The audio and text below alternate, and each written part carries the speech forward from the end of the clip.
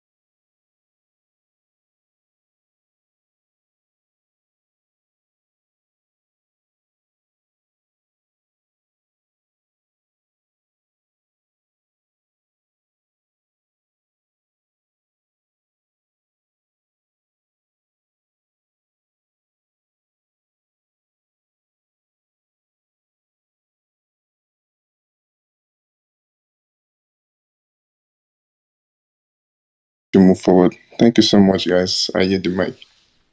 Thank you, Mayor. And please, if you are on the speaker section, do well to raise up your hand so we can call you. If you're not on the speaker section, if you're on the speaker section and you don't have your hands raised, we're not going to call you. If you don't know how to do that, there is a love, like a love icon at the bottom of your screen. Click on it and you see the hand raised emoji. It's isolated from the other emojis. So that's how you raise up your hand, just like Chidi is doing. So please take cue from Chidi. If you don't know how to raise up your hand, I repeat, there is a love shaped icon at the bottom of your screen. When you look at the space, it's at the bottom. Click on it, you'll see an isolated emoji. It's just on its own, a hand raised, just like a Chidi's own. Then click on it, your hands will be raised. Mr. Kene, you were about to do it. I don't know what happened. So just tap on And it I think Mr. and Kene's your hand is hand. up. Well, I think another thing is that Okay. some people don't check if they've been accepted to speaker, so it happens a lot. So Please please check your just do phone me and a favor confirm that you've been to accepted to speaker. Yeah. yes. Yeah. So after Chidi, I will go over to Mr. Kenny, and well meaning I'm heading home right now, so I might not be able to speak. So Ngozi will fill in for me then. I should be home in an hour, 30 minutes. But I'm still going to be here. Max, I won't be able to speak, but I will be accepting speakers. And please drop Ngozi and bring her back up. I think she's having network issues. Chidi, over to you, please. Chidi, are you there? Hello, hello, I'm there. Good day. Good day, everyone. I'm trying to connect and now I've already connected. Thank you very much for accepting my request. I just want to thank all of you for how far we have gone, for pushing the energy, the positive energy given to the obedience. You people are really trying, even though you are not being paid for this. But I want to say something about some, should I say, some behaviors or some attributes that we are seeing among some of the obedience who we think that have already fall on their way or on the process. There's there's a way of managing your fellow human being, management of human resources. There are some human beings who are low or psychologically low that should I say that they cannot move, they can be easily be deceived or distracted. But for us being this focus, and for those pushing the energy for us to be focused, it hasn't been easy. Sometimes assuming when you come to the labor market or when you come to the streets, when you try to discuss more about these court issues, what is going on about the election, some people feel less concerned because they feel like we have already lose everything. We have already lose everything. But I thank you for trying to mobilize, trying to bring it up both outside, not only online, so that people will be able to know that we are still on the race. We haven't concluded raised yet. And for what happened today in the court, both yesterday and today, it is a clear view.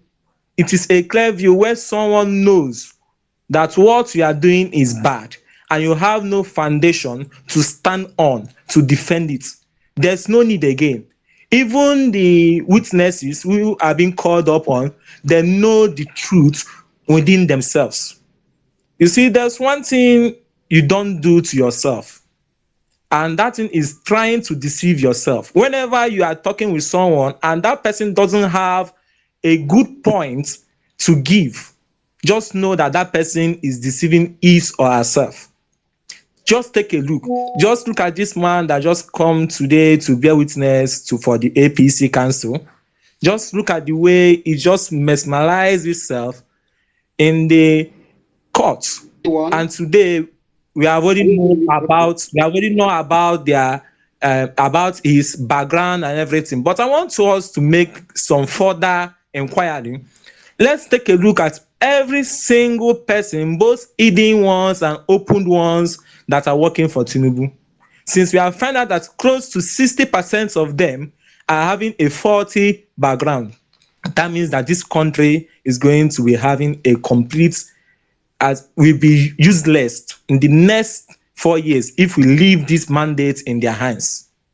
So let's try and move this motion and notion forward until we get our mandate back, to make this country to be good, for the youth to have their say. Now we are even afraid to come outside and talk and have your own freedom of speech. You can have freedom of speech, but after that freedom of speech, do you have freedom of life?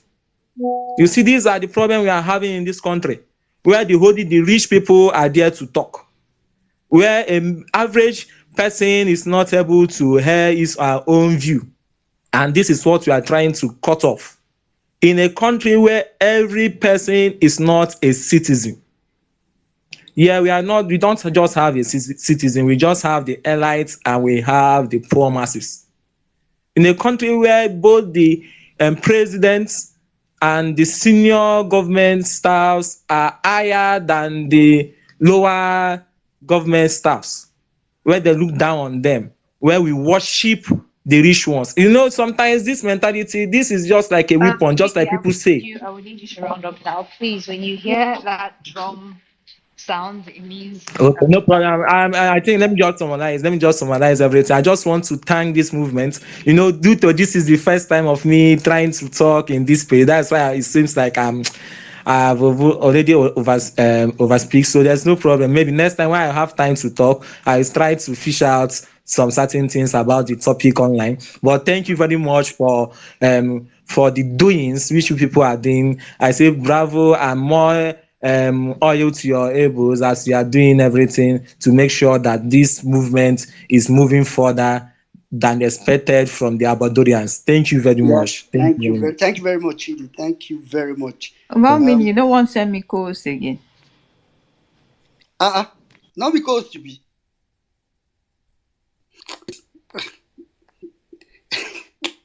Anyway, thank you very much, Chidi. Thank you. I know that a couple of new speakers come in. Please, I know there are probably so many new people around. Please, like I said earlier, you are going to be seeing us hosting spaces continuously. So today is not close. This one also some people they talk like say they do closing remark. Some people they talk like say, oh, we thank you everybody, thank you. Please, this is just the beginning. We are just starting. We have been doing eyes on the court. We are about to enter eyes on the judiciary.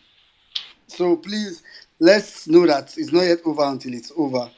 And it's only going to be over when we get our mandate back. In fact, tomorrow we'll be here. We'll space tomorrow and start to talk about what we need to do to move to go forward, like how we need to keep this sustained. All right, please, if you're in the speaker section, I take up Beguna. Raise up your hand. Yeah. If the next speaker is speaking, yes, those that their hands are not. Hello. Ezuma, many new people did this beauty today. Today will just be a day of grace. Please don't mute your mic. For those of us that are long here, we know how it works. Don't mute your mic. Ezuma don't mute again. Ezuma, hold on, calm down, How calm come I down. can't bring people up? I don't understand why I can't bring Mag. I can't bring anybody. Drop and come back. It happens sometimes. It happens sometimes. All right, I can see. All right, let's go to. Well, meaning, sorry, because I'm about to run out. Yeah, go Mr. ahead. Kene is supposed to go next, so let me, Mr. Kene go, and then you can establish a new queue. All right, okay. Mr. Kene, please go ahead.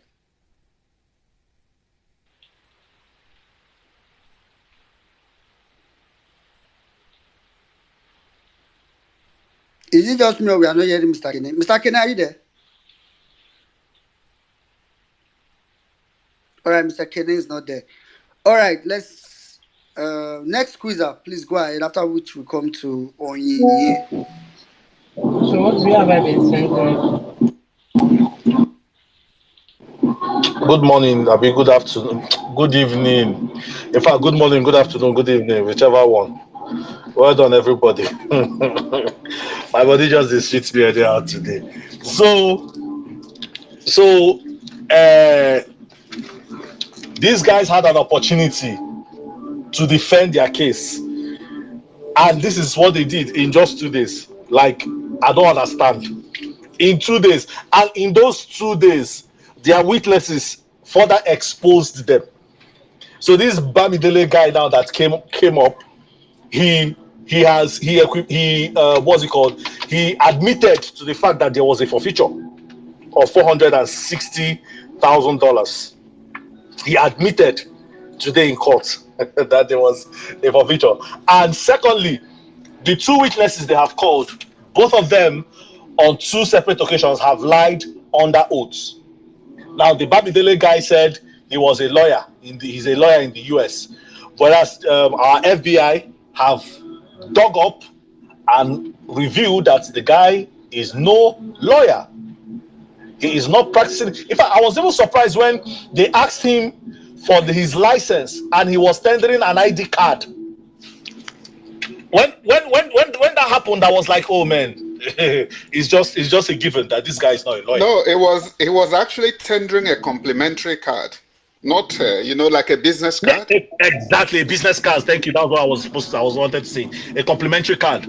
That was what he was tendering as license. Oh my God. That was when I knew. That was where I knew, man. I think this guy has been boxed up. He has been boxed up. He has messed up. So with all the billions, and now what I'm saying, I'm talking to the abados, the bat idiots that are willing to listen. With all the billions you guys have, you guys could not get a substantial witness that will prove your case. If you guys had any case, all you went to do was to bring people who ended up shooting your case, shooting you guys on the legs. That's all you went to do. At the end of the day, is victory for the obedience. Because I see all the prayers we've prayed, I see it, manifest. I see it manifest at the end of the day. Because we pray that God, every witness they are bringing, as they are bringing the witness, let the witness expose their own, let the witness begin to expose them. Expose their schemes, expose their strategies. And it's funny how they have all rushed to close their case. Like, I agree with everyone who has commented along that line. It means that there is a grand scheme, and apparently the grand scheme might be the judges, of this tribunal, or the Supreme Court justices, which all of us, we need to open our eyes right now, and we need to begin to sensitize people. Don't allow them deceive you. Just watch out what's going to happen this evening. They are going to release a post on their WhatsApp page, and they will start running like mad dogs and zombies all around, tweeting it just to try to change the narrative. But that doesn't deny the fact that they have been dealt a deadly blow. They have been dealt a blow that they cannot recover from. They cannot recover from it in fact, not in a hurry. They cannot recover from it. All of them will be sent to jail. and that's where they're going to start their recovery. Probably when they are sent to jail and they're having their mental health session.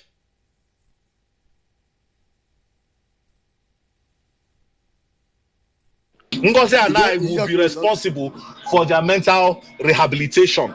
We'll be responsible for their mental rehabilitation in our mental health facility. We will be grandiose. We'll be grandiose to do that. We'll be grandiose and gracious to do that. You know, we may do that for free just because we want a society where sane people will live.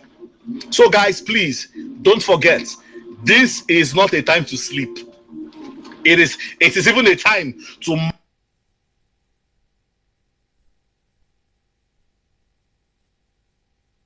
Oh, we've lost Dr. Kerr. Dr. Kerr, are you still there? Don't you just miss his submission? He's saying I'm not too good. Obviously, two people are I tell you, this stuff that I talked about, we've spoken about it like since last year. We said we'll open mental institute for them when we used to hold space together. And now we said it. I just remembered. Oh my I've God. noticed that obedience. You people don't used to say we will recommend Apita Obi we do power sector. Everybody, Jimmy will say, oh, you want to give beans. The other one say wants to be FCC, want to jail them. Everybody, it's like Peter Obi will just leave the old politician for you people and focus on governance. Since now, which all of now want to be that. All right. Dr. Kez, we lost you. Okay, let's quickly go to Onye. Onye, please go ahead.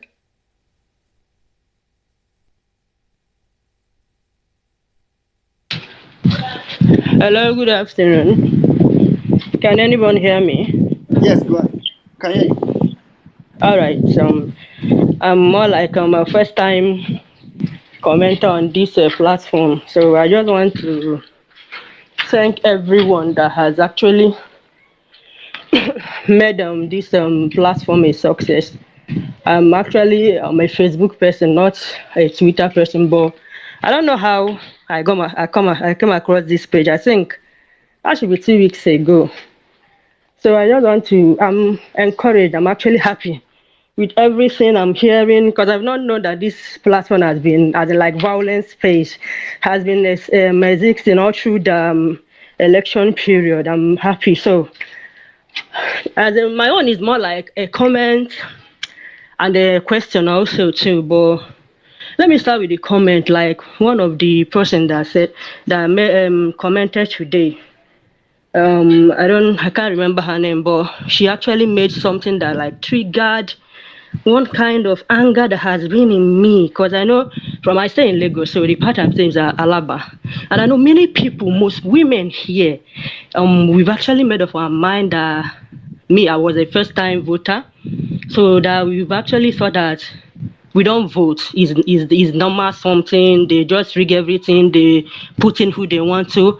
So me and some other group of obedience, we made sure that we try to sensitize as many as possible that we can. I know how many women are encouraged to go get your PVC. This time around, it will be different. They will do the right thing, all this and that. And at the end of the day, they were like, "Sure, you see, I'm gonna tell you." But it wasn't funny. But today, like some people are saying, we are happy about the court proceedings. But me, I'm happy and kind of sad actually, because I don't understand what sort of rubbish. As in, these people are like, they behave like they own us. They own this country, they own Nigeria, they own everybody. They can do whatsoever they like. Because you can't tell me that we know actually what it takes for our principal to like do what he did, to like come up with all these evidences, with the kind of the personality that he brought, everything, the evidence, and like they were like, just do what people like. And after all, at the end of the day, we know what we want to do, because they didn't make actually any effort. We campaigned, we come outside, we marched, we made our voices heard, we made our voices known. At the end of the day, we were even the people that actually made these people try a bit, like say they even campaigned, because they didn't do anything. At the end of the day, they won. And they were selected actually, but like and now, yesterday and today, now made everything so clearly in our eyes that they don't care. They don't value us. They don't see us as anything. They just see us as tools, like what they own. they can do anything and get away with it. But enough is enough. Like I used to tell my husband, my people, I beg now, once 9 person go die, we know they die twice. So when they think that they own us, that they can do anything, it's actually for us to come outside and say, no, you don't own us. You don't own this country. You are just one man. You are just one, as in, they are not even up to 1% of this country, but they think that they owe how many million Nigerians. They can do anything. But I'm actually happy with what is happening, with what is going on, and I'm trying to. I say I'm. It's not like a request because some people have been talking about this thing. Let's like make this space, this platform known to every, like the way it were during NSAS, like it were during the election period, like this logo that I'm seeing, what is it called? All eyes on the judiciary. Like, can every one of us, like, let's start tweeting, let's start updating this thing on our profiles, Facebook, Instagram, everywhere. Like, let's like make this thing go viral because many people, like in my place, I don't know about this thing. I keep saying it. In my place, many people do not know, because I know that there's one obedience space I'm on WhatsApp. We don't know about this space, but I try to post it for them to actually see also too. But like, can we now make this thing like, can it go viral the way it was before during the election period, like the P2B posters, everything, so that people will still wake up? Because many people have actually given up hope, and like everything is the way it used to be. After all, at the end of the day, the judges will not do what they actually want to do for these people to still continue. But when we now actually wake up, for them to now see, like somebody that said that we shouldn't disrespect the judges, as it be me for mine, make I talk so. Me, they threaten everybody, as in not just joke with my future and my children's future, because I can actually say it for a All right, fact. Onyinye, can you round up? Sorry. Please, I know, sorry, just give me 1 minute. I can actually know that Okay. for a fact that I've taken my son, a 7-year-old, to a government hospital.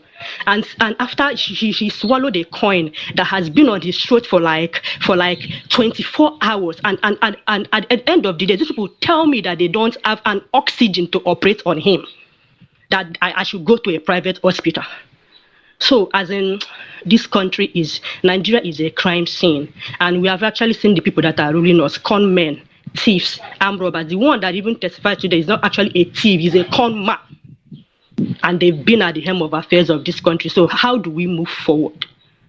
So, please, thank you for everybody that's making this space move on. Like, please, I'm still pleading with people. Let's make these voices known. Let's start tweeting. Let's start changing our profiles. You not take us anything. Change your profile.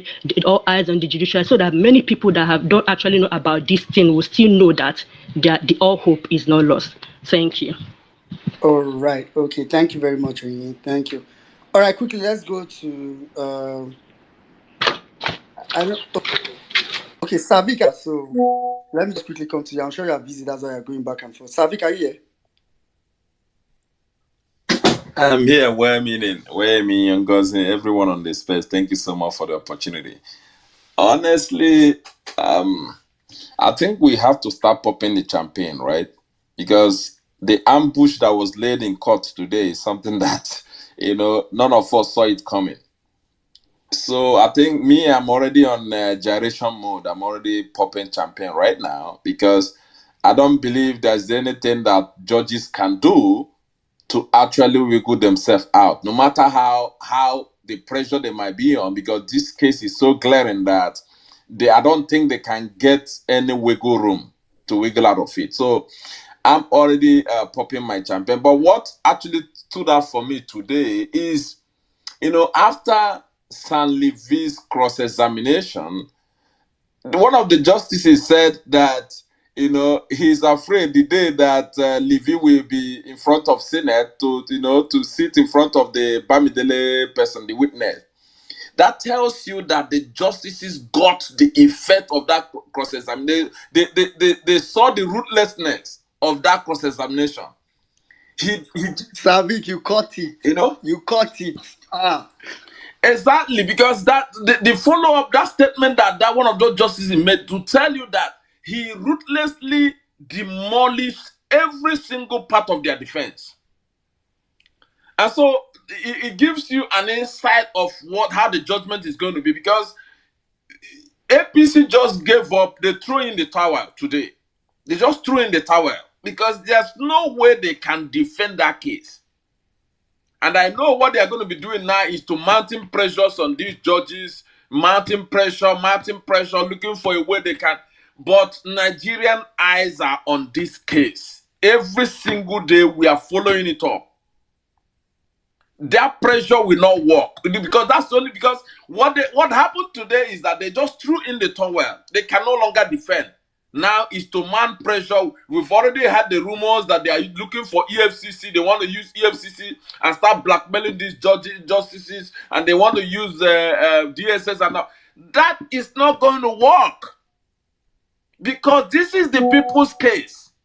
This is not Peter Obi's case. This is just cases for Nigeria. It's not Peter Obi. It's not Yusuf Ahmed Dati. That's what they should understand. That this is Nigerians' case. This is our case, and we're on it. So we cannot condone any form of blackmail or any form of intimidation on these judges, because it's so glaring right now. All Nigerians, we've seen it, that APC could not defend the case. We've seen every single thing. Even to the point that their star witness told 5 justices sitting on the bench that money laundering is not a criminal case. You can imagine the audacity. You are telling us that money laundering is not a criminal case. In fact, the truth is that I believe why they threw in the towel is that they know that they can no longer defend the case. So they are going to be mounting pressure on these justices, and it's left for all of us, every single Nigerian, to be on the side of these justices, to let them know that we have their back. They have to sack this guy, and heavens will not fall, because they have to stand on the side of history, on the side of justice, because the justice here is that this guy is not qualified to be president. And the petitioners have proven their case. They have proven their case more than 100%. And the respondents cannot even defend it. So we know what the result should be.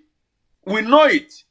From what happened today in court, the result of the judgment is as clear as the bright star, honestly.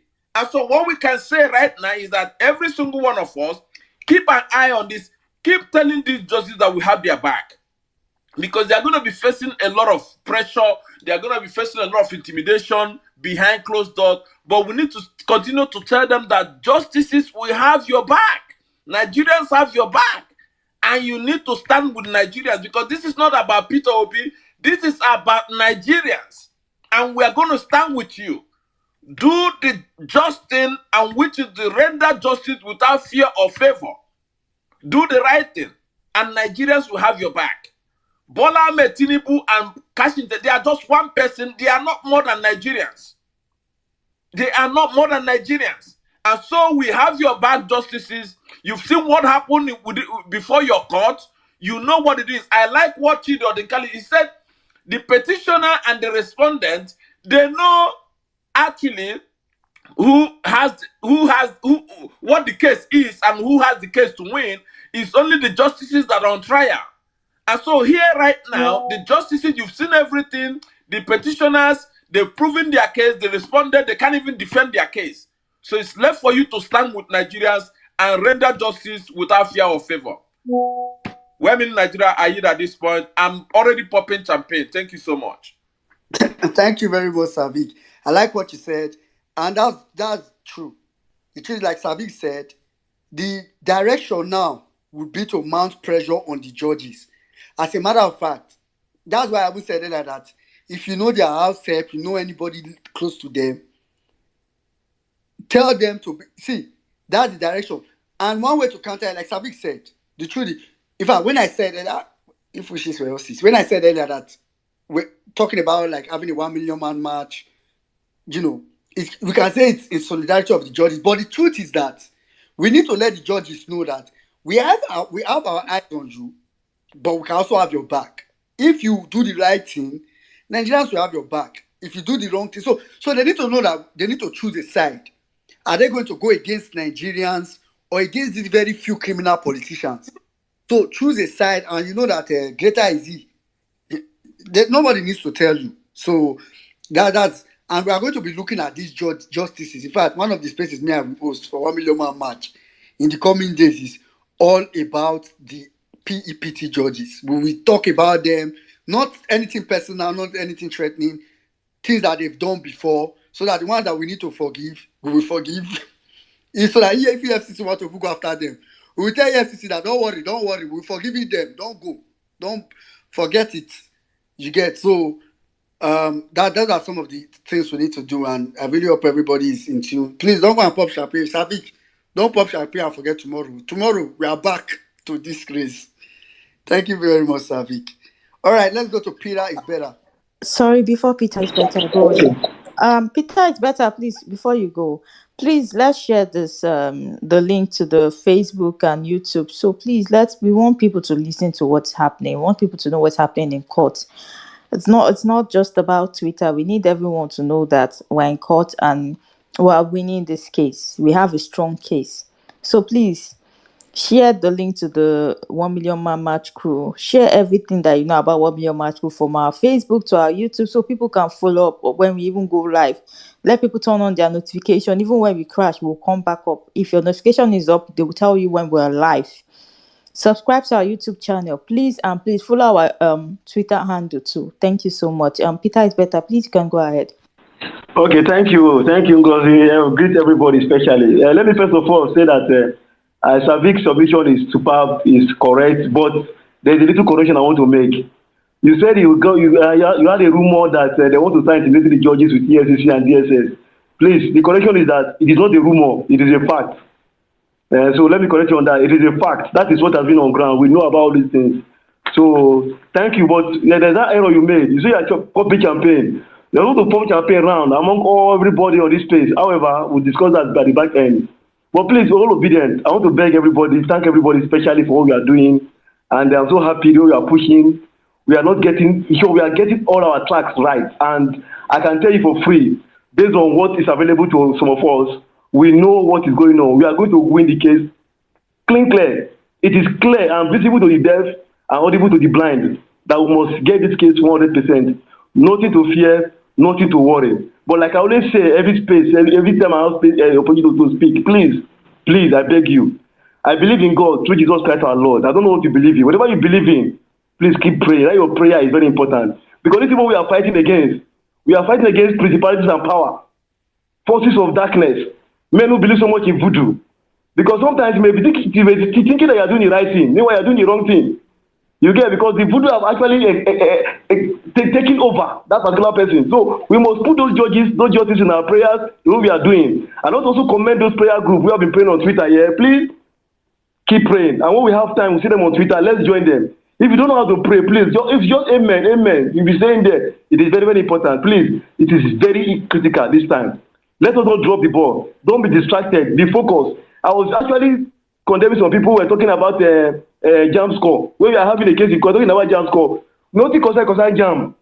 Let jam carry that cross. Let jam settle their matter. Please, this is our focus. This is our life. Let's focus on this matter. It's all about life, our future, our life, everything about us. Forget about jam. Forget about every other distraction. Don't be. See, you know what these guys did? They paid some people to go on Twitter, start organizing spaces. They're talking about the jam. Forget them. It's a strategy to distract us. Please, don't be distracted. Be focused. The focus is that all eyes on the judiciary. I must reclaim our mandate, whether they like it or yes. We must get our mandate back. I want to also appreciate finally everybody, the 1 million man crew. Ngozi, Weyemi, I've missed you so much. Weyemi Nigeria, Magnitude, please. God bless all of you, what you are doing. We appreciate you taking your time, your talent, everything you have on this movement. It's not easy to come on Twitter space and organize a space and sit down talking from morning to. It's not easy. I can tell you for free. I've done that before. I know how it is. Please, I appreciate you guys. God bless you. And everybody on the listener section, other people on the speaker section, we also thank you. You are doing very well. When you see any tweet from any obedient talking about how to give back votes, about this election matter, about the tribunal matter, please, if you cannot write, please share. If you cannot write, here, it goes far. You may not know. It goes far. The judges are seeing it. They are under pressure too. They want to make sure they give the right judgment. And let's also encourage them, like what Savik said, let's also encourage the judges so that they will be motivated to make Nigeria great again. God bless you all. I yield the mic. All right, Okay, thank you thank so you. much. One minute. So I just got an intel that Musi Maxwell is updating on the PDP case, Actually, and I'm this on the same screen. useless guy has disgraced himself. Don't say actually Yeah, here, I was please. going to. I want to read PDP's I think it's really just the case, but because it's not our focus, I wanted it to accumulate so we don't be doing suspense with PDP's case. I can only afford that suspense with LP. But meanwhile, let me just quickly clarify what Peter is better. Not clarify per se.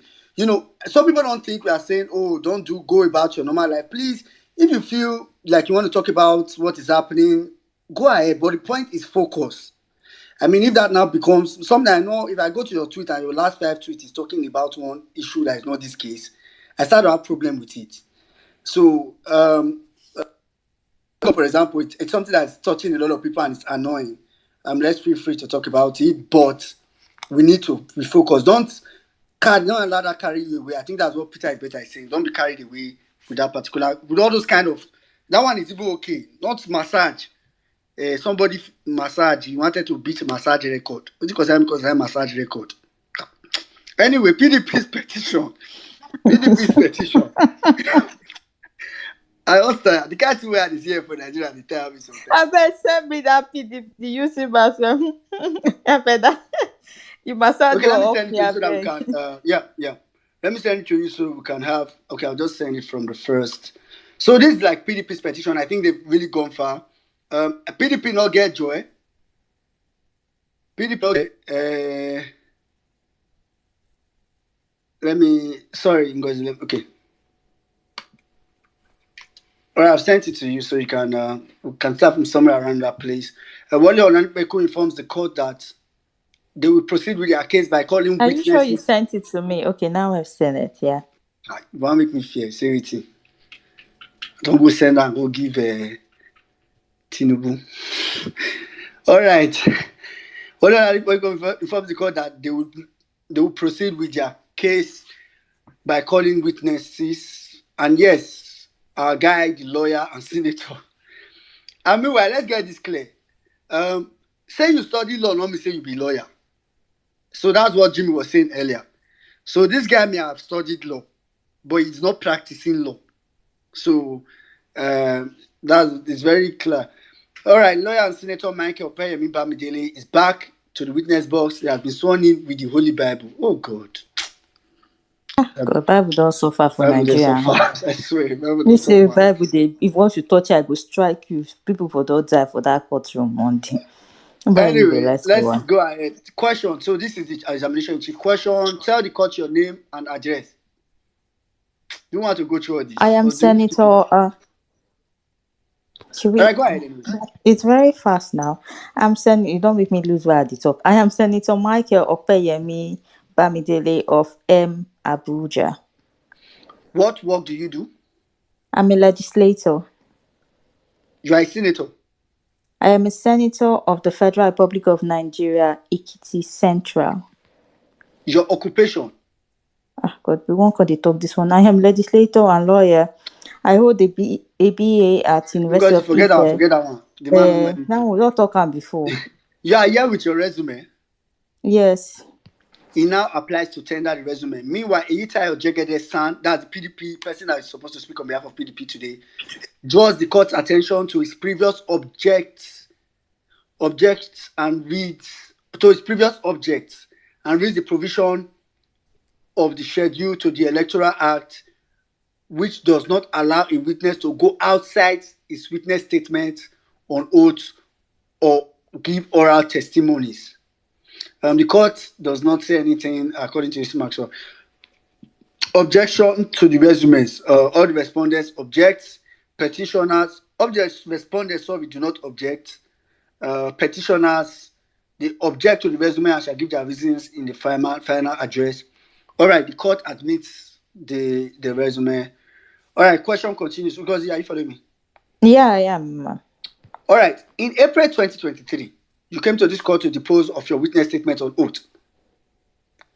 Very well, sir. Okay. If you see this statement, this witness statement, can you identify it? Yes, sir. He identifies the document. Do you wish to adopt it as your evidence? Yes.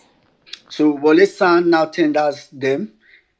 In paragraph 1, 6, 11, 15, 19, 60, 72, 82, and 131 of the said witness deposition, you made reference to some documents. Yes. If you see those documents, can you identify them? Yes, I thought you were done. Look at exhibit ROA 71 to 12, ROA 13. Are those the documents you refer to? Yes. Okay. In paragraph 131, page 161, you said you rely on reports from local and international observers. Yes. If you see one of those reports, particularly the one by ECOWAS signed by the former president of Sierra Leone, will you recognize it? Yes, my lord. It's showing the report and it identifies it. All respondents do not object to it. Continue. All respondents do not object to the document. The petitioners, they object to the admissibility of the document and shall give their reasons at the time of final written address. The court, the ECOWAS report is admitted, blah, blah, blah. Okay, back. In paragraph 82 and 120 and 131, you made reference to documents showing that the vote of the second respondent was discounted by 10,929 in Kano, while transferring from ECAD to from ECADA. Yes. If you see those documents showing that, can you be able to identify them? Yes. It's shown the documents. Are they the forms ECAD and from ECADA?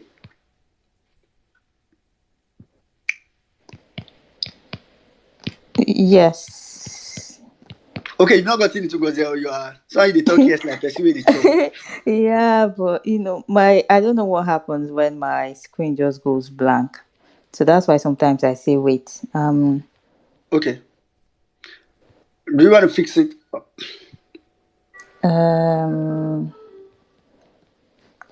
Wait, let me just go to my normal stuff. Just continue reading. All right. Are they the forms ECAD and from ECADA? The answer is yes. In which column? He answers in the 9th column. Now, question. In paragraph 60 and 131, you specifically referred to the originating summons, SECV, that Supreme Court, on a Supreme Court judgment on 28 February 2023 by the Attorney General of Adamawa, Akwa Ibom, Delta, Sokoto. Yes, I'm there now. Okay. Document exhibit RO823 and he identifies it. This document was tendered yesterday. If you followed yesterday, you probably understand. Some PDP governors had tried to tell INEC to review the results. Like, so they took it, they went to Supreme Court, but they didn't even proceed with that case. That case never happened. So, I don't know. Anyway, but that's for just PDP. It was not tendered in our case. All right. In paragraph 72 and 131, you've also referenced the report of the committee on the location of the federal capital of Nigeria. Yes. He's now shown the document and he identifies it. Oh, now this man, I want you to present. All right, so okay, let's go over to cross-examination. So the first respondent, they do not have any question for him. The first respondent is INEC, so INEC does not want to ask him any question. They are not really interested in this. Okay, I wanted to check something, but they tender document yesterday. All right, so INEC is not going to cross-examine him, but APC will. And for those of you that followed LP's case earlier, you can tell that APC's cross-examination was a joke. All right, are Was you it ready? APC or PDP that will cross-examine him now? Because PDP No, this just is spoke. APC. This supposed to be Okay. APC's lawyer. The fourth respondent. You must have made the mistake. Is the fourth respondent. Okay.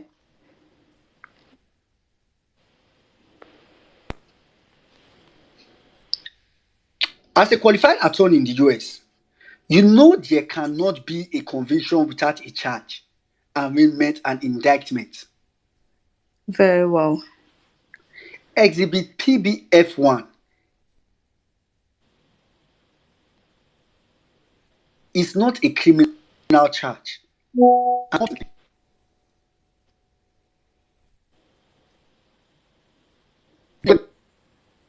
Well, meaning, yeah, you're breaking. Are you having a glitch? Okay. I think you're But the you're one breaking. breaking from maybe. I think it's from your end, though. Is it me? Let's get some international observers. No, It does well not. meaning was breaking, yes. It was you. It wasn't me. Okay. Yes, you're the one, but you're still breaking. Oh, really? All right, just give me a moment. So I think you should just read the question again. Okay, but can you hear me properly now? Yes, I can hear you now. Okay. Exhibit PBF1 is not a criminal charge and does not contain any. I think I'm still breaking here. Yeah. Oh, now you notice. Don't worry, I'll resolve it now. Just give me like 1 minute. Should we allow someone else speak while you fix your problem? All right, let's hear from Engineer Andy.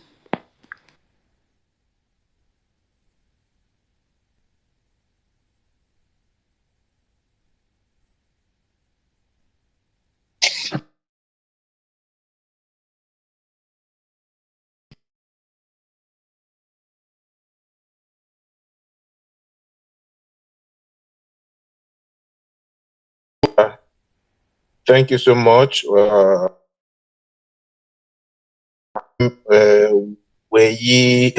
Sorry, tried to mess up that name. Ngozi and the rest of the crew. I want to thank you guys for keeping the fire burning. In fact, I've been trying to speak on this place since yesterday. I thought I was on a ban, but finally I'm here. I'm actually driving, so I'm gonna keep it very short. I think Levy had fun in the court today, you know. So that's a plus for us, and I think what we need to do now is just to keep up with the whole the fire, the whole pressure. Like many people have mentioned here, APC, they are crooks. We have seen that they are crooks. We have seen that whoever that identifies with this druggie in Aso Rock now, you must have criminal tendencies to be associated with him. So they are not going to sleep. They are going to be cooking up all sorts of propaganda. But I trust us, because I think the social media has helped the obedient movement so much. One thing that we are not able to do this time is to control the narrative out there. So I'm actually very surprised. In fact, it came as a shock to me that all the noise that Festus Keyamo makes on Twitter here, he wasn't able to even come as a witness to defend his paymaster. So it was so surprising to me. But all the same, I think kudos to all of us. Kudos to everyone keeping up with the pressure. Kudos to you guys hosting this space morning till night. I don't know how you guys do it, because for me, that comes in, listens for a while, gets doing something, comes back. I think it's easier for me. But you guys stay on here, talk. I don't know how you guys do it, but more power to your elbows. And I think I'll yield the mic. Yeah. All right, thank you so much, Andy. Well, meaning, are you ready now? And please, if you like to speak, kindly raise your hand. If your hands are not raised, we'll just move you back to the listener session.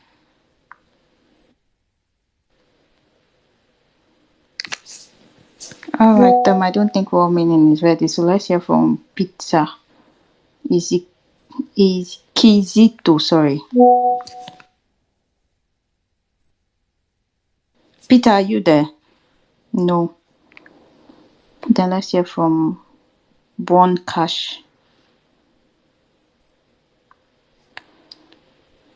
If he's not, then Kenne. Okay. Greetings to all obedience in this space. Please, can you hear me? Confirm if you can hear me. Yeah, we can hear you. Oh, thank you. I just want to appreciate all the obedience. I want to appreciate you, well-meaning Nigeria, Her Excellency Ngozi Weimi Akaji. Jimmy, is he still here? Jimmy the Hawk. You guys are doing great. There are so many. I may not be able to mention everybody's name. I just want to say well done. Kudos for remaining consistent, remaining focused, remaining dedicated in this struggle. It is not easy. I appreciate all of you.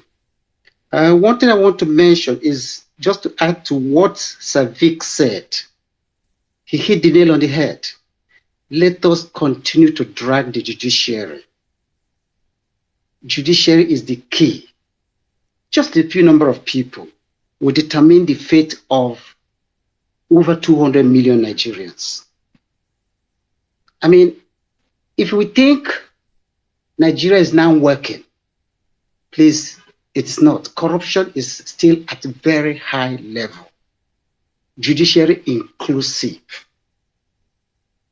Things are happening behind the scene. Peter said we should, if you know how to pray, begin to pray now. It is important that we remain focused. It is important to begin to drag the judiciary. It is important to begin to call them out, sustain it until this matter is over. It is not over until it is over. It is still going to get to the Supreme Court. And the thing is that these are Nigerians. The man sitting there, he can do anything to keep himself there. And these people we are looking at, the judiciary, the judicial officer, the justices that are listening to this matter, they can do the unthinkable. I don't want to take in that direction, but please, it is important that we remain focused and begin to call them out. Well-meaning mentioned the billboard in that billboard he posted in Edo State. We should begin to encourage our colleagues to begin to replicate it across the nation. Let's begin to tag judiciary. You are on trial. All eyes are on the judiciary. Bookatualization must stop. Let's begin to tag them, begin to drag them relentlessly until this matter is over. It is important. It is very, very, very important. Please, let's do it and continue to do it across all platforms. One of somebody on this space suggested that we should replace our photographs using a particular one what he designed. Please, let's do it. Maybe for this period we're still in court. It's important. Let's begin to drag them. Let's begin to drag them. It's very, very important. That's where the issue is, the judiciary. If you think they're not hearing what we are saying, they are hearing it. They are here, flesh and blood. They are hearing it and they are worried. Let them not miscarry justice. It is important to begin to drag them. Please, that's one thing I want to add. I yield the mic. All right. Thank you. You can hear me now, Ngozi? Yeah, what happened? Is that your iPhone hot? Yeah, my iPhone's hot. So We'll put code suit or close to your iPhone, you go cool down. All right, UC Maxwell is here, so probably we can have UC Maxwell speak. yeah, meanwhile, I think I got wind that David, I don't know, David Unden is around. I mean, everybody's around. Welcome, everybody. I know some people are not used to the 1 million man match cruise space, but this is the 1 million man match cruise space. I think today has been a fairly good day, but one thing we've been able to establish is that this is really the beginning. I've said it before now. People that are giving speech as if they are giving closing remark. Don't be giving speech as, don't be saying thank you, thank you. Savik said he wanted to go and pop champagne. Savik, today night champagne and tomorrow we are back. All right, Ngozi, can you imagine? You want to read what UC Maxwell wrote? And UC Maxwell is here. So we just sound out UC Maxwell. Make it know what you with the suffer. I will give him suspense. All right. You know where we stopped, yeah? I'm trying to figure it out. Is it the cross-examination part, right? Yeah, where I said, are they the forms EC8A, EC8D, and EC8DA? No, okay, I'm sending you the link. I did the forms. Yeah. Okay. In which column? In the 9th column. In paragraph... Where we said Sokoto, right? Yeah, in paragraph 60 and 131, you specifically refer to an originating someone. Okay, I think we read that part where it says Sokoto. That's actually true. Okay, we are around the third respondent. Mm-hmm. You are the third respondent, Ba? Yeah. Okay. As a qualified attorney in the US, you know that there cannot be a conviction without a charge, arraignment, and indictment. Very well. Exhibit PBF1 is not a criminal charge and does not contain any indictment. It does not.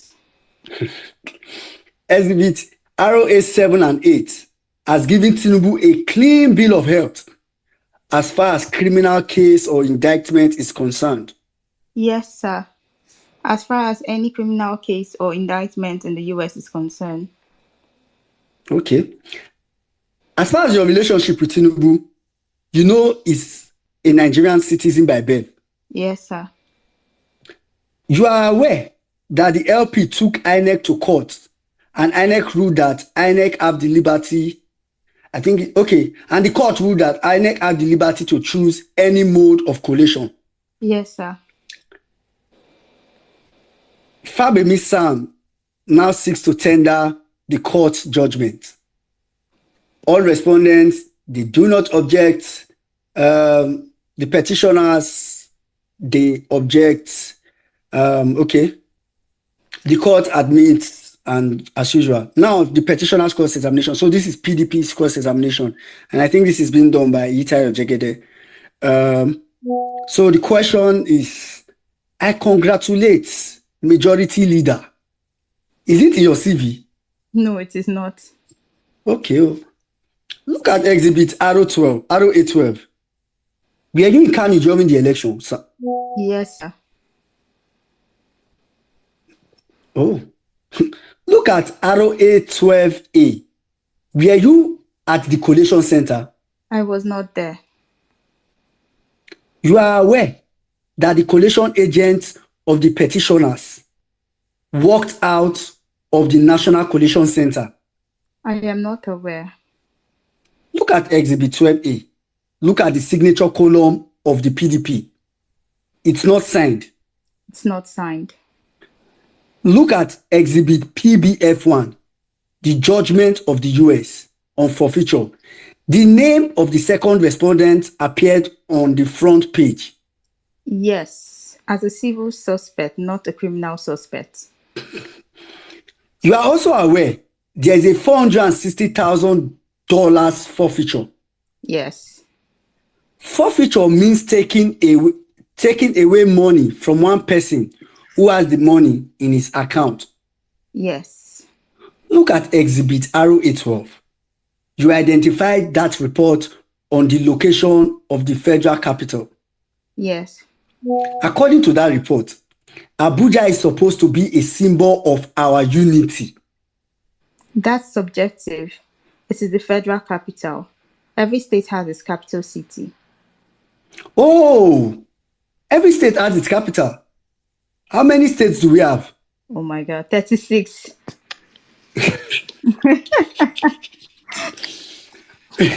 You've been in Abuja for 12, 15 years.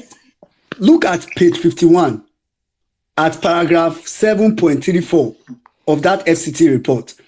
The committee recommends that Abuja as FCT should be specially provided in the Constitution because of its importance. Yes. By that recommendation, Abuja is a special entity. It was recommended that Abuja be provided for. Okay, it tells him to read something from the report.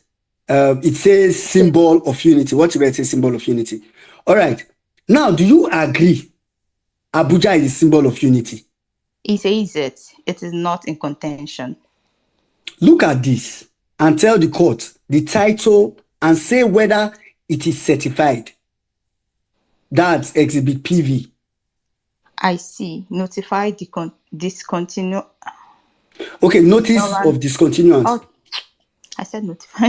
Dated 3rd March 2023, but executed on 31st May 2023. I think I know what that case is. That's the for people that are listening. So what it showed him is the notice that Ozekome submitted for the PDP governors to say they were not going to continue that case. Yeah. All right. Question now. And the plaintiff are attorney generals of 5 states. Yeah, that was correct.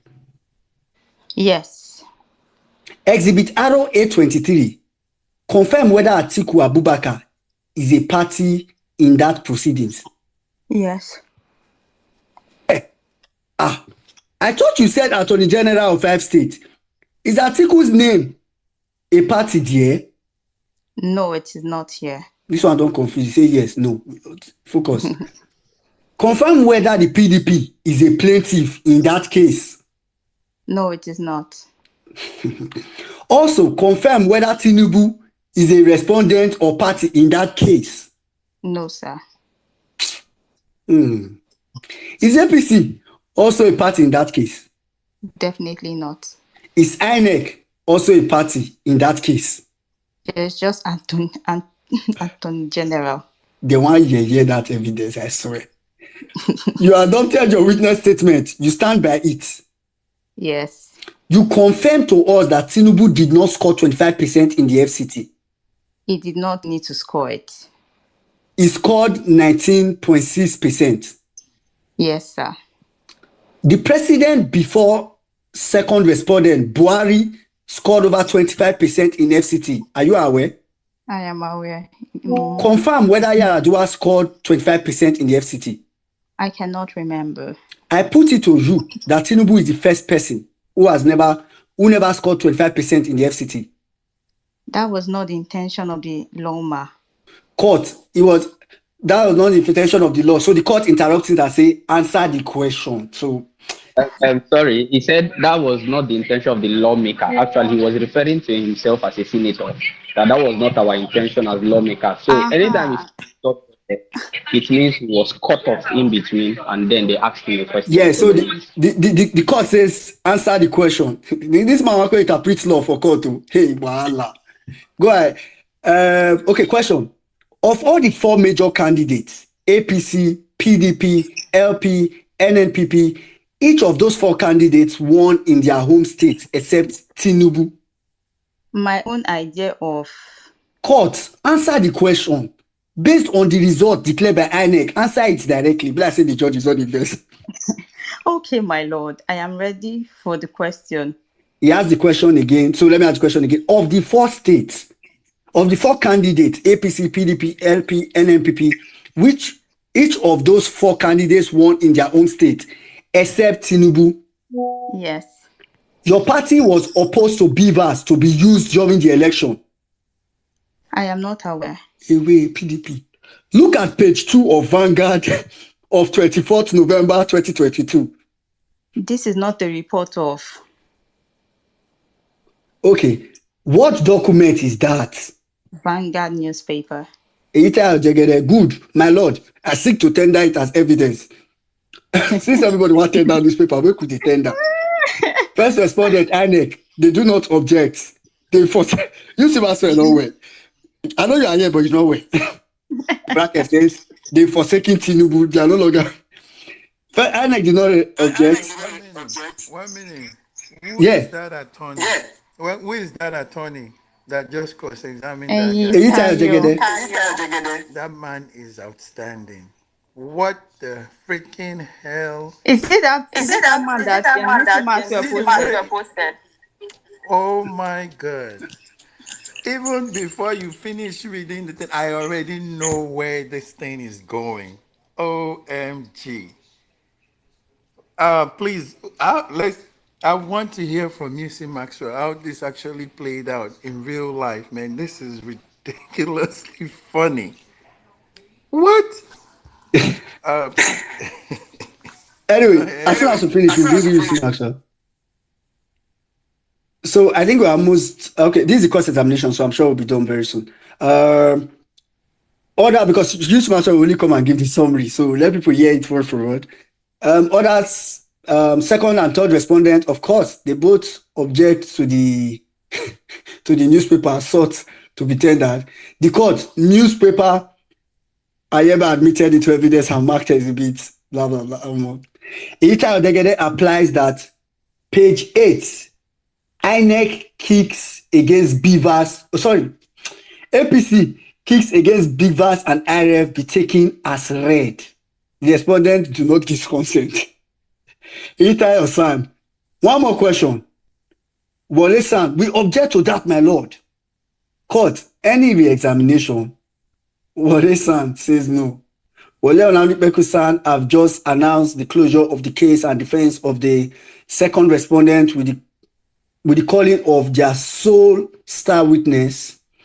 Elo Fabemi have also just announced that they will not call any witness nor tender any document.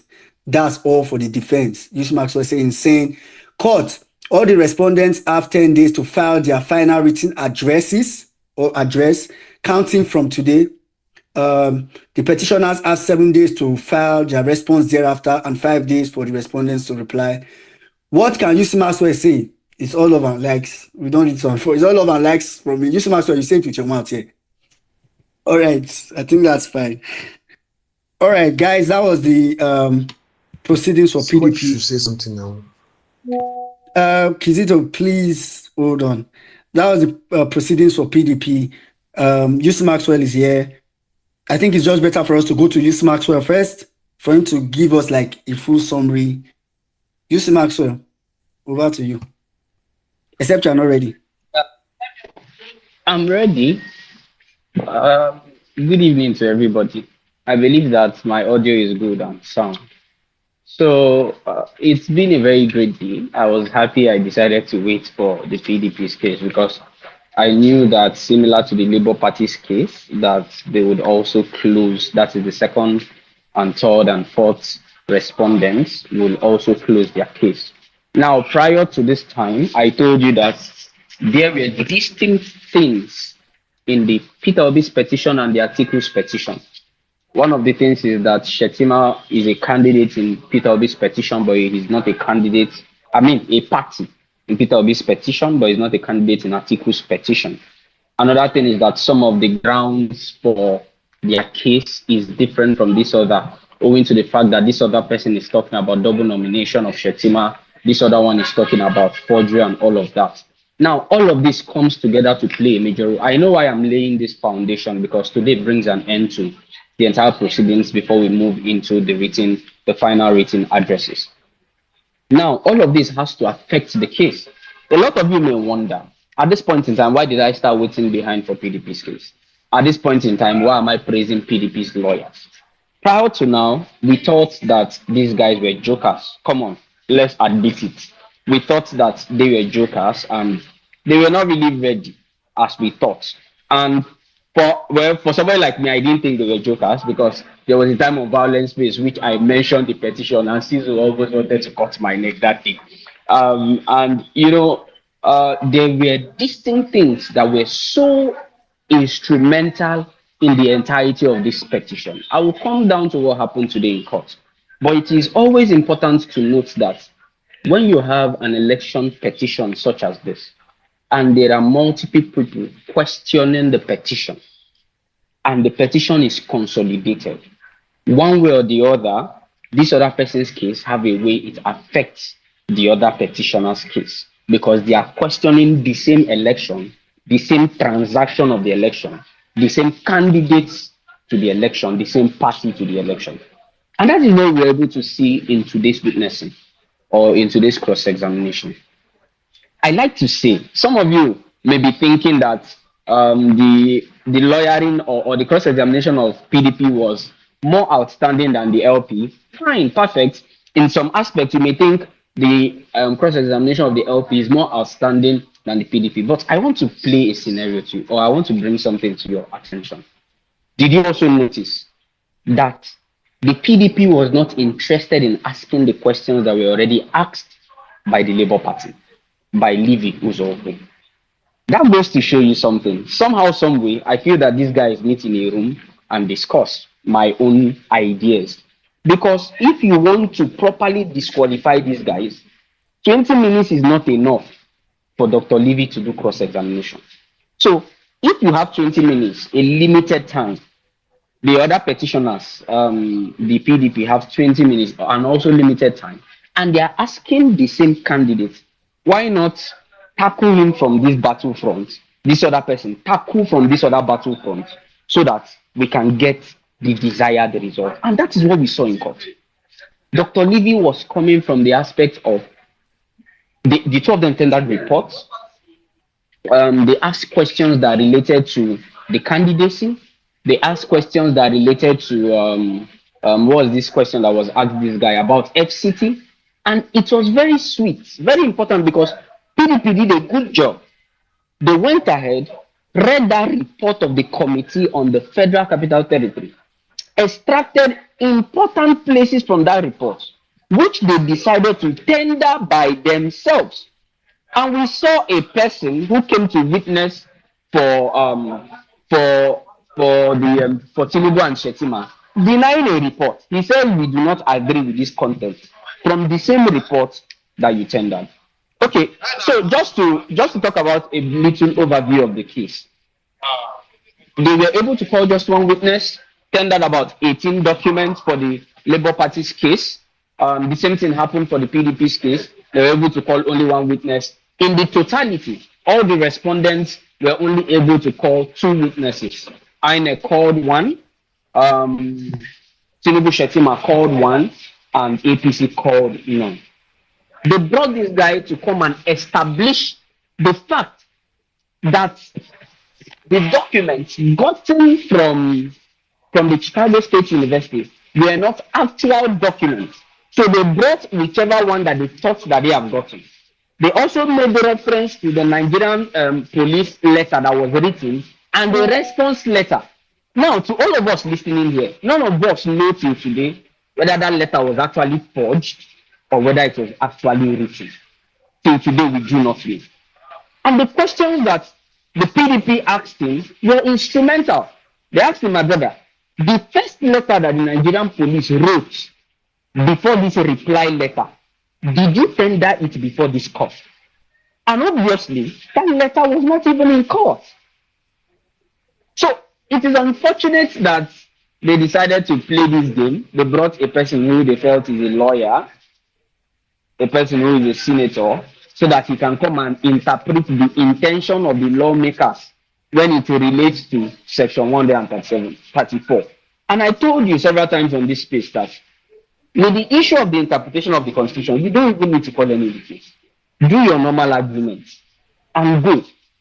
But they were asking questions that relate to the contents of that report, asking him the strategic area of the Federal Capital Territory and all of it. So we've seen very wonderful presentations, and I can tell you for free that today is a blessed day. I don't know whether that is why rain is falling. I'm still in the court. I've not been able to go home. I don't know whether that is why rain is falling, but Dr. Lee Uzoku did a wonderful job. I can tell you that for sure. He did a wonderful job with their questioning. The PDP did a wonderful job with their questioning also.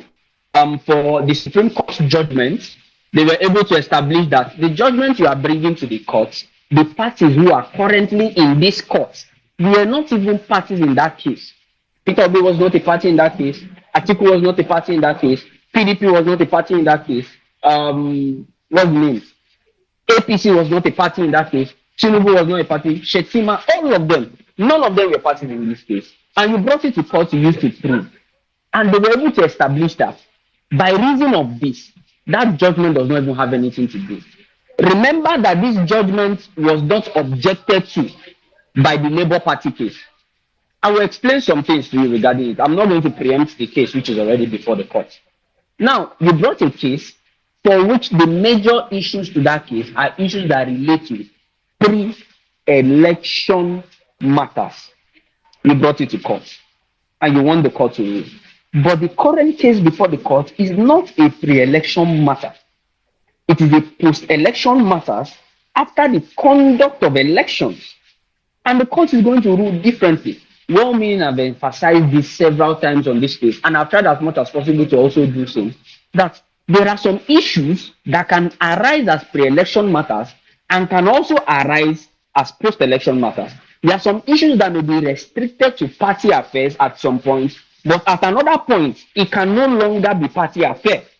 And that's what we are going to see going forward, into it. We are expecting them to write their final written addresses.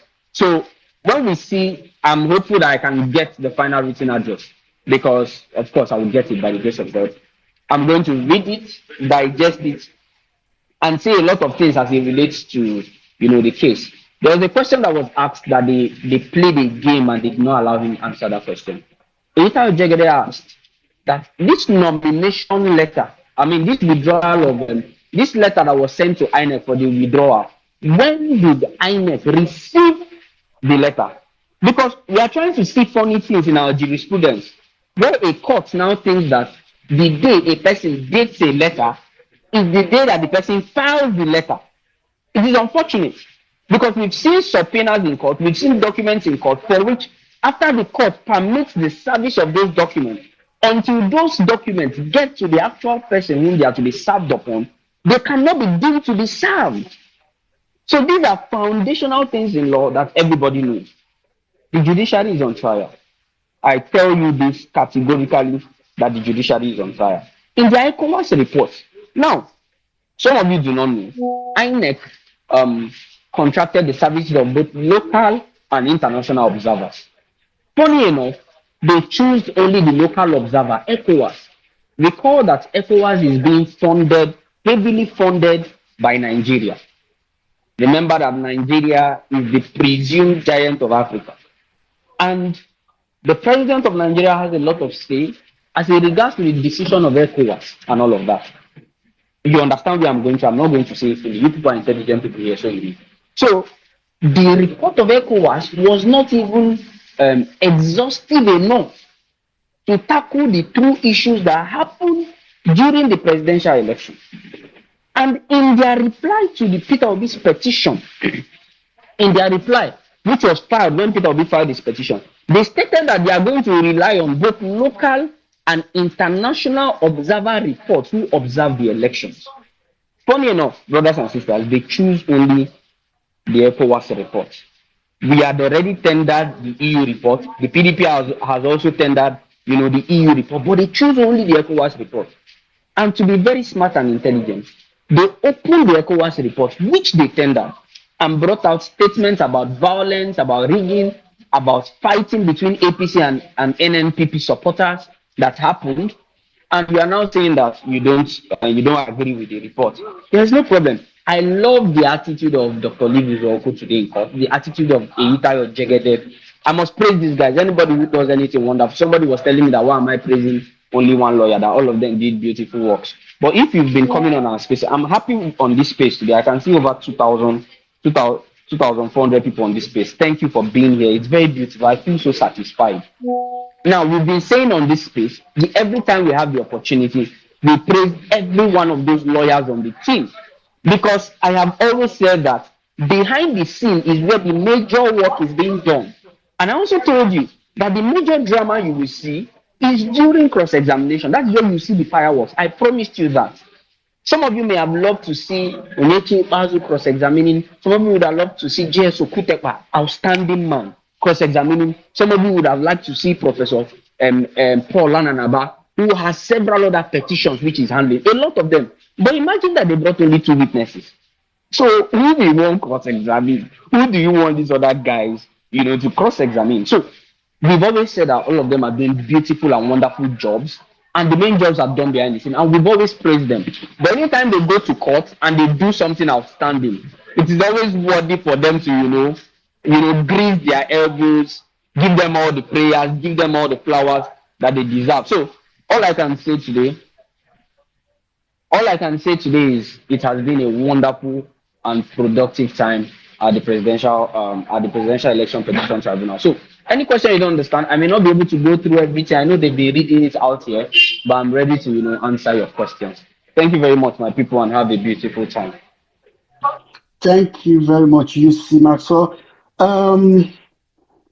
Okay, level basis. I think level base was also in court. So I don't know if level base. I'm sure you probably have one or two things to add. Please, if you want to ask questions, don't worry. We'll come to everybody, and we have some time to spend. So, level base, are you here? Why I'm sorry, before we let Babes go, Jimmy, sorry, before we let Babes and Jimmy goes, please let's share this the link to the YouTube and the Facebook so that we can have more listeners so they know what's happening, because we don't want people to just lose hope or give up on this case. Please, let's share it. We have over 2,000. Sharing it in your groups, that would be very, very effective. Please let's share it. Thank you so much. Jimmy, you wanted to give a short announcement right before I just want to acknowledge what UC Maxwell said. Well done, UC. I took my time to check another agency I normally use for background check, and on this platform, it's actually coming up as this guy is not known for any job title. He's not known for any qualification whatsoever. Education 0, skills 0, groups 0, voluntary jobs 0. And the only thing that keeps popping up here is the fact that he's a worker at a refugee agency, and what they do is anyone that wants to seek for asylum and all those things, they just do the filing and everything for them. He's not a lawyer. This dude is not a lawyer. This is the third file I'm purchasing under his name now. Jimmy, don't you think this is why he had that profile where it says he works with immigration or something like that? Because of this refugee thing that you just said. But that's the thing. He doesn't even work with the immigration. The name of the company is hold on. Amico. Yeah, that's the name of the company, and they have their HQ in Canada. Yeah, that's the name of the company. It works with. That's it. That's the only thing I can find about this guy here. Yeah, the name of the company is Amicus, AIAMICUS Immigration Services. Number 2, Cabinet Drive, Unit 2, Concord, New Hampshire, 03303.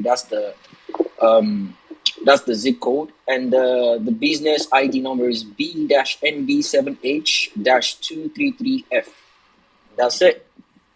And his own, that's the company, and it has his own PO box, the same. Everything is just it works. It works with the company. That's what it does. It works with the company, and it doesn't. I can't see anything that says lawyer here. None.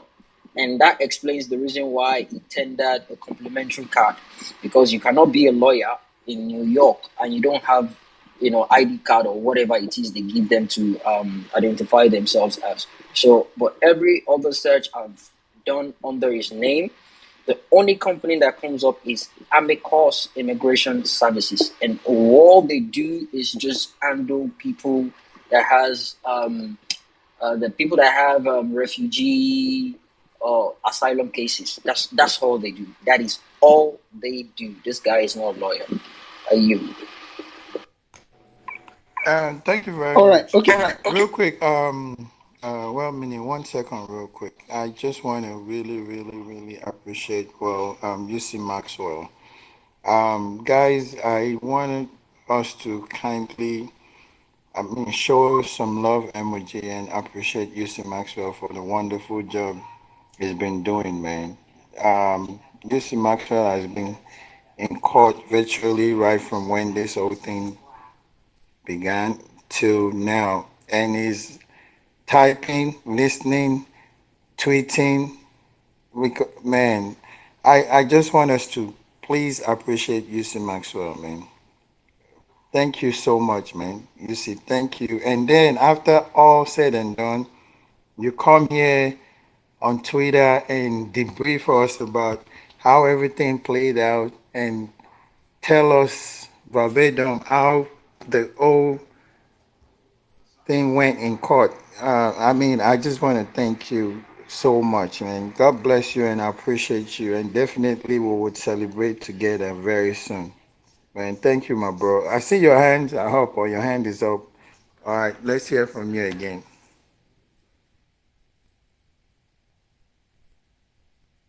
Mr. Max, are you there? Yes, I am. I am here. I really didn't hear my name. So I wanted to answer a question of somebody who came to my DM and asked a question. I would have naturally answered him in the DM, but I needed to say it here. Now they asked, I think that was Elu Fagbemi that asked that in the register that was deposited, you recall that they brought to court the register of the Labour Party and that of Anambra State, which was submitted to INEC.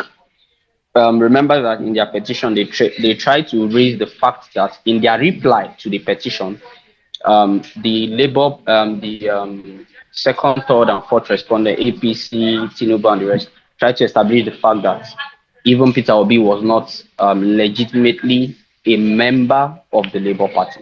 So when they asked that witness if his name is in that register, and he said no, we've explained this before now. We said this before we got to this point that, and I told you that by the provisions of the law that they had a specific time frame for which they should submit party register or register of members to INEC. Now the logic is this: the time frame for submitting a party register to INEC, does it preclude further membership of other members who want to become members of the party? I don't they talk to the logic, but those are the logics to it. So if I say you must submit a register at this point, do I stop you from taking new members from that point? So that was why that question was asked. But these are things that will be solved during final, in their final written addresses. I don't really like the idea of 40 pages of the final written address, because seriously, when I had 40 pages of final written address, I was like, it's small. It's really, really small, especially for the petitioners, which have a lot of things to argue. But if they agreed to 40 pages, then I'm sure they know that 40 pages will be enough to divest all the arguments on the issue. Thank you. Okay. Thank you very much, Ismail. I think I've said that so many times here before. For people that are just joining, I've given like a real life example. If you have a job, if you have an office and you're supposed to submit your staff list every month, the fact that you submitted the one for last month and between last month and this month you employ somebody doesn't mean that person is not your staff. I think it's really that. It's really that, and I've read the section 70 of the Electoral Act. Meanwhile, I think I believe David is still here.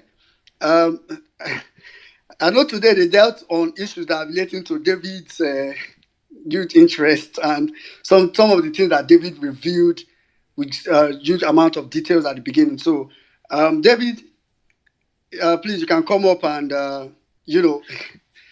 I know because today I really liked from the perspective that it was attacked both by PDP and LP's legal team. But for now, I want to take Doja because I know Doja also has like some. We're supposed to go with real ever best, please. Let's respect. Okay, but real ever best. I've called him. He did not mute his mic. Okay, so let's have Doja then.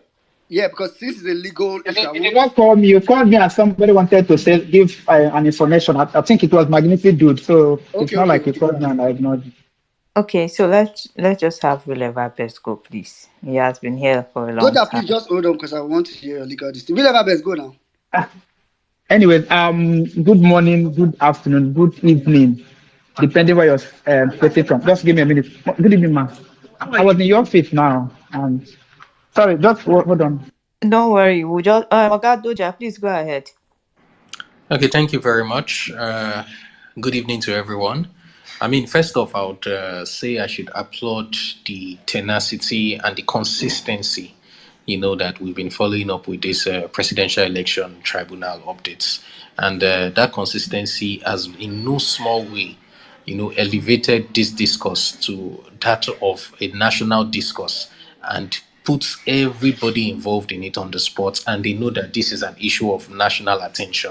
Every day it is discussed. Every day, we x-ray everything that has happened. So even the justices under the Presidential Election Petition Tribunal and all the lawyers, they know that their actions are being x-rayed. I mean, that being said, I think the second thing I'd like to say is that, kudos to David Hundeyin, because in the Nigerian parlance, we would say he's the pathfinder, or would we call him the navigator? I think the navigator is better because he navigated and showed all the presidential candidates, the major ones at least, the path to go, especially with respect to this presidential election petition tribunal. His work was the foundation on which all of these petitions pretty much were built. And because he did such a fine job, it's very difficult to defend against, such a fine job, especially when more research is put in and you then put some of the best legal minds in the country, to take those things he had unearthed, to take it to task. So David, I mean, if you're here, I would say thank you very much. The history of modern Nigeria and whatever history is about to be made in this presidential election petition tribunal, because no matter how anybody looks at it, history will be made. We don't know what kind of history they are going to make, but no matter what history will be made, it will mention you. You're going to feature prominently. So I'd like to say that and put that on the record. And I think beyond that, I think if we x-ray the activities, of the past few days, and we look at the presidential election petition tribunal, what we discover is that we've seen the lawyers come in, we've seen them exude class, and there's this thing they always say when they say some lawyers are overrated, others are not, and that you really don't know who the champions are until you take world-class players and put them in a Champions League match. Then you really know those who are Champions League material. We've seen lawyers who are, we rated too highly. We've seen how they've performed under pressure. We've seen how they've been able to perform. And you don't even need a judge or a justice, to show you how they've been able to present their cases. Our special mention goes to the PDP legal team. They've exuded nothing but class, especially towards the tail end. They finished with a flourish. When it comes to their cross-examination, I particularly enjoy it because I enjoy how they demolish, whatever it is that whatever defense it is they are trying to put up. And in no small way and in no small measure, they are most likely very responsible for the way the respondents have cut down the number of their witnesses. I mean, from the INEC guy that was brought, to come and testify, we could see how they pretty much, just demolished whatever defense he came up with their intelligent cross-examination in which they try to dig into the root of the matter in question. And, if we also look at what has happened today, with respect to the witness, that they called, which is the witness is supposed to be a star witness. He's a senator, a lawyer who is registered, who has been called to the bar in New York, according to him. And unfortunately, a bad case is a bad case. No matter how it is you try to defend it, a bad case is a bad case. If something is bad, it's bad. If you like, use your money to buy the best things that money can buy. If your case is terrible, it's terrible. You can't, fix it up. It's almost like saying you are trying to keep the Titanic afloat. It's almost next to impossible. The questions that were thrown at him, the way they were able to demolish quite a number of things he was able to say. You see him contradicting himself. The evidence that was put forward, with respect to the ECOWAS report, he tendered it, he disowned it. At the same time, he also admitted, money laundering, and said money laundering, is not, it's not a criminal matter. You see, these kind of things are things you only see in Nigeria. And what I'll say is, we've all come this far, and we've all sacrificed a lot to come this far. And a special shout out also to UC Maxwell, because some of those people that are bringing all these reports to everybody on the field and amplifying it and making sure everybody is able to see it, we've all played our parts as citizens. Now we are waiting for the justices to play their parts. But if my legal knowledge is anything at all with what I've seen play out at the Presidential Election Petition Tribunal, it's almost like everything that can be thrown has been thrown. You can't escape it. I know from the very beginning I've been very constant. You can't meander your way through. It's almost next to impossible. It's a very bad case. It's difficult for you to just take everything and trash it. You can't do this on technicalities. It's next to impossible. The facts of the case speak for themselves. There's too many inconsistencies, too much baggage.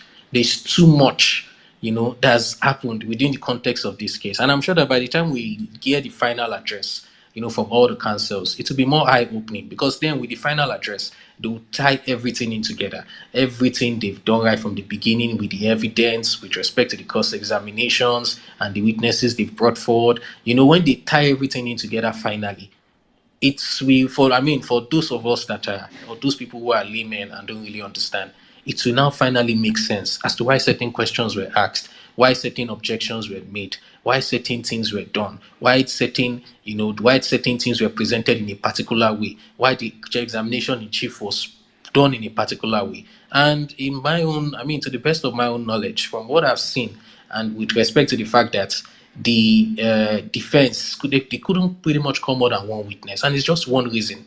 It's easier for them with documentary evidence to just stay on documentary evidence, because any witness they call forth, most likely they will demolish the witnesses, because it's a bad case. And the reality is that you can't be consistent, especially when they are lies. Lies are like the most difficult things to be consistent. Truth is very stubborn. It has this very stubborn attributes. It always sticks out. No matter how you try to bury it, it will find a way of just sticking out and being what it is. It's constant. So I would say, if we were in a sane country, I would say congratulations in advance. But the reality is that Nigeria is not a sane country, so I can't congratulate yet until what is meant to happen has happened. So I would say we should keep our watch on the judiciary. Our watch has not ended. Our watch, in fact, is just starting. So we should keep that watch on the judiciary. We should be at alert. And even though no evidence is being distinct, we should look at the entire case again and begin to review it, one after the other, during the time lag, so that these people don't feel like, oh, people have moved on, they've gone to sleep. We must continue to let them know that, see, we the Nigerians, we all of us that are Nigerians, we are watching you. We are watching the judiciary. Our eyes are on you, and we will not stop watching you until justice is done. Thank you. Thank you so much, Doja. All right. Sorry, Ngozi. Doja, so I'm glad about the way you ended your submission, because this is very passionate for me. Because at some point I'd already written what you said. I thought you had said, oh, we are thrown all our shots. It's now expected for us to wait. But I'm glad you said at the end we are not waiting. So please, everybody, follow the 1 Million Man Match Twitter, follow us on YouTube and everywhere. And it's very important because from tomorrow, our focus is now going to be how we can sustain the attention and the eyes on the judiciary. So it's not as if today is the last day or today we are done. We're now waiting. From tomorrow, our focus is how we can sustain the attention on judiciary. We'll do a lot of things. If we have to print shirts, we'll print. If we have to print banners, make banners, billboards, aprons for market women. It's just really eyes on the judiciary, to be honest. That's really the main aim. You will never best. Please go ahead. All right, please, sorry for that. I needed to speak with the secretary of the tribunal. He was supposed to give me something. So, like I said, good morning, good afternoon, good evening, depending where you're speaking from. I think it's good to be here on this phase, and it's also good to know, how far the 1 million match is going. The steps you're taking, at least to make this phase, very big. I think it's good that we have these phases, have large followership and have, presence in all the, social media platforms. I think that is the best we can do at this point to make sure, we get this message across. So at least now that we are having this phase, it's a good thing. At least we have violence safe on the other part, we have a career part, and we're not having 1 million, 1 million man through. Not saying that you guys it's just happening now, but at least you guys are actually making it big. So it's good. I actually saw Facebook Siamu today. I was saying somebody what he tweeted, and I said, oh, even Facebook Siamu is not doing Twitter updates. You can imagine that is how much these people are ready to go. But what I want to say, the lawyers have actually said all that actually transpired in the court today. So maybe I just want to bring, my perspective as a non-legal person, as somebody who perhaps by association, somebody who has actually been coming to this court to also, tell you what actually have been going on. But before I say that, I want to say, Madam Clarita, I miss you so much because, each time I come to court, I will look in that very place that you sleep in the court. I will not see your face. I will not see perhaps the new design you wear to court that day. It was after the backbone we gave to APC that, that told them. So while you're not here, but we thank you for your sacrifice for all that you did, leaving us, to come back to be with us in this case. So I want to thank you, especially, for that. And every other person on this page, Madam Bolande, Ngozi, a magnificent dude, Lamin, every other person that is making well-meaning, or that if they do well. So everybody that is making Omega, I can't call the next Madam Dunsi, I can see you. But what I want to say in, what happened today is something perhaps a lot of us knew was going to happen because, like I've said before this time, that APC, that was a tweet I made, was it last week, that APC, I was asking, what case does INEC have to defend? What case does APC have? These people don't have any response to every evidence and every case we have made against them. And that is the truth. And what is mind-boggling is the fact that this kind of a thing cannot happen. I don't think it can happen in any other sense. There is no place what happened on February 25th can happen. Because this election was just like, it's not just the normal region that's been happening in this country. This one is just like a slam dunk. Like, okay, just damn it, nothing is going to happen. FPC was not ready to bring anybody to that witness stand. They were not ready. In short, there was argument on the day they brought that ICC director. I was not informed that day, but there was argument between INEC and APC, Bola Shetima legal team, as to whether they were going to put that ICC director on the stand. Because the fear of APC, that no matter anybody that they bring, that person is going to be a mess. It doesn't matter how intelligent you are, because how do you defend it? It doesn't matter what your qualification is. Anybody you bring on that witness stand, you have damaged your case. In fact, the best FPC and INEC will do is to not to bring anybody. And I think that is what they have just done. Why they brought the ICC director is because perhaps there is no way they are not going to bring somebody. It will look so bad for them. So they have to bring, and they brought in and they made a mess of. And the person they brought, you can see that one is a psychopath, is somebody who perhaps people have said all this years and who is also a benefactor of this election. And that is why he's someone up for it to come. And I don't think perhaps in his life, except he doesn't have shame, that he will want to come to witness, stand again. this case is one that all of us, should watch out for, and all of us should be prepared to whatever that is going to happen. But the truth about the matter is that this country will never remain the same. Whatever judgment that comes from this court, this country is not going to remain the same. Let me take that again.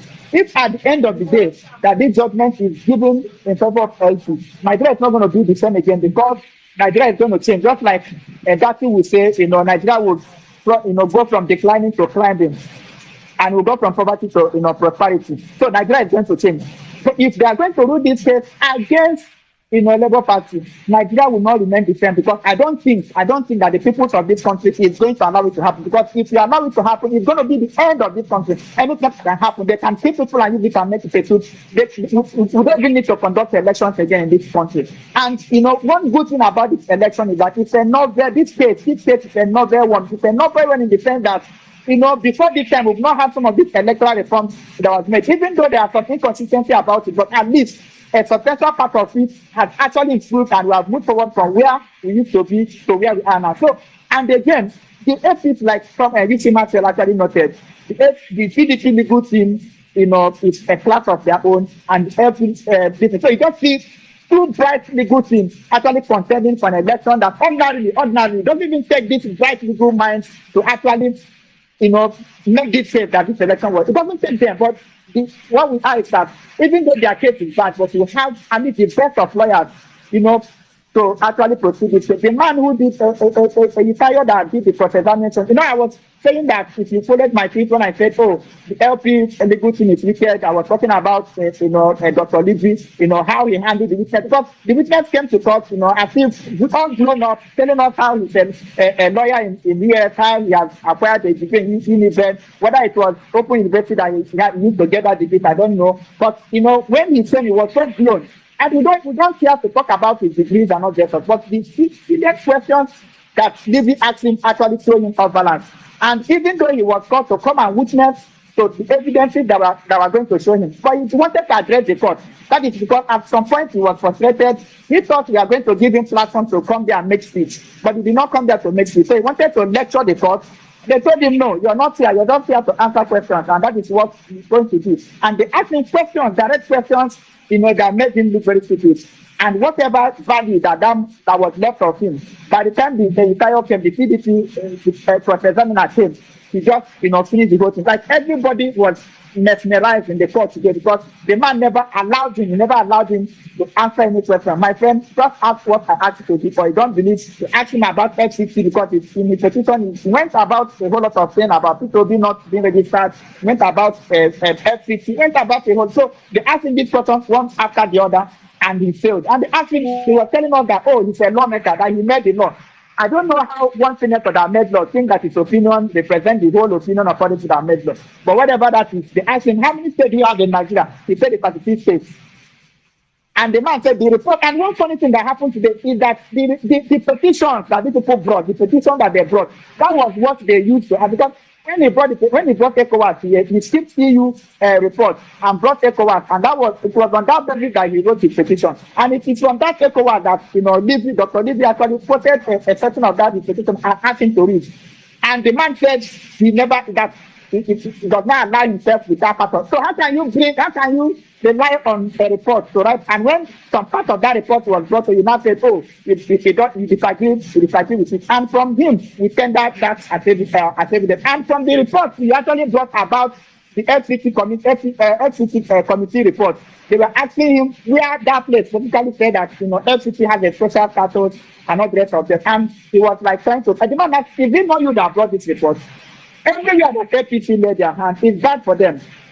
And that is why I don't even know how they are going to. Right now, I don't care how these people, because I don't know how they are going to do it. But let me just don't believe that they want to accept they are evil and they want to.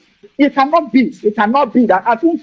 Let me not say what I want to say, but I don't think it will be. I don't think it will be that. So let us brace ourselves up. Let us prepare for the worst and hope for the best. The truth about the matter is that APC.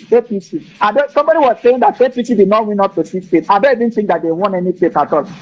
Nobody voted APC. The only people that voted them are the few Abados in Lagos and the few, few Amajiri somewhere that voted, for. set up an entire state. Nobody voted them. This election was one that the people of this country came out to vote, and they voted overwhelmingly, for the LP candidate P2B and that government. And we won this election because we worked like I think it was when Mini Nigeria was saying was it yesterday on a stage when he was making the point, and the people say, oh, we can strategize, we can do this. There is nothing that we are supposed to do in this election that we did not, because we overdo ourselves or we overdid ourselves in this election. There is nothing that we did not do. Some of us left outside, we kept vigil, we enlighten people, we put people, we pay transfer, there is nothing that we did not do. We went to vote. And these people is elected. So there is not other thing that we would have done. The only thing that we didn't do, except on the election, all of us would have carried guns, carried matches. And perhaps it will get to that point in this country. If I pray that the justices will do the needful. And I hope that will be doing the needful. Because I don't know on what basis they are going to say. APC does not have. Do you know that INEC did not tender any evidence? They did not tender any results. I want to repeat that again. Do you know that INEC did not tender any results? They did not tender anyone to say this is how we won. APC did not tender any result. Say this is how we won. Bola Shetima did not tender. I'm telling you, did not tender any result to say this is how we won this election. None. What are you going to tender? Is it the blood papers you're going to tender? Is it what? Nothing. So these people just cook up figures. I said the figures from which they announce this result, the final end game. They have not tendered it in court. They don't have. It's not we now struggling not to tender. I said them. Even though the onions life on the petitioner to prove the case, but it's also in law. It's also right in law that you as responded that you have to also prove how you got to the final figures that you are now. So it's also part of law. So it's not so much that it is the honors of the petitioner to prove their case. You also have this, this thing to also prove it, but they cannot prove it. And that is this case is heart-boggling. It's heartbreaking that every day we have to come to this court and listen to the nonsense that these people say to us. Every day we have it's too frustrating for us to come and listen to this petition. But I think we are built for this moment. The obedient movement is built for this moment. The people of this country is built for this moment, and we've had it enough. I think we are just leaving them, let them do their thing here. But I know whatever happens, Nigeria is not going to be the same. So I would just want to thank all of you on this platform who are doing one thing or the other to make sure that keep this thing alive, keep it afloat until we hear the last of this thing. But I tell you, whatever happens, it will be their movement that actually change the trajectory of this country. So at this point, I want to thank everyone here. Please, I cannot mention your name or your names now because I've taken enough time. But just know that I love you all. I acknowledge you. Keep doing what you're doing. Keep praying and keep believing that the best will be done in this time and season. We cannot rest again until our country is saved. Nigerians are fighting and battling for the soul of this country. And until we redeem these souls, we are not going anywhere. In short, I want moving on. In short, if there's any moving on that we want to do, except for those of us that want to go to heaven when Jesus Christ comes. If Jesus Christ didn't come, we are not going anywhere until we get our mandate. Thank you so much. All right. Thank you very much. Okay, go ahead, Big Man. Yeah, thank you very much. Sorry, well meaning. Real level best. Bro, you always bring it on, man. Thank you. But I really want to get this out there to Jimmy. Jimmy, I actually sent a message to a friend that is an attorney in New York, and I told him to please check on this for me. He said he would not send me any paperwork or any copy of whatsoever he finds because it's against his job ethics, though. But he would search and let me know if truly this guy was an attorney in the USA, in the state of New York or New Jersey, so to speak.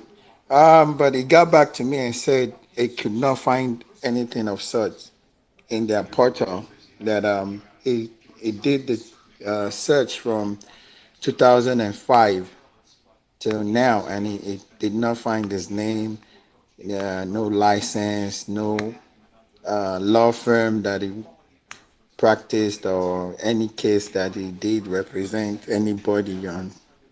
So you're absolutely right. And guys, please, there is a tweet I put up on the Jumbotron. This is a tweet by Miss Barrett please, I want you guys to help us retweet it. Let it go as wide as possible. The names of the justices are there, and you would see the pictures. You don't have to make any comment, just retweet. Please retweet. We're over 1,000 here. Please, I mean, what, 2,000 as a matter of fact. So Yes. please, guys, let's retweet it. Like and retweet. If you don't want to like, retweet. Let's get this thing up to over 1,000 retweet, please. I beg of you guys. Thank you. Yeah. Well, meaning it's all you, bro. All right. Thank you very much, Big Mac. Still on the Jumbotron, there's a link there to all the 1 million man match and both on Facebook, YouTube. Please, you can click it and subscribe so that by the time we start having some of these conversations, you can easily subscribe free, not paid. Before you say you subscribe means pay. So that by the time we start having all these conversations, what Big Mac just said now regarding that witness, I think those are some of the things we will need to keep talking about. I just want to make one or two observations. I thank everybody, the co-host and the host and the co-host and everybody that have spoken all this while. Waiting me, I just want you and be say, as we they do these things, I want make you put our egg in one basket, as to say, like why this thing is ongoing. These judges, nobody trusts them anyway, but they are on trial. The judiciary on trial, the judges and everybody's on trial, as we keep saying. But why can't we just like the obedience rather, like as one MMC make the suggestion, like they should be distributing flyers and stuff for the informs, like in shape of campaigns. Because these judges, they might want to save face. They might not want to like disqualify Tinubu directly like that. Why they might be called for a rerun. And because the question out there is like when you are arguing this thing with Frankie. Hello. Yeah. You were just going fine. I was enjoying it. Then you went to say something I'm not interested in. No. I'm sorry. I get what you want to say. Okay. But the truth is that anything short of him being disqualified is not justice. I think we should get that and stop trying to give them a leeway to say, okay, we are okay if you give us this and you don't take this. And, we need to be firm on what justice is. I understand you. Can you please just let me make because the prayers of the APs, of the LP is on base of either disqualification, rerun, and stuff. These are the prayers of the Sorry, to clarify that it's based on a rerun where Tinubu is disqualified. So it's important because we're on public space. There are so many people. A rerun where Tinubu is disqualified. Yeah, that's why I'm saying. Please don't get me wrong. Everything that is going, is like the right spirit with everything. But these are the Nigeria judiciary. We are just here making these points. When this thing happens, when they make their judgment, I don't think few of us can.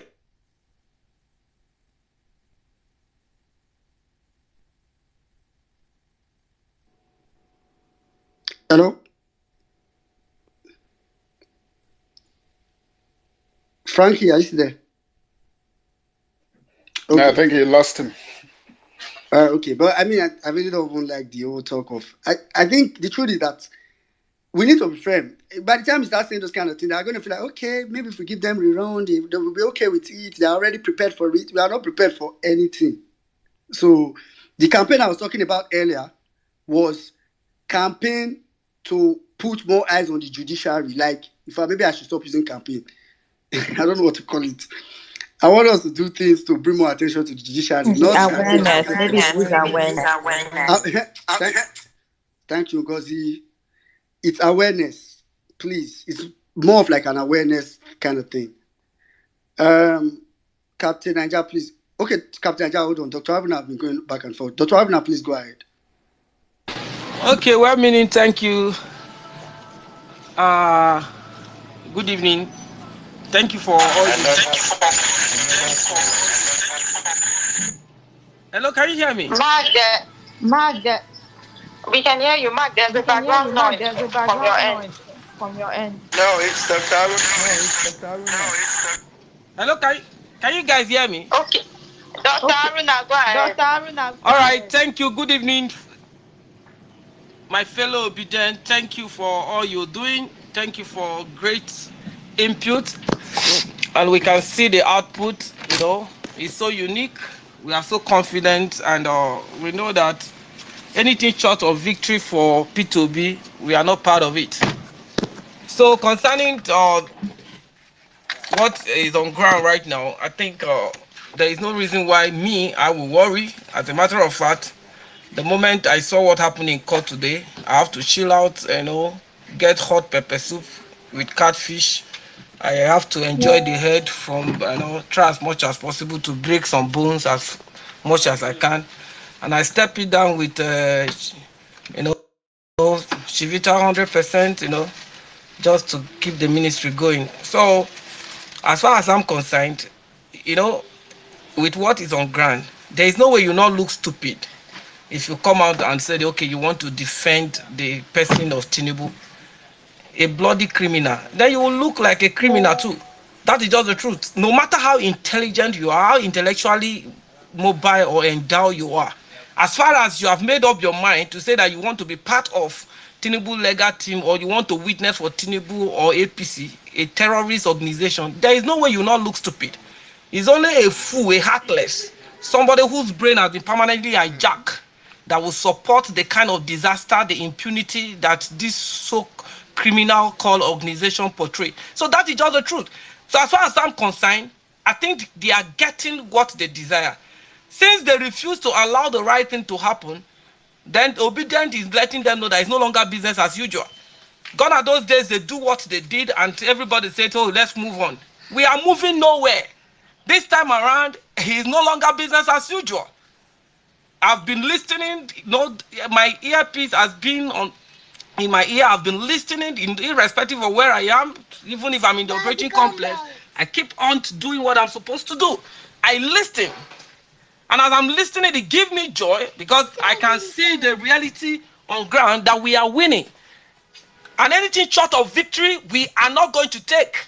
The judiciary must do the right thing. And as far as I'm concerned, they are not living in the space. They live in Nigeria. They are part of the system. And I know for sure that the judiciary wants a better life, a better country for the whole country. Because we are talking about over 200 million Nigeria. It's not about microscopic few that want to hold this country to captive, where people cannot have good health care, they cannot have steady life, they cannot have good education, we cannot have economy that works for the masses. Rather, many people are parking their cars. Nobody can even go out. Most people cannot go out with their cars anymore.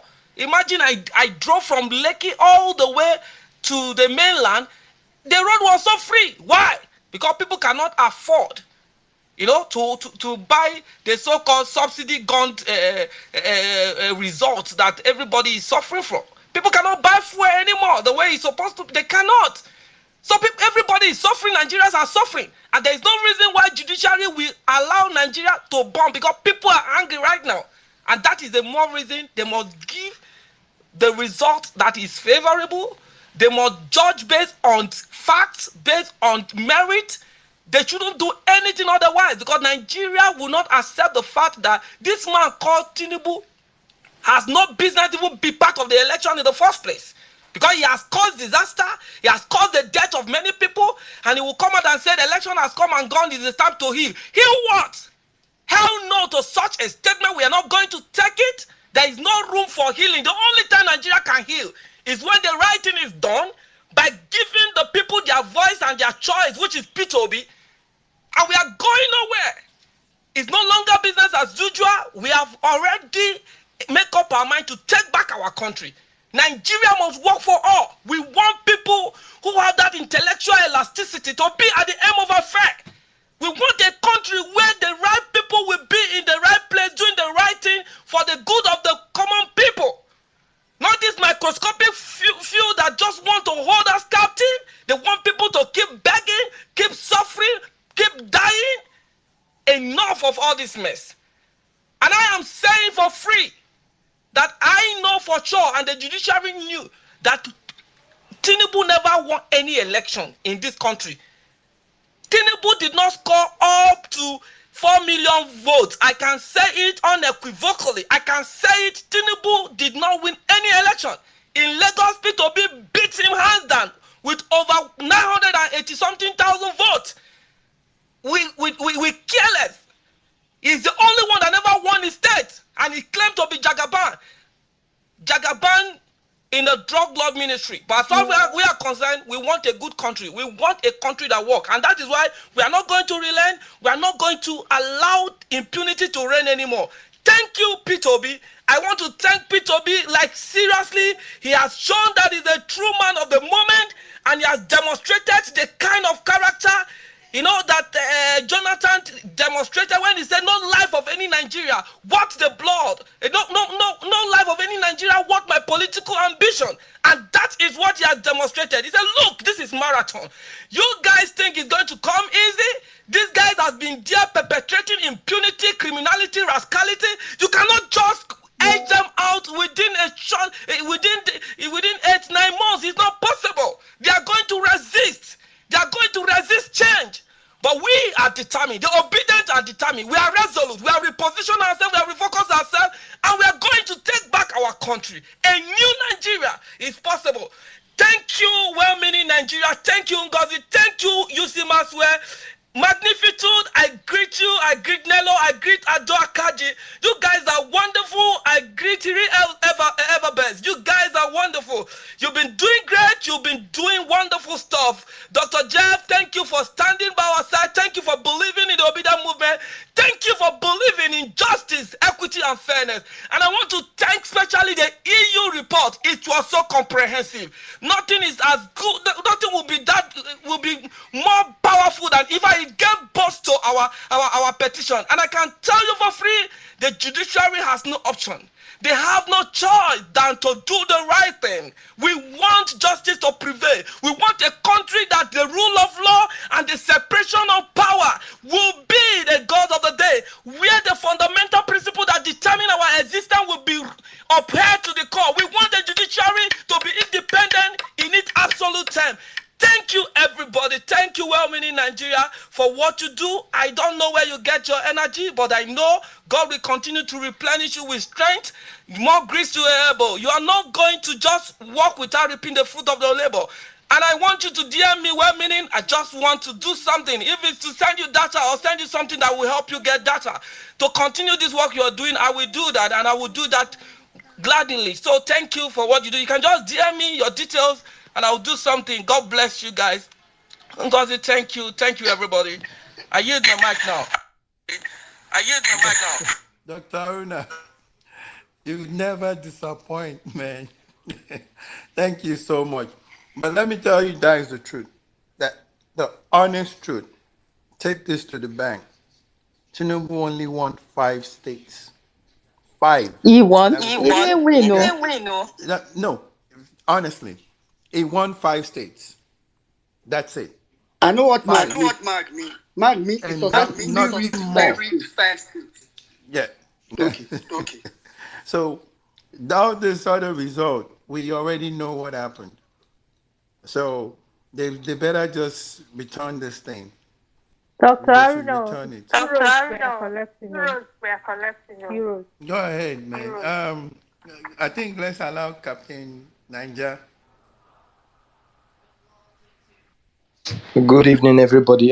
Can you hear me? Am I audible? This one that your voice, it be like you don't chop fish today. So your voice clear like this. Sister, if you see it, as I'm talking to you right now, I'm currently making okra soup. I will eat it with poundo yam, and then I go down with beer. Sure you get. I mean, your belly no bisha. No, gym na later. I will go gym early morning tomorrow, so I did all right.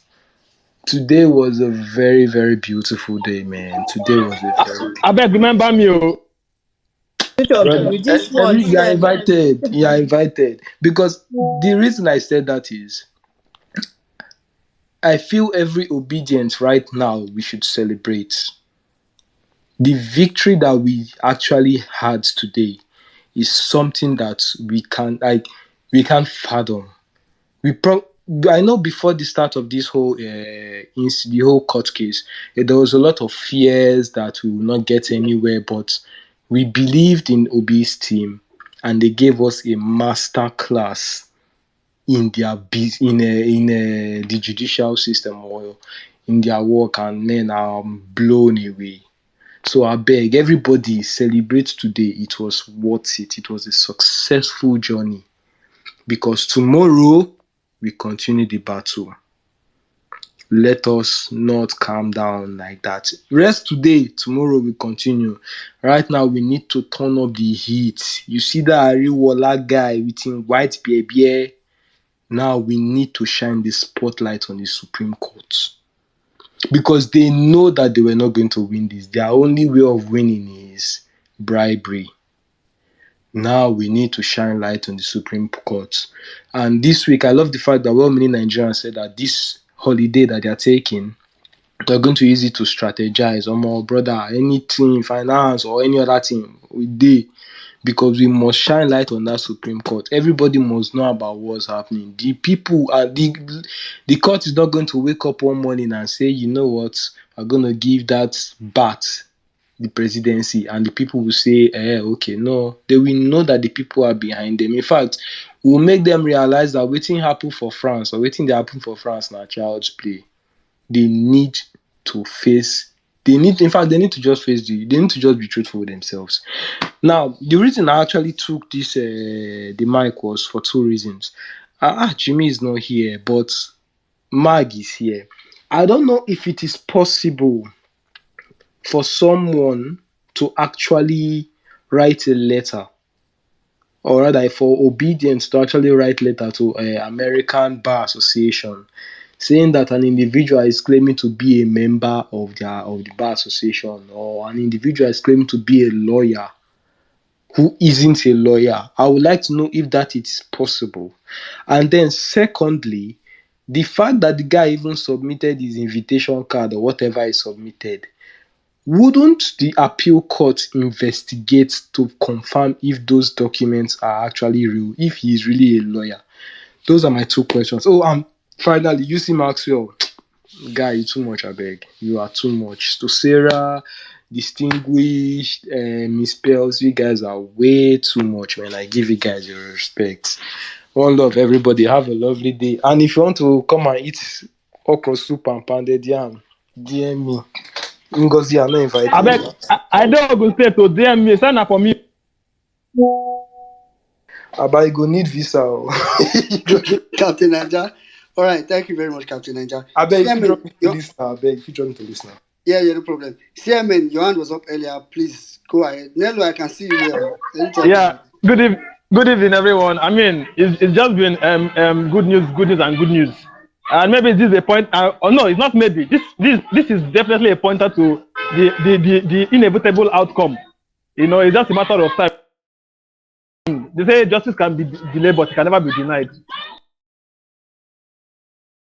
Which brings me to what I wanted to say. You know, INEC has already given their official review of the so-called sham they call an election. And today in a radio station in Lagos, Inspiration 92.3, that was their main political discourse. And then they played Chairman Mahmoud Yakub reading his giving the official this of INEC in their review. And I took time to listen to him word for word. And there was no way he mentioned the word IREV. And so that told me something. That's the point that he deliberately omitted to give that word. He was just going based on, he was just giving a broad description that Nigerians, that they are deep, that he was just trying to. I mean, the EU has already given their own this, but people might say the EU, they have no business in interfering in our personal internal affairs. Fair enough, but then again, we who are the internal citizens, we know what we know and we know what we saw.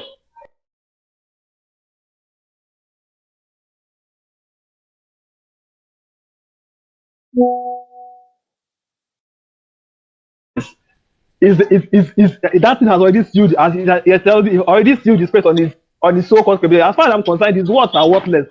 You know, you pre-election, you gave every assurance that the IRS that you were post-election, You omitted using this, but this one is now beyond it. It's now within the jurisdiction of the what of the judiciary, and so I mean, with all points and based on everything that like people have said, the law does not depend on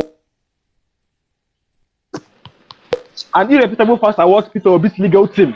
I mean, they've done if there's any way to score them A++++, I will give it to them. In fact, I want to and finally, I want to thank this San Ikweto, the one that, because I heard what he did, how he made nonsense of INET so-called witness yesterday. I mean, he just used the questions took him to the clear, took him to this world, and I mean took him as in just laid him bare. And so I want to thank Peter. I mean, Peter Obi. I mean, this is a man. This is his terrain. This is a man. So when the INEC people went, how did this man think that he's going to get away with this? So I mean, I can go on and on and on, but I mean, I think I've made the main point that we are coasting home to victory at this point now, and there's nothing that's going to derail Peter Obi getting his mandate back. So thank you for having me tonight, and I use the mic. Right, thank you. Thank you very much. If you're in the speaker section and you want to speak, ensure you are checking your phone every time, because you may be in the speaker section, but you may not be aware, so you can raise your hand. All right, let's quickly, by those that their hands are up, let's quickly go to Mr. Kolade. Because nobody I can see you, like someone that is drowning. Mr. Kolade, go ahead. My brother, thank you so very much. UZ, Oga UC, God bless you. Thank you for all you do. We sincerely appreciate you and every other member of the team. If I say the team, all of you representing us in court and giving us daily update from Sarah to everybody. We salute and appreciate all you do for us. Well, they say the way tomorrow would look, you get to know it from today. So what has happened today in courts, definitely if it was somewhere like the US, yeah, 100% you'll have seen the old screen, the old TV screens, all the analysis. They will have tell you what to expect from the judges' comments, because I see them do that. Once they are in court, they know where the direction is going, and once the judgment is going to come, it's definitely going in that direction. I've seen that so many times. But you know, Nigeria, but whichever way they want to go, that's none of our own business. But we've seen ourselves, the court of public opinion, as you said, my brother, well meaning, has decided on this case as of today that there is no way these guys won the election. There's no way this guy is qualified to be in that seat. So therefore, he must be disqualified and they must recount. One thing I just want to, I'll look into this later. You see, I want to ask you then. I also looked at the American Bar, is the American Bar Association? Yeah, American Bar Association that this guy is talking about. Non-lawyers can be a member of that body. When I'm done, I will look into it again. They have criteria.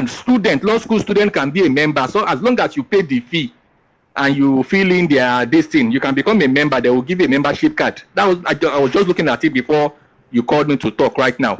So it's so funny to me that you want to use that one to say you are a lawyer. It must be a joker.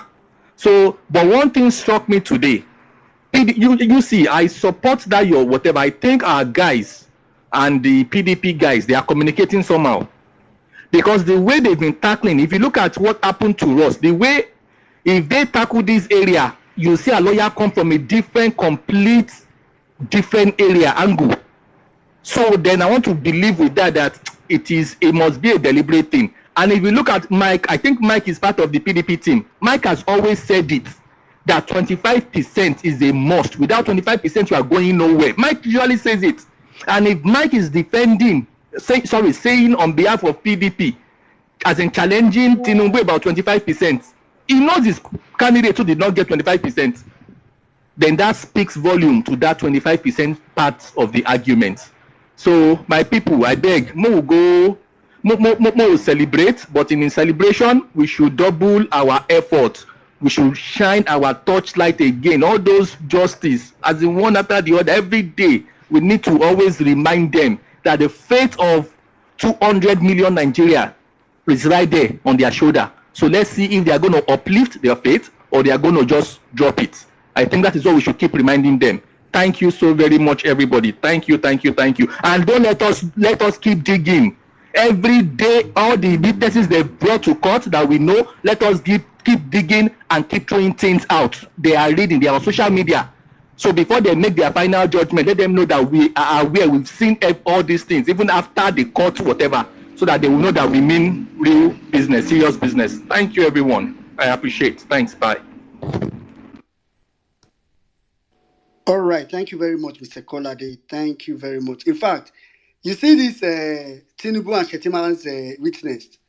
In fact, I already have a suggestion for a space topic. We are going to do a space called Dissecting Tinubu's Witness. Because I think there's so much this under this man's, and that's strictly for the public court of opinion. Let's help give him a lot of discredit in such a way that when the judiciary sees to even look at his witnessing, they won't believe a single word from his mouth. So thank you very much, Mr. Koladi. All right, by those that the hands are up, if you are on speaker section, ensure your hand is up. If Weko, please go ahead. Thank you, well-meaning. Sorry. Today you are going by the 1MMC tag, so let us address you correctly, even though we know your voice. Just wanted to say well done to everyone. I've been listening for quite a while. I've just also been working as well. So just two things. I think some people are probably wondering, okay, 10 days, what do they have to speak about? What do they have to talk about? What do they have to tweet about? And everything. The way distinguished General Lucci placed it yesterday, the entire report, you can dissect the entire report and find enough information to tweet about. So if you do not know what to tweet about, just use that report now that it's been handed it anyway as exhibit. But I actually really came up to come and chime in on something which you said, well-meaning, is that you said that find somebody to print stuff, if it's t-shirts, this and this and this. And I mean, is it that you've forgotten that your brother, UC Maxwell, does printing as a business as well? Because it seems to be like you haven't promoted his business. So I would defer to UC Maxwell to come and promote his own business. Thank you very much and well done, everyone. All right. Thank you very much, Ifweko. Okay, UC Maxwell. I mean, those are conversations. I think everybody today just want to bask in the joy and but tomorrow, like Captain Naja said, we're going to fall asleep from tomorrow and start real work. All right, Adewale, please go ahead. Okay, sorry, Adewale. UC Maxwell, sorry, flash hand. I was deferring my time, well-meaning to UC. Yeah, Garrett. Okay. Okay. If we came to the platform to come and sell me, so I believe that I should rest on that particular PR that she's doing for me.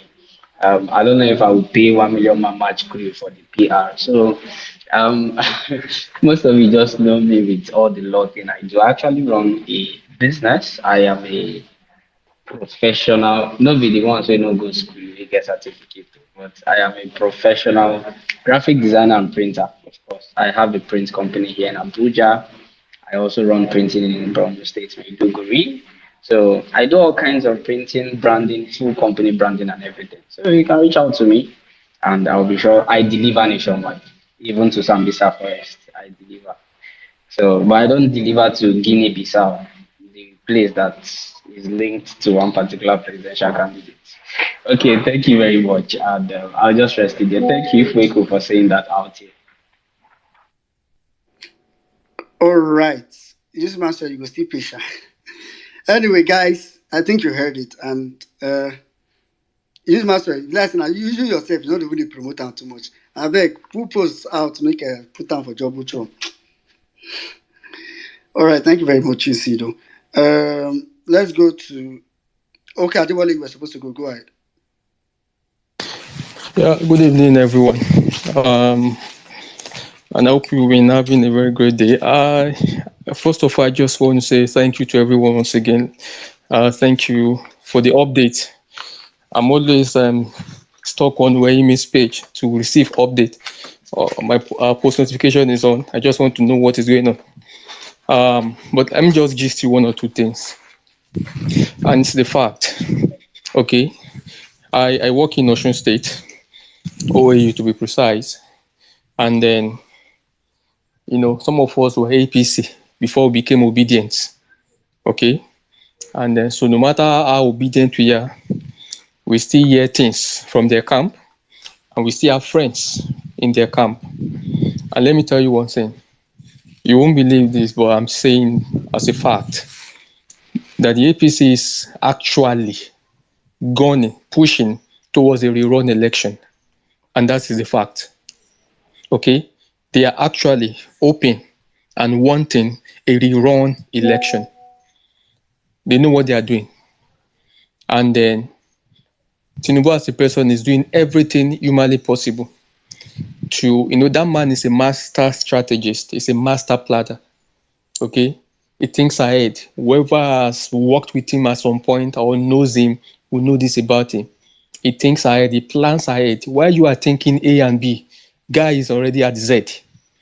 Okay? This man has planned for the possibility of a rerun. And then, and he's doing everything humanly possible to achieve that.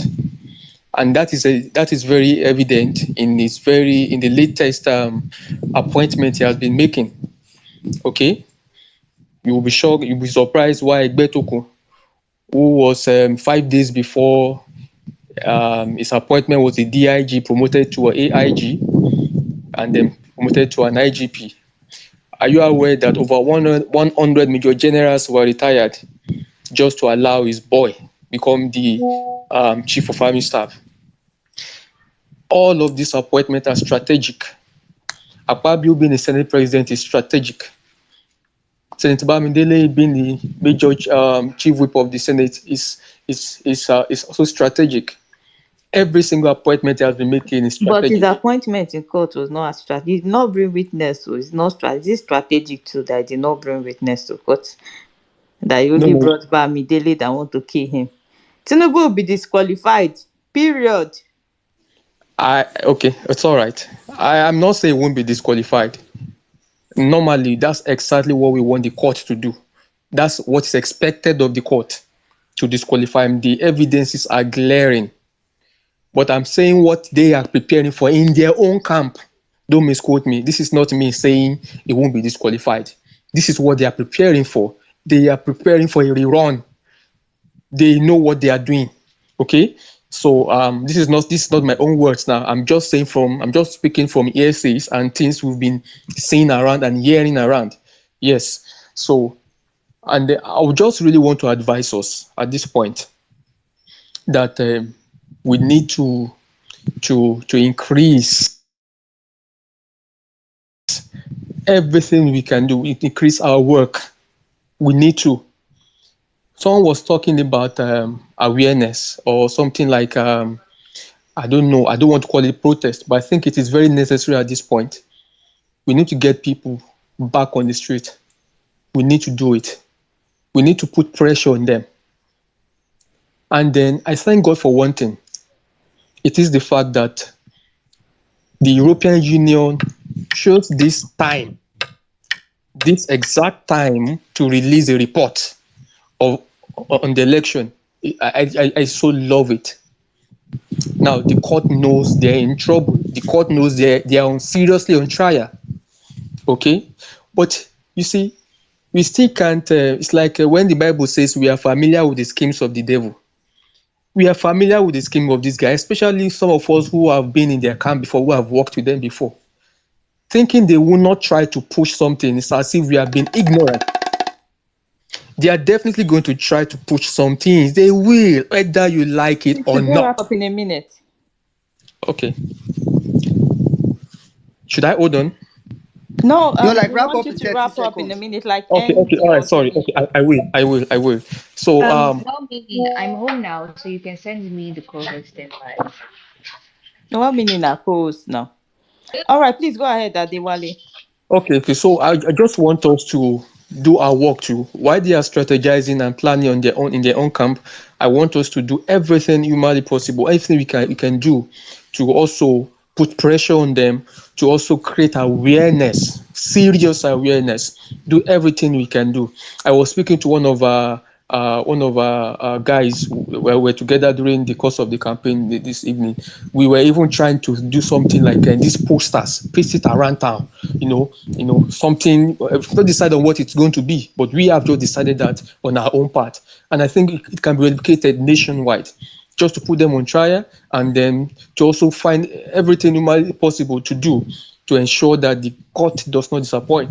So let us prepare for all. And I don't want to just. I know we are very optimistic, but please, as we are preparing for the disqualification news, let's prepare for a possibility of a rerun. It can happen. Okay, Sorry, they are not sleeping. Adewale. Okay, all right. I think you're literally done. Yeah. So. Yeah, I'm done. That Thank you. literally done. So all right. 1 minute before you go ahead. Please, Adewale, or anyone on this space, or anyone listening from YouTube or Facebook, if you're scared or if you feel down or you feel, please, we have a prayer space. You can kabash to help you boost your morale. If you want to pray, like if you're a Muslim, we also have a space for that. So please and please, we have spaces for that, so we can come out and like pray.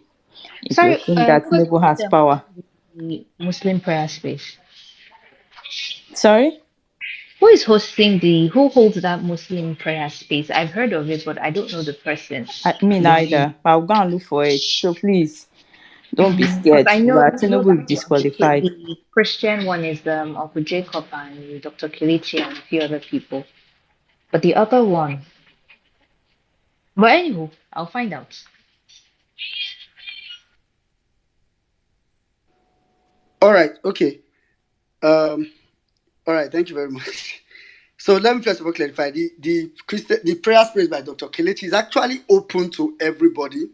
Our big sister Lamine have come here before to just say a word of prayer. It's a place where it's open to everybody. So, but I think we can still do some digging on the specific one because I understand that the convenience is not the same. All right, but just to really put this out there, I think people should get this straight. We are not in the judiciary's mind. We don't know what they will do, right? Even Tinubu doesn't know. I can bet you for free what they will do. If I was going to say who is more afraid between us and them, and when I say them, and when I say us, I mean us Nigerians, people that really have sense in Nigeria. Because anybody that is supporting APC, which there are very few people supporting APC in Nigeria, if you really count it, I'm not sure they're up to 1 million people. It's just that because you see them everywhere, you think there are many. They are not. So, if for any reason the judiciary want to pander to any set of people, they will naturally pander to the people, to the majority of people. It is important for us to know this, that we are not going to merchant. We are okay. We know it's difficult for you to disqualify. It's difficult for you to disqualify Tinubu, so don't worry, we are okay. And if you don't disqualify him, just give us no. As in, no. Tinubu cannot even be a contestant in Nigeria ever again. It shouldn't be. So we need to say it. It doesn't mean that the judiciary, so that they will know what Nigerians expect. If all the judiciary people are here now and we are all here saying, let's think about rerun, believe me, they'll just go back and say, okay, at least everybody's ready for rerun. Let's give them that one will give them peace. Both sides win. No. There's no both sides win in this case. I beg. So it's very important. People are lucky Auntie Kadid is not in this speaker session. Auntie Kadid did not want to hear anything. You know the funny part, and they said this man is strategic, but this man could not even use the strategy on his lawyer, like in his defense. They lack depth, I beg. Those guys, they don't sabi anything. So I don't want us to be overrating. I like what Adewale said. Let's not underestimate them. You see the way we've been overrating them gives us more energy, more ginger to want to do more. And by the time they act, they are below our expectation. For example, this week we thought that INEC could kill us. In fact, I won't lie. In my mind, I was begging Mary White. I said, I am ready. Don't worry, come to space. I said, anything they say, I'll go to laptop. I was just getting ready. I think I was over prepared, to be honest, for this week. So it's why now it's below expectation. So we won't underestimate them. Believe me, we won't. That's why I'm even saying on this page that today is not closing remark. Nobody's giving closing remark today. You can be happy, you can do whatever, but really, the real battle just started. So if you go and sleep now and say, oh, we've won, believe me, it will shock you. So if you really want this, then know that this is just the beginning. All right, comrade But Bat. sorry to Yeah. cut well meaning. I mean, you are saying that you even you know, you what did you even say? And I, on the other hand, what they did, this move they made, there was a very huge part of me that expected it. I was already saying, like, in my head, I was like, I really want to see what type of defense they will come with, how many witnesses. And I just remember randomly just thinking, I said, these guys might not even come with more than two witnesses. And they might just say rubbish because I don't even know how they are going to defend this. I'm not a lawyer or anything, but just following the case and everything, you just want to wonder, like, oh, you're hoping maybe you'll come up with this how to get away with murder scenario and you'll be like, ha, ha, ha.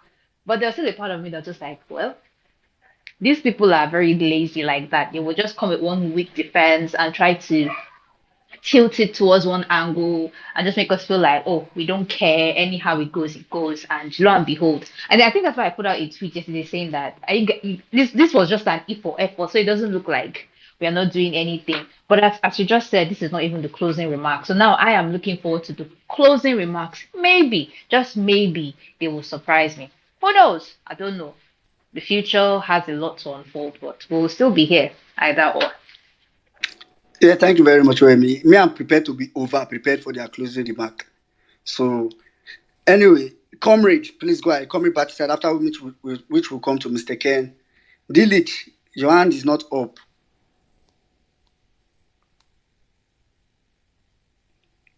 Comrade, are you there? And can we speak for like 3 minutes? We have so many requests, and I really want so many people to speak before we close.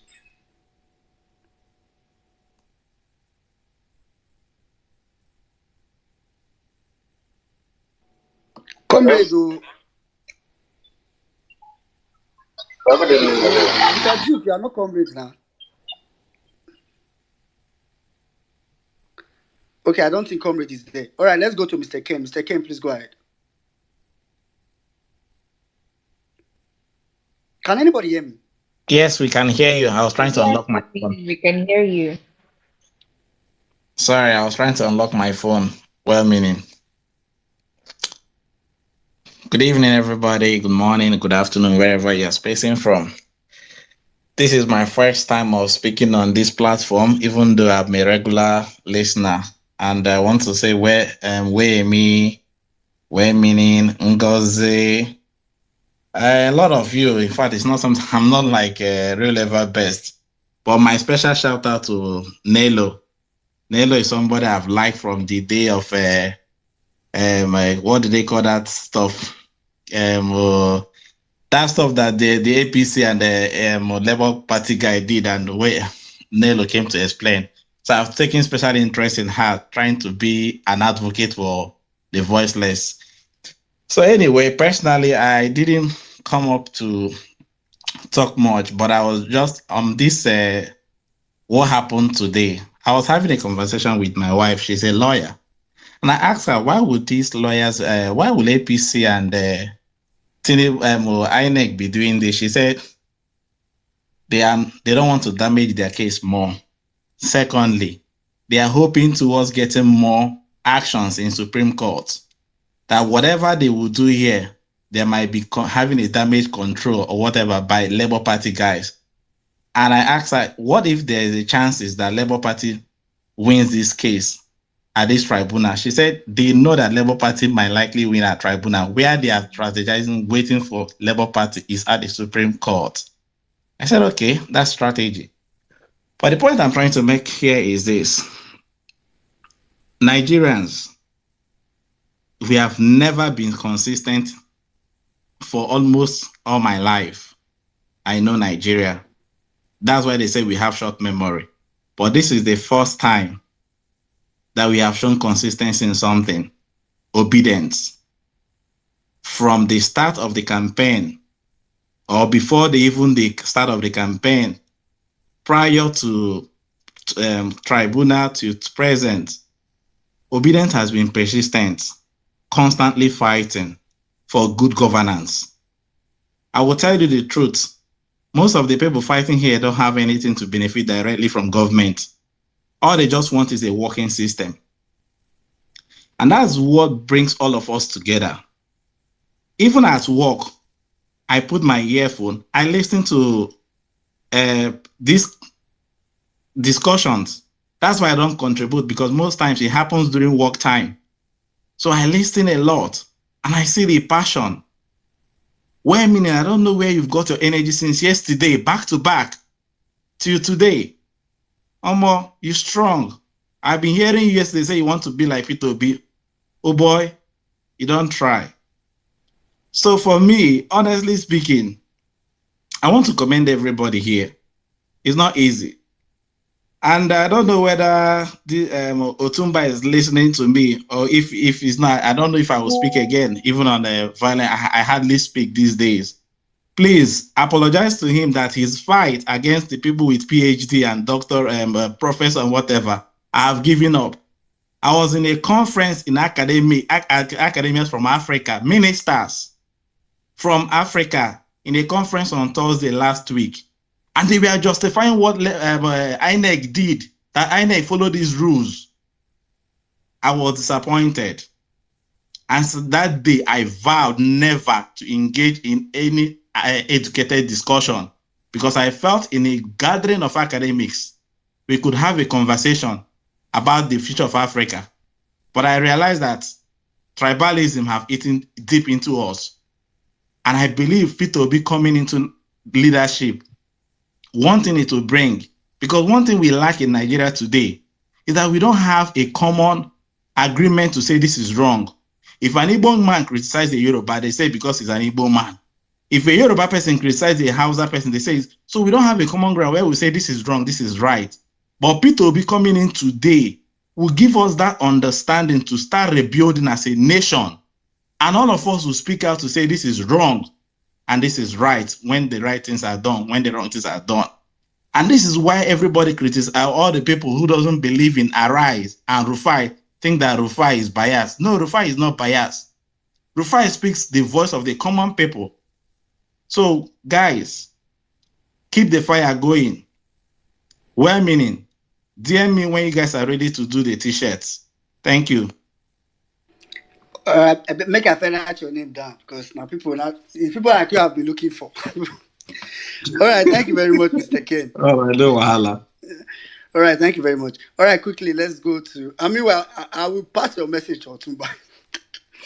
I was just laughing because I was there the day that whole conversation went on. But I still stand on the ground that every sector of life have the best and the worst. So now you did the worst for your own sector, Abi. I know saying that you must talk. You must talk. Anyway, moving on. Ovidati. Good evening, everyone. Good afternoon and good morning, depending on where you're joining the space from. Grateful this evening to be here and to also be a contributor. I'm so happy with the recent development at the tribunal, because outside this space, the atmosphere is not always the same. But always coming to a space like this gives me that motivation. It gives me that hope, because the environment I live with, I think a lot of people are not really into coming to space like this and finding out what is happening. There are a lot of people here are ignorant. So as far as I'm here online, talk like this, I try as much as possible within my power to educate people, tell them what is happening, tell them the latest, and give them the right information that they need to hear. So I'm very happy to be here. The thing is that we are not really surprised about the fact that both the INEC and the APC are not able to put out defenses. You know why? Because they were never prepared for this.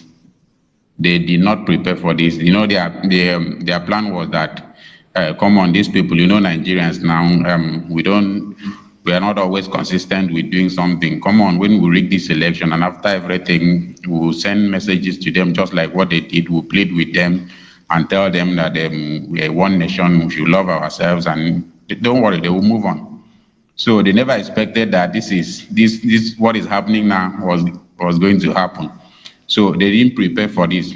So that's the reason why they did not prepare well to defend the election that they claim they won. And what the European Union, it has always been my belief that the Western world do not want Africa to develop. But I think with this report that they just sent by the election observers that came here from Europe, I think I'm beginning to think twice about that, my opinion. I'm beginning to think twice because I think the Western world right now too, they know exactly the terrain, what is happening in Nigeria. They may be very afraid of what will likely the likely consequences that will result from crisis in Nigeria as the most populous black nation in Africa. And I think that is why they are trying to do everything within their power to make sure that they will not be on the side, they will not be blamed by citizens of Nigeria if something goes wrong. And coupled with the fact that their money was inside this election.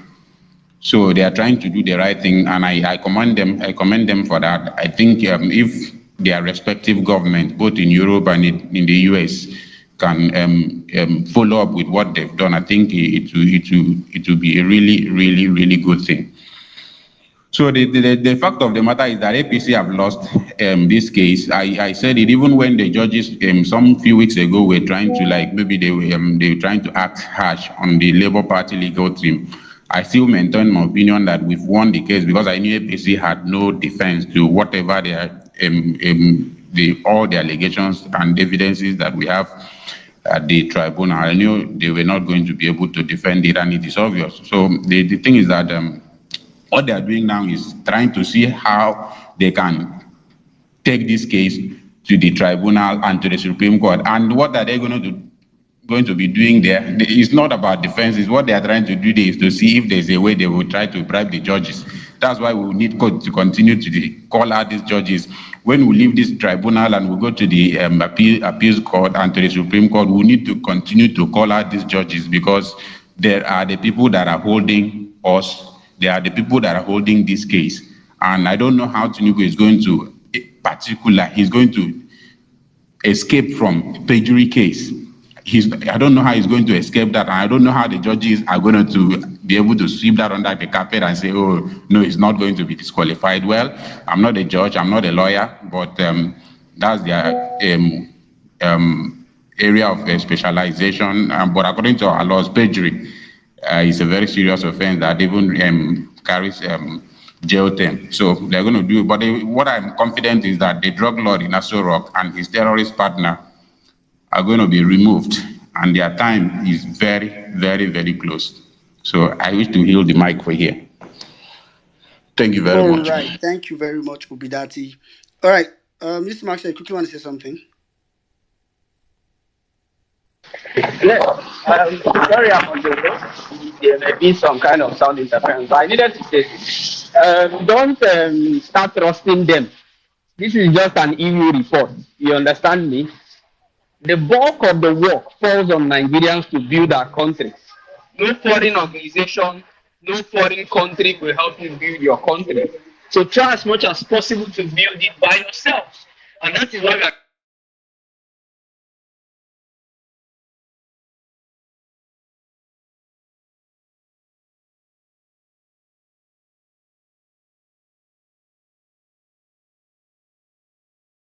trying to do this. Don't change your mind because of trying to do this. Don't change your mind because of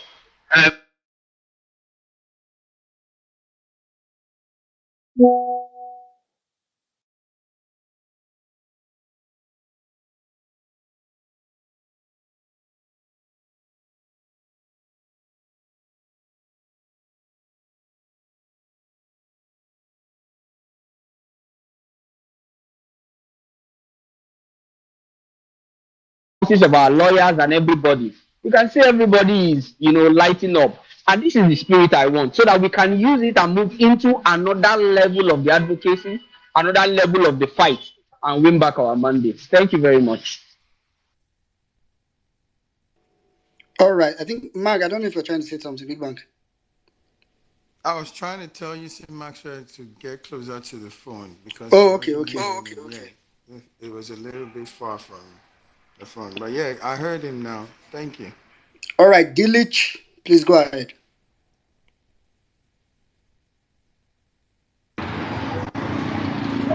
Hello, good evening, everybody. Please, I hope you people are hearing me. Did we get here with the hear. I just wanted to be sure. Okay, so today has come. It's about to go. I'm not overwhelmed. Even though, even though I know that this INEC and APC they have never been serious. So my mind has never been on them trying to. It has never just been me like wanting to just win this, because I know that they will always come up with some nasty stuff. So we're looking ahead. We're not going to just relax and get overjoyed by what happened today. They are ending their case abruptly because maybe they think going further will implicate them more. I don't know. But whatever it is, just have to keep the same energy, like the same energy when this matter gets to Supreme Court. The same energy. We shouldn't be like, okay, we beat them and we beat them 7-0 for first leg, second leg we will show for us. No, I think we all should keep the same energy, expecting it very hot, but still believing that the best will come out. That is it. And I don't have much to say today. I don't want to just be that guy that always speaks angrily whenever he is up on the space to speak. I want to be calm today, trying to follow in the footsteps of um Big Mag. Yeah, he's always calm, trying to. So that's just it. APC can never. They have been down nasty for long. And I don't even want to congratulate the PDP for whatsoever they did. It's none of my business. If they have been this serious, what happened in 2019? Why didn't they stand up for what they felt happened? So I don't want to say they did well, they did not do well. It's their own cup of tea. Because if we've not been standing up on our feet, they would have chickened out. They would have just made their regular noise and got their money and went back into their holes and start enjoying their life the way they used to. So today has come. The hearings, everything has just gone the way it should go. So kudos to our Lego team. Kudos to Peter Obi. Kudos to everyone involved in this. To all of us that have always been up here trying to follow up. Spending our time here, getting together. I think we all should just keep this family. We should just keep this bond, so that these people will know that we are together now. They can never divide us. However they try, we have to always okay, bro. We have to always be together and fight this war together for the good of our country. So we look forward to the second leg of this match. I hope it will be the final one and everybody will go home smiling. All of us will go home smiling, not the other ones. So we will go home smiling at the end of the second leg of this match. So that's basically what I wanted to say. That made me request the mic. I'm not overjoyed. I'm not throwing champagne up like I'm not even feeling. I'm not feeling too excited. Sha. Until it is over, it's not over. That's just it. All right, Judy, we get it. We understand. It's not over. We understand. All right, thank you so much. All right, we'll end the space at I think it's 7:30 tops. And then if you've spoken before, I'll only give you 2 minutes. So I know who has spoken, so I will only give you 2 minutes to speak. And after which I will bring speakers that haven't spoken. So if you've spoken on this space, I might not bring you up this time. All right, thank you so much. Ejikeme, so you're the only one on this speaker session that has spoken before, so you have 2 minutes. Yes, I'm not even sure. Thank you very much, Ngozi. I'm not even sure I'll take up to 2 minutes. I have just one submission to make, and I've been making this submission. When we get this mandate, which we know we're going to get, I have been saying it. I am begging Mr. Peter Obi. to start the cleaning of INEC with Festus Okoye. He who must do this will have to start from our zone. Start the cleaning of INEC with Festus Okoye. Festus Okoye should not be allowed to run away from Nigeria. That is one statement I have come here to make.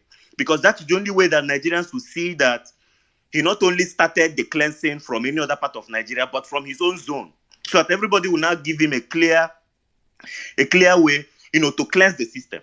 Now, the question I have that made me request the mic is, and it's directed to UC Maxwell and, of course, any other lawyer on the space.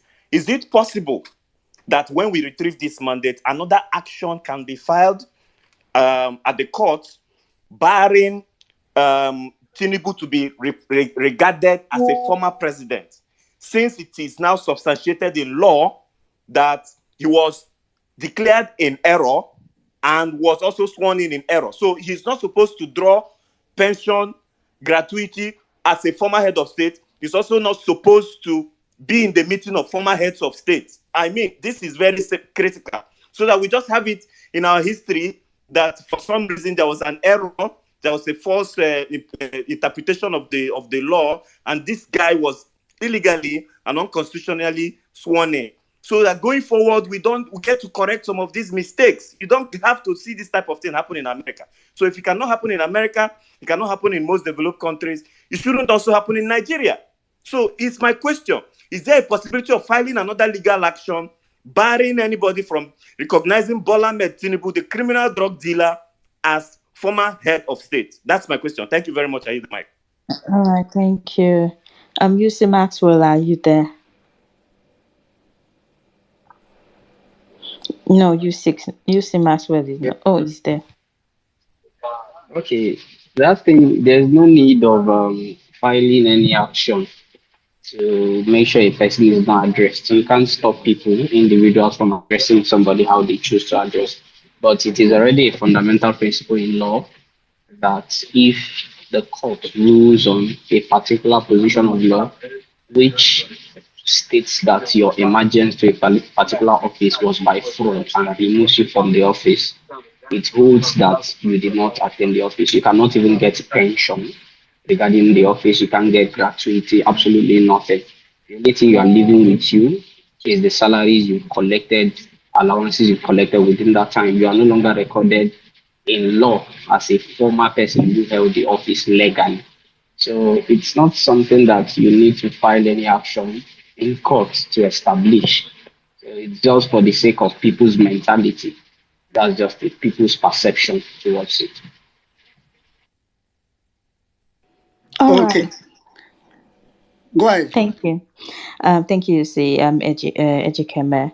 Please, if you like to speak, kindly raise your hand. If your hand are not up, I will just move you back to the list now. That's what Thank I you. want to do now, so that we can Peter get people to speak. Kizito, please raise your hand. Thank you very much once again. Thank you very much, man. You guys have just made my deal. I was hungry before, but now I'm filled up. Wallahi. Better buy it too. I've eaten. Wallahi. You don't understand. The boss inside the course just make my belly full. But I'm very happy, wallahi. I'm very happy. And I want the youth to always believe that there's always light at the end of the tunnel. African youth will be looking at us and be laughing and say, like, Nigerian youth are one of the best in the world.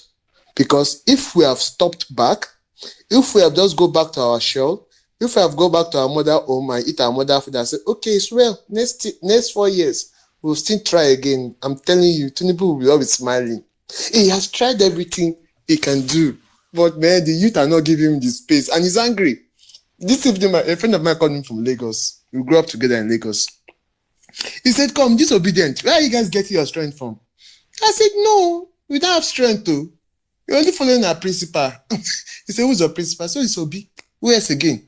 Because I know when Tinubu was a governor in Lagos, I was in Lagos. Yes, I was in primary 6 or so, something.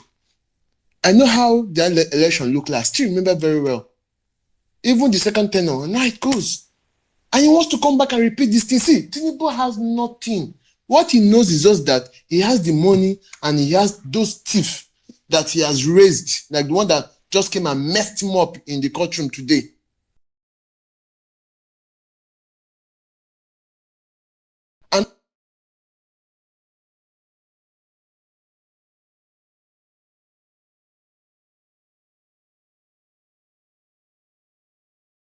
brother that called himself, what's his name? It's no longer my brother again. My enemy. What's his name? See, today, see, I want to go and drink beer now because I'm very happy. The next move is the Supreme Court and the judges, because I know they'll be threatening them right now. He has done it before and he can do it again. So please, that thing we just talked about, let us, the high time we put out our flags, it's high time we put out our posters, it's high time we just call the Western communities, the EUs, United States, let's just post. So that at least when they see that, no, we can't do anything, they will do the right thing. And please, we should never give up. Nobody should say they rerun or no, there's nothing like rerun. The case has been won, clear. Because for APC to say we are not bringing witness, we end our case, that's the end. That is the end. And I believe the way we are continuing now, is it 10 days from now? We will see what will happen. A lot of things will happen. But please, let's keep our hands together. Let's hold ourselves like chains so that we will never go back. Thank you very much and good night. All right, thank you so much. But I just want that everybody is drinking beer today. Please and please. Please and please, we need people to start making flyers and posters so that everybody will know that all eyes are on the judiciary. Use your beer Apio, money please to don't go go. and This use one your where money. the drink beer. Since Don't go and morning, use yeah. your money. I be Sakpa and Bishege know which una Nah, side because I know Shavik that start beer this now. thing with popping champagne. I don't understand. Hey, please don't drink beer. You don't pop champagne. Please use the money to go and print flyer, poster, whatever you want to print. Make someone know that we're still in court. I bet no go drink, forget yourself. Because right now I'm sure that that beer is very expensive. Please use it to do flyer and poster. Give it to your church They member. get VAT, they get VAT. Church be say you want drink beer. I bet no drink beer, please. Please and please. No, they drink water. As in tire me o. Boil water drink. Leave beer company alone, they'll be fine. They are not looking for your money. No, they are looking for your money, but still, drink water. If you don't want to drink water, go and look for mango or branch a mango tree and suck the juice from it. So it's beer. Beer. What is Wait, I it? beg, the is it problem, your now your belly, now your belly, now my belly. Me, I don't have power to say, guys, this guy, his stomach is paining him. Okay, now. you know the funny part now, we go enter inauguration now. People go use belle they push us for front. I beg go, don't Can drink you beer now. imagine? Go to gym, oh. Don't come people come on space and carry big belly and come here. Some Oh. Don't people come here and like start big belly. embarrassing Some one people, million match for please. space. Some people like Nello, big if it's belly. your spec, come out with your full chest and say it's your Nello, spec. if you like big stomach, Some talk. people like big belly. We won't shame you. Carry big belly and come I to can't this believe space. people just Do said we that. look like people that have big stomach in this space? Don't come. If you like, don't enter How gym you and say? begin fit farm. Please, some of us like Bless big them and belly. hear what you Uncle talk. Akaji, please tell them. No, Are you Uncle trying to say Akadi Bakaji has big belly? All right, let's is hear from prim and proper. Benjamin. Prim. Let's hear from Benjamin. Let's move on with the conversation. Benjamin, are you there? Oh, Okay, Benjamin. I'm very here, madam. Good evening, Madam Ngozi, and good evening, my fellow obedient. I want to say, first of all, I want to thank us of what we have been doing, and especially most of us who have decided not to let go, because we know that we were right from the beginning by supporting the right candidate. Peter Obi has not just raised warriors. Peter Obi has raised battalions that will stay in decades, that will continue to multiply. Peter Obi have opened our eyes to know what is right from wrong, although we actually know what is right from wrong. He has given us that platform to tell Nigerians there are still well-meaning Nigerians inside Nigerians. And I'm very happy to be part of that, to be part of this generation that is making history that every other African countries are now using as a case study, or rather referring to as the hope of Africa. I just have two areas I just want to beam our light on. EU have been giving final report over the years. In past Nigerian elections, they have been giving report. I know this was so essential, this was so important to them, and they decided to do a thorough job. When I say thorough job, in the sense that they know the danger that awaits them if this guy decided to to cage the Nigerian democracy and the judiciary. That's why they put all their resources to carry out the process of giving the final result the way it takes, without mincing words, without favoring anybody, without looking at those who are in power, just saying the way it takes, like a plain cloth. And I also want you guys to know that EU are people, are organizations that cannot be trusted. I say that word again, this is an open space. They cannot be trusted. When I say they cannot be trusted, in the sense that they are looking for where to gain from. They are like a model. Let me use that word. They are giving you something because they want you to grow. Not just they want you to grow alone, because when you grow, you begin to take care of them. That is the proverb of an African woman. That is what EU is currently doing. So EU are looking at that direction. We cannot have this man as a president that will govern over 200 or something million Nigerians, the most black populous nation on the planet Earth, or rather in Africa. They did what they did because they will be ashamed to stand on the world stage with Tinubu.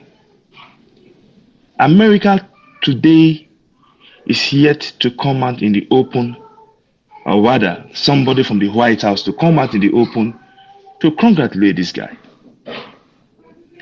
Okay, Madam Ngozi, I will still round up. I just want us to know we have a job to do. We are not done yet. We already know that we want this case from the tribunal from the beginning. APC, INEC, and Tinubu not presenting any witness is not a surprising thing at all.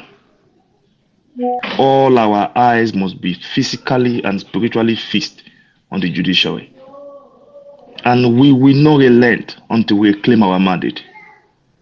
It is our job, it is our duty for us to do that. Once again, I want to say everybody who present here, those of us who are doing one thing or the other to make sure we carry out these activities, to make sure we call our principal and those who are at the helm of affair to order, you not being afraid to say the truth because you don't have any other opportunity of saying that truth again.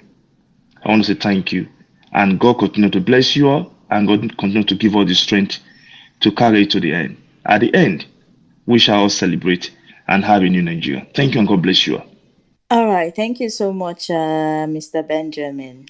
All right, let's move on to the next speaker. Please, if you like to speak, kindly raise your hand. Which one is this one? Nobody's raising hand. I'll just remove everybody now. We want to end shop. We've been here for almost 12 hours. Tiwa. Hello, everyone. Good evening. Can you all hear me? Yeah, we can hear you. Please go ahead. Thank you very much. Okay, just want to say kudos to everyone who has been very instrumental in disseminating the information that is coming out from the tribunal. The likes of Distinguish, the likes of Sarah, and you see Maxwell. Everybody has been doing wonderfully well. I say thank you very much. Thank you very much. So, without wasting our time, let me just put in one or two things. One thing one of my trainer told me while coming up is keep an open mind. We all need to keep an open mind. When I say keep an open mind, let's not gonna do. But no, like someone was saying, a guy from either Ibadan or something from Oyo was talking about being formerly Baptist and now an obedient. I love what that guy said. And what we should do is keep an open mind. Open mind in such a way that let them not just take us unawares. We all know what happened. All the reports prior to the election, all the forecasts that he will win, our PO will win, and all that. Forecast though, that's 5. No. What he said was forecast. Okay, sorry. No, it's just forecast. Yeah. I swear, I thought I had to I'm calm down first. sorry. Oh, I'm can you very still hear me? Is it that one that?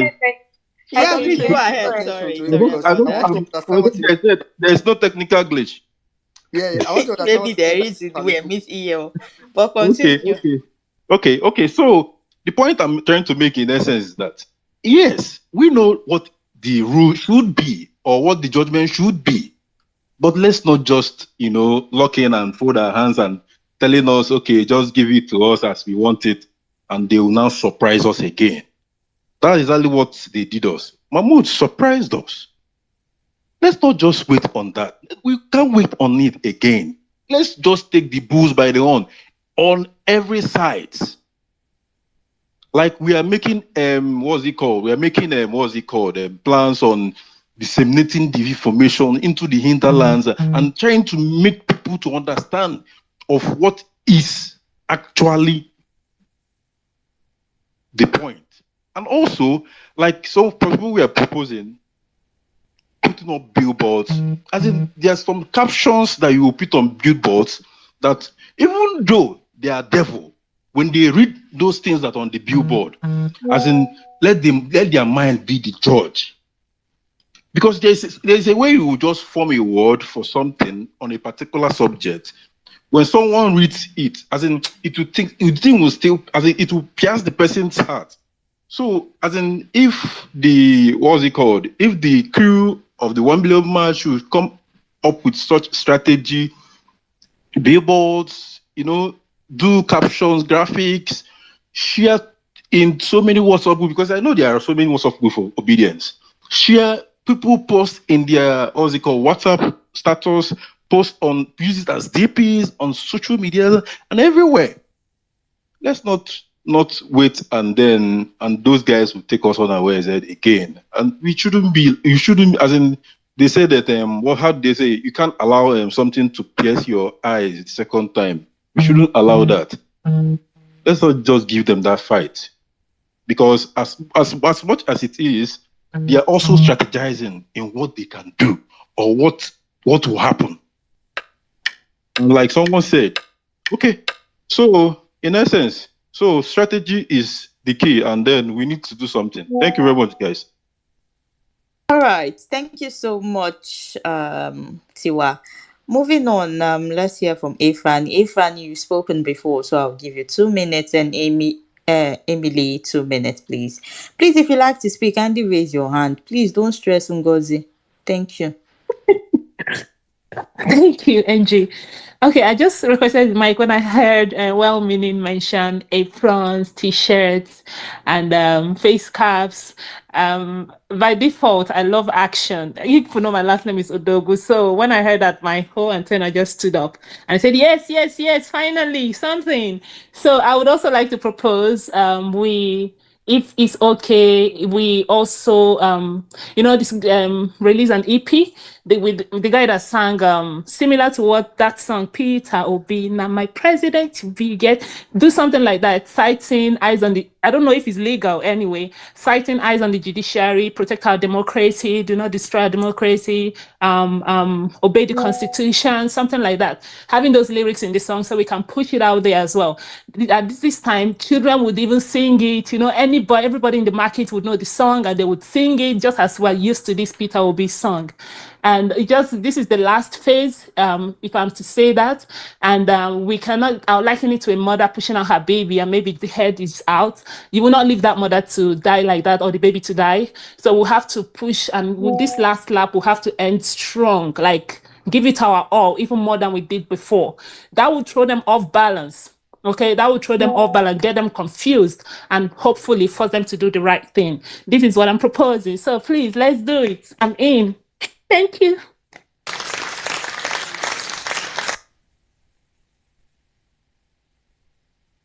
All right. Thank you so much, Ifrani. Emily, please, you can go ahead.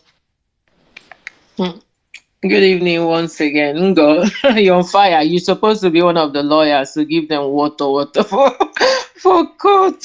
Oh my God, you cracked me up. Good evening, everyone, once again. And thank you guys for being here. Oh my God, it's been ages. Oh, Uncle Akaji, you're still here. Good evening. Hey, our general is here. Oh, distinguished Oluchi, General Oluchi. I comot my heart for you, one name one. Good evening. Chukwu gozie gị, gozie aka ọrụ gị. You're doing great, thank you.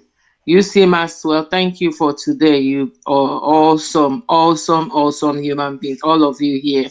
Thank you from wherever you're spacing from, the time of your place where you are. Thank you everyone for joining the space and thank you for persevering. We've been here all day. Oh my God, unbelievable. Where me? You're too much. Adabeke, fine girl. You're too much. Well meaning. Thank you. Ngo, bye. Oh my God. I want this girl in the court. We need her to hammer APC. Now the mouth where we need for our obedience movement. Thank you guys for being here. I really appreciate you. God bless you. I just wanted to say quickly about that guy that spoke, I think some time ago. I was doing thumbs down forever because I didn't agree with him, what he said. I looked at his profile. There was this bit I saw. He retweeted something that I did. I mean, something to do with Agbado. I don't know if he was being sarcastic or something, because I always go to check people's profile, their timeline, sorry, to see. Yeah, so I did see that. I was a little bit skeptical, and for him to say we should match. No, our principal has said we shouldn't do that. I don't like when people just continuously keep saying we have to match, we have to go out on the street. We shouldn't, and we will not, because our principal have advised us and we follow him. They say follow who know road, and we dey follow who know road because our principal know road. He knows that our lives are precious, important. He knows how the Nigerian zoo government behaves. So that's why he has told us, and we have to respect that. After all, we are fighting this war through him, and he has advised us, and we should follow for. So I didn't agree with him. Most of the things he said, I don't accept that. I know he might be an Agbadonian before he moved to obedient, but sometimes I'm still suspicious when these people are, saying stuff that kind of, a bit suspicious. But he might have the right, whatever thoughts in his mind, or in his head. But at the end of the day, I just believe we should respect and follow the advice of our principal. Very, very important. Every one of us here, especially people, diaspora. So I'm not going to protest. But those of a lot of you who are in Nigeria, you saw what happened during the NSAS.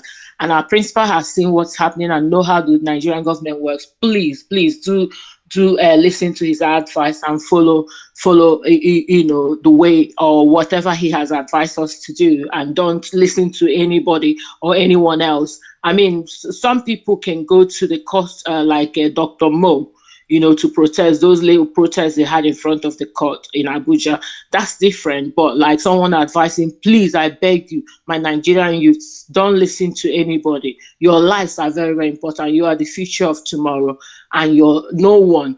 The international community are not coming to rescue or do anything. They can talk the talk, but they're not going to walk the walk. So let us be, let us listen to our principal. Basically, at the end of the day, that's the most important thing. And by God's grace, our mandate is going to be returned to us. I yield and I say good evening and good night, everyone. And may God bless and keep every one of us. And may we experience the good governance we are fighting for. Thank you. All right. Thank you so much. We're ending this space in 20 minutes exactly. So we're going to just have people up here on the speaker. So we're not bringing any more people up here, and we're ending the space at 7:30. Anyway, Thank you so Ngozi, much. sorry, I'm coming. Hold up. Before we close the shop, I hope you guys followed us on Facebook, TikTok, and YouTube. I hope you guys like the Facebook page. I hope you guys subscribed to the YouTube. If not, you will never see us on this space again. You guys will go and find another space to be chilling and hanging with. I'm not joking, I'm very, very serious. So please follow the link tree. It's up on the Jumbotron and like all our pages. If not, I will come for you, your dogs, your cats, your plants. You will see me in your dreams. I'm not joking. I'm ready to go spiritual for this matter. So please follow us on all our social media platforms. If not, you will see my pink eyes. Well meaning, over to you. Okay, all right. And when we say she's not joking by 7:10, she's actually joking. So don't worry, you see us, but follow the links. All right, but I just going to say, Madam Emily came to 1 million man march and said we should not march. I was like, how does that work? But I understand what you were saying. I mean, I think maybe you mean like street protests, like and all that. But I mean, let's just keep going as it goes. I get what you were saying. All right, Mr. Kachi, please go ahead. After which you come to patience. Yeah, thank you very much. It's been quite a while.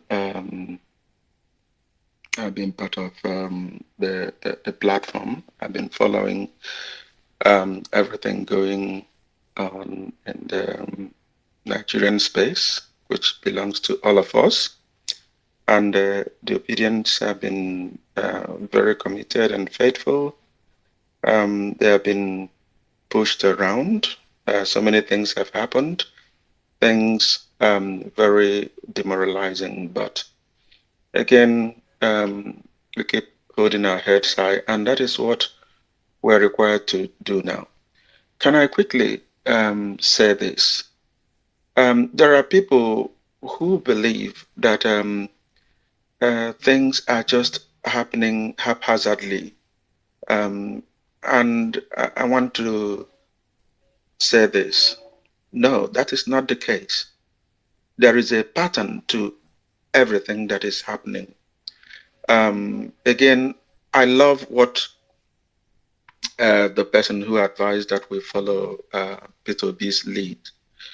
Very important and crucial at this point in time, because you may think Peter B is not talking or he's not out there in the street doing anything, but Peter B is doing a lot. He's receiving a lot of information, and this information is what is guiding the situation where we are now. Wisdom has prevailed. So far, all the antics that were put in place to disorganize or to create a situation of chaos that would have elongated the madness has been put in check through that man's wisdom. We have also this kind of feeling that nobody's going to save us from outside. That is true, but the world of today is a global village. When EU stepped out, different from what they have been doing in the past, to make statements, even to acclaim the campaign Obedience Pursued as being issue-based, and to mention Peter Obi in their report. That should tell each and every one of us something. Why are they pressurizing? You think the international community is not interested? That is not true. They are interested. I can tell you that from my position and where I am speaking from. You can check my profile. I don't want to say anything further than that, but I can tell you that there's a lot going on the ground. There's a lot of pressure, and it is to our own favor. So I want to encourage you, hold your heads high. Don't do anything that is not in tune with what P2B will do. There is a pattern to this thing going on. And at the end of the day, you will see the wisdom in whatever P2B have advised. Thank you very much, and I want to keep it short this way. Thank you. All right. Thank you very much, Mr. Kachi. Over to Patience. If you're in the speaker section, ensure your hand is up if you want to speak. Um,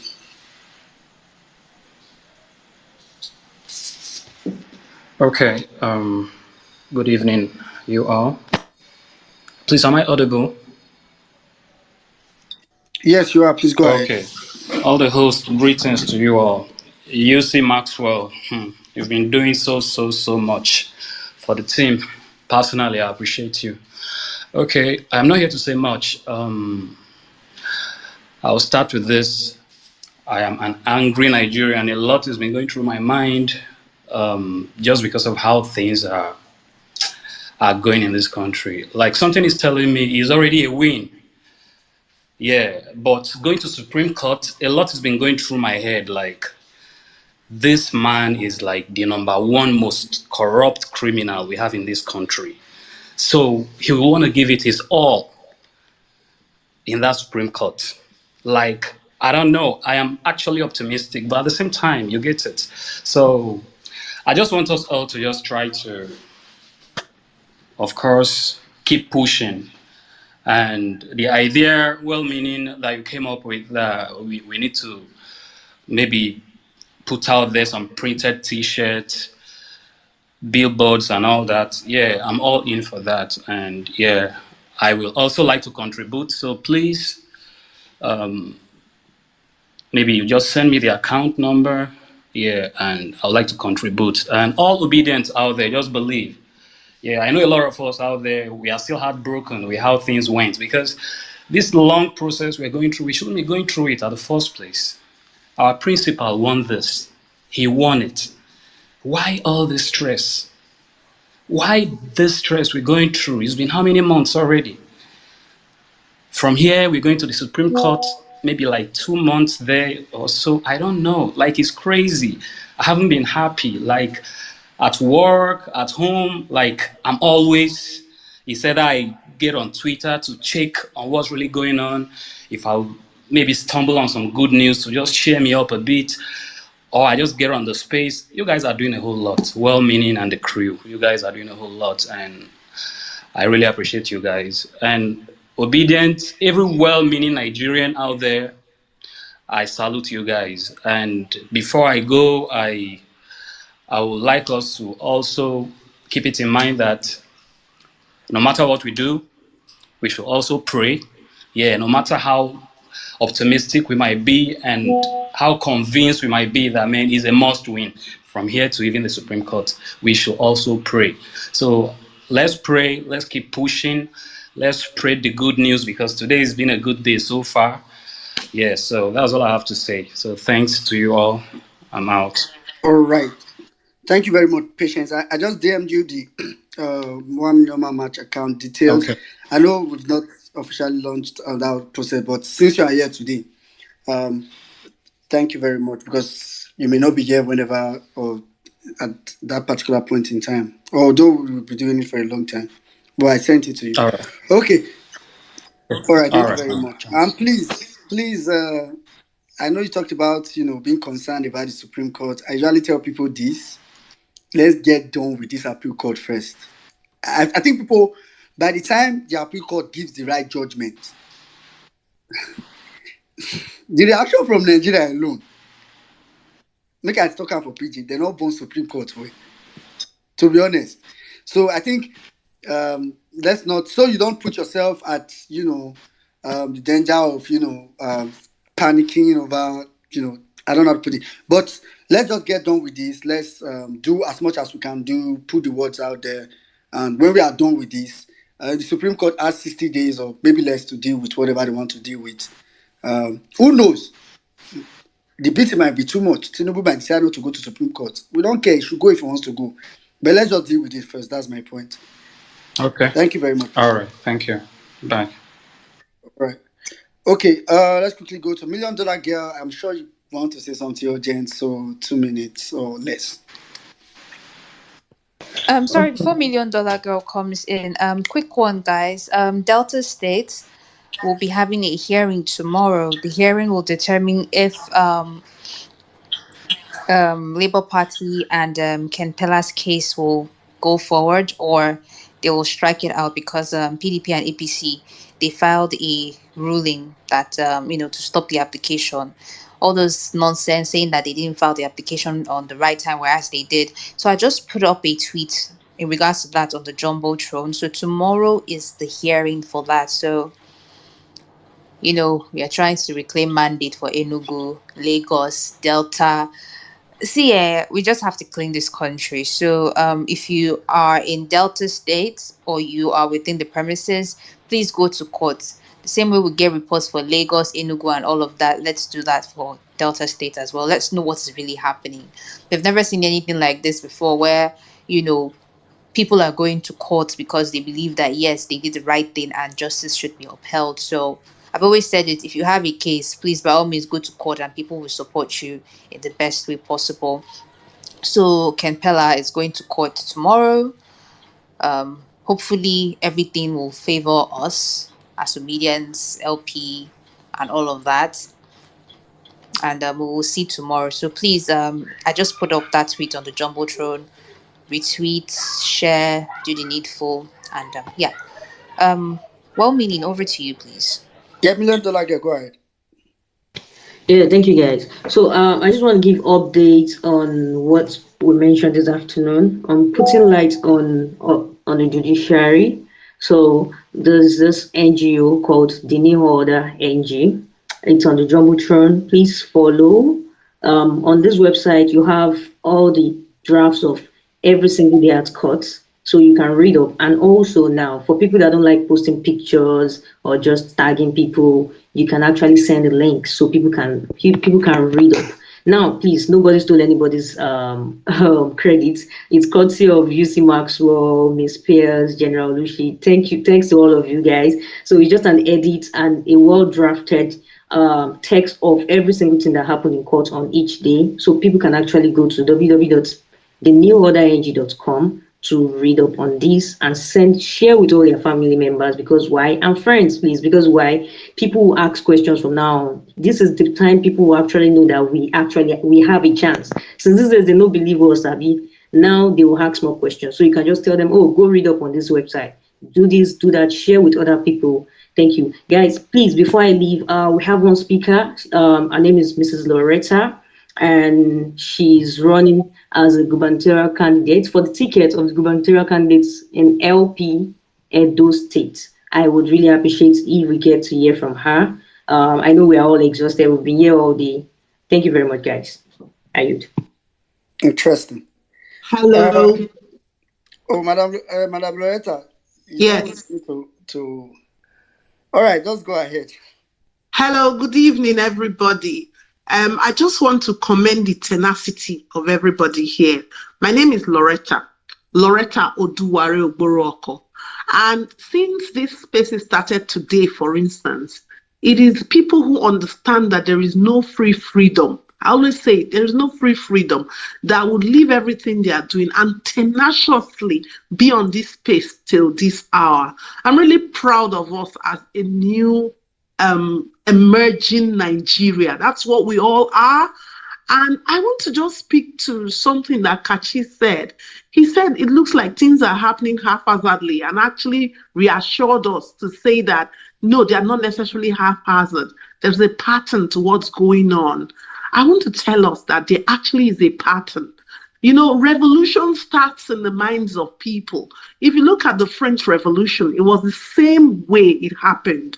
Now, what then happens is that these minds begin to coalesce. When I say coalesce, it means they begin to come together, like minds, the critical mass. And that critical mass is often just like 1% of the entire population. So it means that what's happening, it's all going to come to a purpose. And like Patience said, we must pray. We are praying that all of us critical mass, we find ourselves. There's no need for us to be pockets. When we come together and we coalesce, our impact will be bigger. And when Emily said, no match, no match, no match. It doesn't mean that we shouldn't match. But what we need to do, like the principal has been saying, is to match within the ambits of the law. And this is going to bring me to a subject when people say, oh, go on the streets. Do you know that if you have followed politics and the law, you will find out that the expectation of these people on the other side is that we who want a new Nigeria would have gone on the streets. If we did that, they would have carefully shut down the whole thing and imprisoned our principal, Mr. Peter Obi, and other high-ranking people. But that ability to maintain discipline and not go down the predicted route has thrown them into confusion. And then they said, go to the court because we can actually manipulate the court. But this is where I'll come in and say, no, this time around, it's not a sprint, it's a marathon. The court cannot be manipulated because they're all eyes on the court.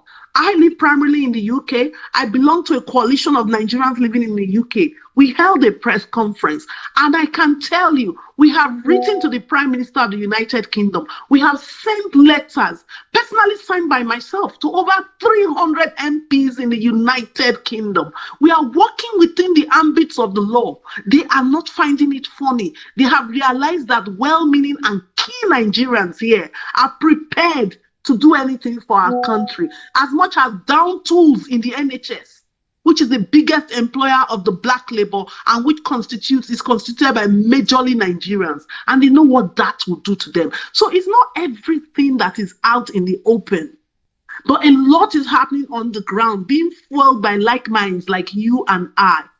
But one thing I want to tell us today is that we should not lose faith. We should not be despondent. We should take our places at the table. I've been in Edo State, and I can tell you that certain things are happening. There is an attempt to actually throw spanners into the seamlessness of obedience and create anarchy. And in that way, they have time to actually do whatever they think they can do with our country. But no, we are saying no. We are saying we are taking our places at the table in our different niches. I actually like what this lady said when she said, you will see my pink eye. Wait me. When she said you will see my pink eye, even though it was a joke, she sounded a warning. And this is what we should all do in our families, in our homes. Tell our brothers, our sisters, you, my father, you are in the judiciary. Anything happening there, we have our eyes on you. Me, your son or your daughter at home, I have my eyes on you. Nigeria is not going to change unless we as Nigerians decide to change Nigeria for Nigerians. And I want to end, because I don't want to embezzle people's time at this time. I'll come back tomorrow. But I want to end with the words of JFK, when he said that, he said, freedom has its difficulties and democracy is not perfect. But all the same, we've never had to put up a wall to keep our people in. He said this when there was still the East and West Berlin wall. And we must all realize that we cannot put up a wall to keep Nigerians in. The wall that is being created, and when I'm saying wall, I mean WALL right now, is a wall of the mind. People are beginning to fence round that thought process of liberation. They want Nigerians to forget. They want the memories to be shut down. And one of the quickest way is to abandon the ambits of the law and begin to take the laws into our hands. That way, they will just pick up the principal, put him in prison. So moving forward, we must all do the bits we can do. In Edo State right now, there are people, obedient, who are rising up again and saying, no, we must be an example unto the nation. We cannot mortgage the ticket of the Labour Party to people when we have a reason to look at capacity, competence, and a track record of excellence and empathy. We cannot sell it out. Labour Party must blaze the trail, but it's difficult, but it's going to happen. So I just want to say well done to everybody. Well done to all who have spoken, and even those who have not spoken. Yes, we need money to oil the wheels of any revolution whatsoever. So when the time comes, if accounts can be made available so that we can put money in. Thank you very much, everyone. In Thank you. fact, that was a good place to put it, because I was going to say, I know you said you were going to come tomorrow, because from tomorrow, next tomorrow, going forward, you are going to be very much around. Maybe not as long as this now, and but the real plan would be to mobilize. Basically, I mean, it's not really just about money, because we need people on ground to activate whatever people that want to raise funds or put funds into whatever will be planned. And it's just like everybody coming to plan. And that we usually say that, we should not do it on public space. This one doesn't. If we say we want to make shirt, if APC like, they should go and make shirt. No wahala. Me, I'm okay. Anything anybody want to do, do. If we say we want to do flyer, they say what they want to do. Oh, no wahala. All me I want is for everybody to be looking at the judiciary. That's all I want. However you look, if you're looking as an obedient, fine. If you're looking You're as right. fine. You're right. Our eyes must be peeled on the judiciary, especially those of us who are going for subnational government elections. Because whatever happens now is going to reflect on us. I cannot be going for the governorship of Edo State and expect that judiciary should miscarry justice at the center. It's not possible. Yeah, you're right. You're right. Thank you very much, Madam Loretta. I hope we'll be having you around more often and for everybody. Big Mac. Yeah, thank you very much, Madam Loretta. Thank you for your wonderful submission, and thank you for coming here. I would have loved to say this probably tomorrow, but I'll put it out there now. 1 Million Man Match Crew, we're going to be hosting the Edo Voice on Sunday. I think it's on Sunday, but I'll put the flyers out before the end of tomorrow. So we want all sons and daughters of Edo State to be there so we can deliberate and discuss how to move Edo State forward. So I think you're vying for that post to lead Edo State. I would please beg of you to be there. You would see the handle is the same 1 Million Man Match Crew. I'm going to be the one hosting. So looking forward to seeing you and every other Edo-lite in the UK. Please kindly invite them and let's all have a robust discussion about how to push Edo State forward and win this coming election under Labour Party. So thank you very much, ma'am. I just want you to know that. I look forward to seeing you on Sunday. Yes, ma'am. Sunday, what time? I think it's going to start at 5 p.m. But I would Please let follow you the know. account. Sorry to bother. Yeah. You follow the account. You will already not. following. Already Yes. following. Thank you. Yes. Follow the account. Follow Well-Meaning. Follow NG. Follow Wayemi. Follow Nello. UC Maxwell, and myself. We're all. And Okwakaji. Uncle Kaji. Sorry. Yes, we're all part of the crew. So we would see you on Sunday. Trust me, it's going to be an interesting space. You don't want to miss it. But thank you, ma'am, and let's get to work. All right, thank you. Big Mac, I like the way you say let's get to work. Because everybody have been talking here since as if they are doing closing remark.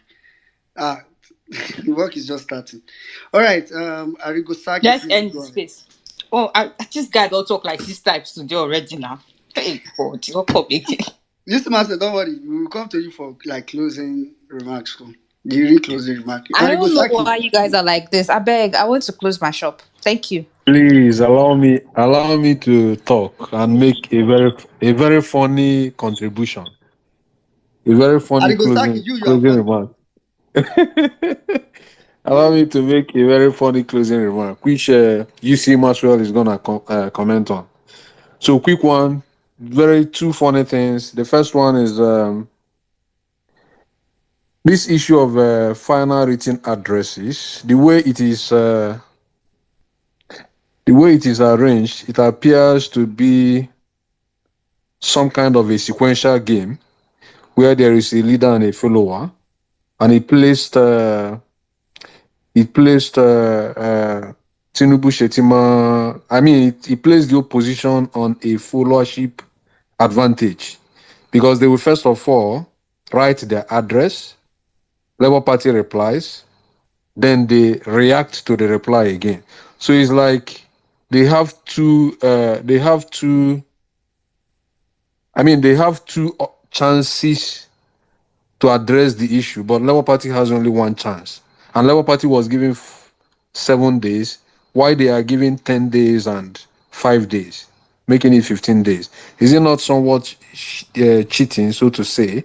Then, secondly, the certificate that that APC presented from Chicago State University, what if it's different from the ones presented by PDP from the same Chicago State University? How will the court determine which one is the authentic one? That's the funny questions I want to ask. Because actually, sometimes you're supposed all these your questions supposed to carry and go DM sometimes.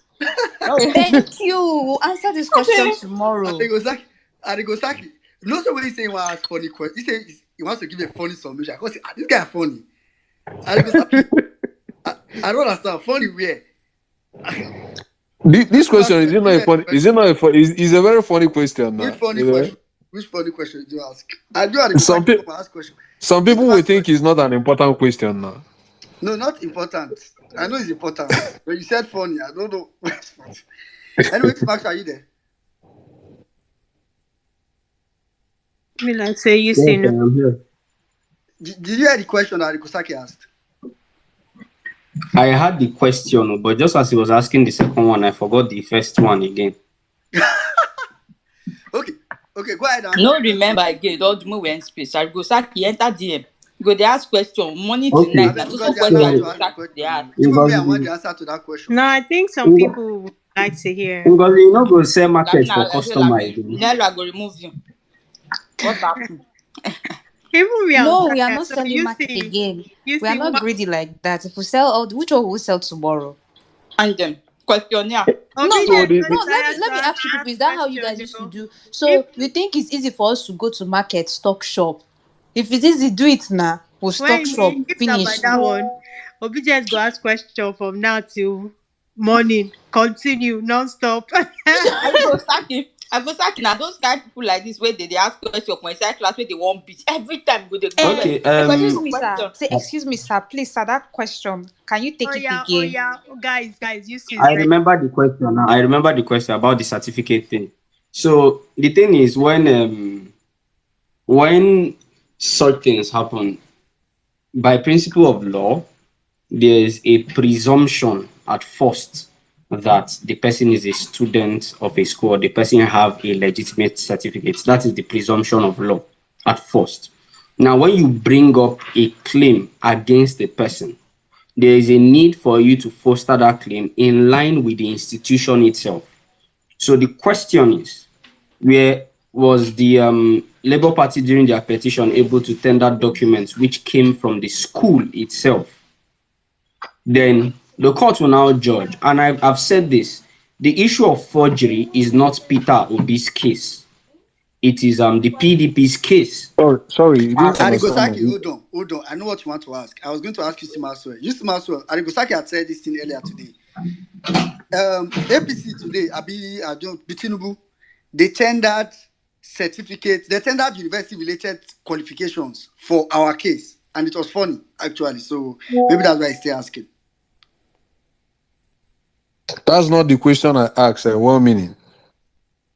What was your question? I said PDP went to Chicago. 1 minute. PDP went to. Said, you know? Yeah, let me ask the question again. Finish. I said number one question. PDP went to Chicago State University, got university documents for Tinubu. Then Tinubu group went back to the same Chicago State University, got like university document for Tinubu. If these two parties present these certificates and there is a contradiction in the documents two of them presented, how will court determine which of the parties actually got the document from the said university they claim to have gotten it from. You understand what I mean? I said I had the question. I was answering the same thing. You people cut me off. I don't even Okay. understand again. And I'm telling you, I'm laying a background for you to understand it. And now cut me off. So that you guys know, rain fell in Abuja. Network is bad. So anytime I don't speak, the network will fumble. Okay, just to answer you, where there are two documents that have been tendered before the court, that's what I told you. At first, there is a presumption by the court that the person has a legitimate document first. That is the presumption of the court. So you now need, you that is tendering document, need to prove that the document is forged. So you need to obtain a document from that particular school. So what the court now is going to do is that between these documents that have been tendered that they claim to have gotten from the school, if PDP actually got it from the school, and this one that these other guys tendered that they claim to have gotten from the school, whatever ways that the court will use to adjudge it will now be based on also looking at the documents and also looking at the arguments that they are going to tender. I don't know how the court will be able to deduce it, but like I said, if there is a forgery, it is easy to tell, because if you obtained exactly the same certificate from the school and this other one is also a certificate from the school, you will now need to call evidences to prove that that other one why did you tender it? Because remember that the document that PDP brought is tendered by the APC. The document that PDP brought is what Tinubu tendered to INEC as the certificate. So if you now bring a different thing, if the APC goes and bring a different thing, it means that they are simply implicating themselves. I don't know if you are getting me. PDP is not bringing a separate document. They tendered the document to INEC as proof of education.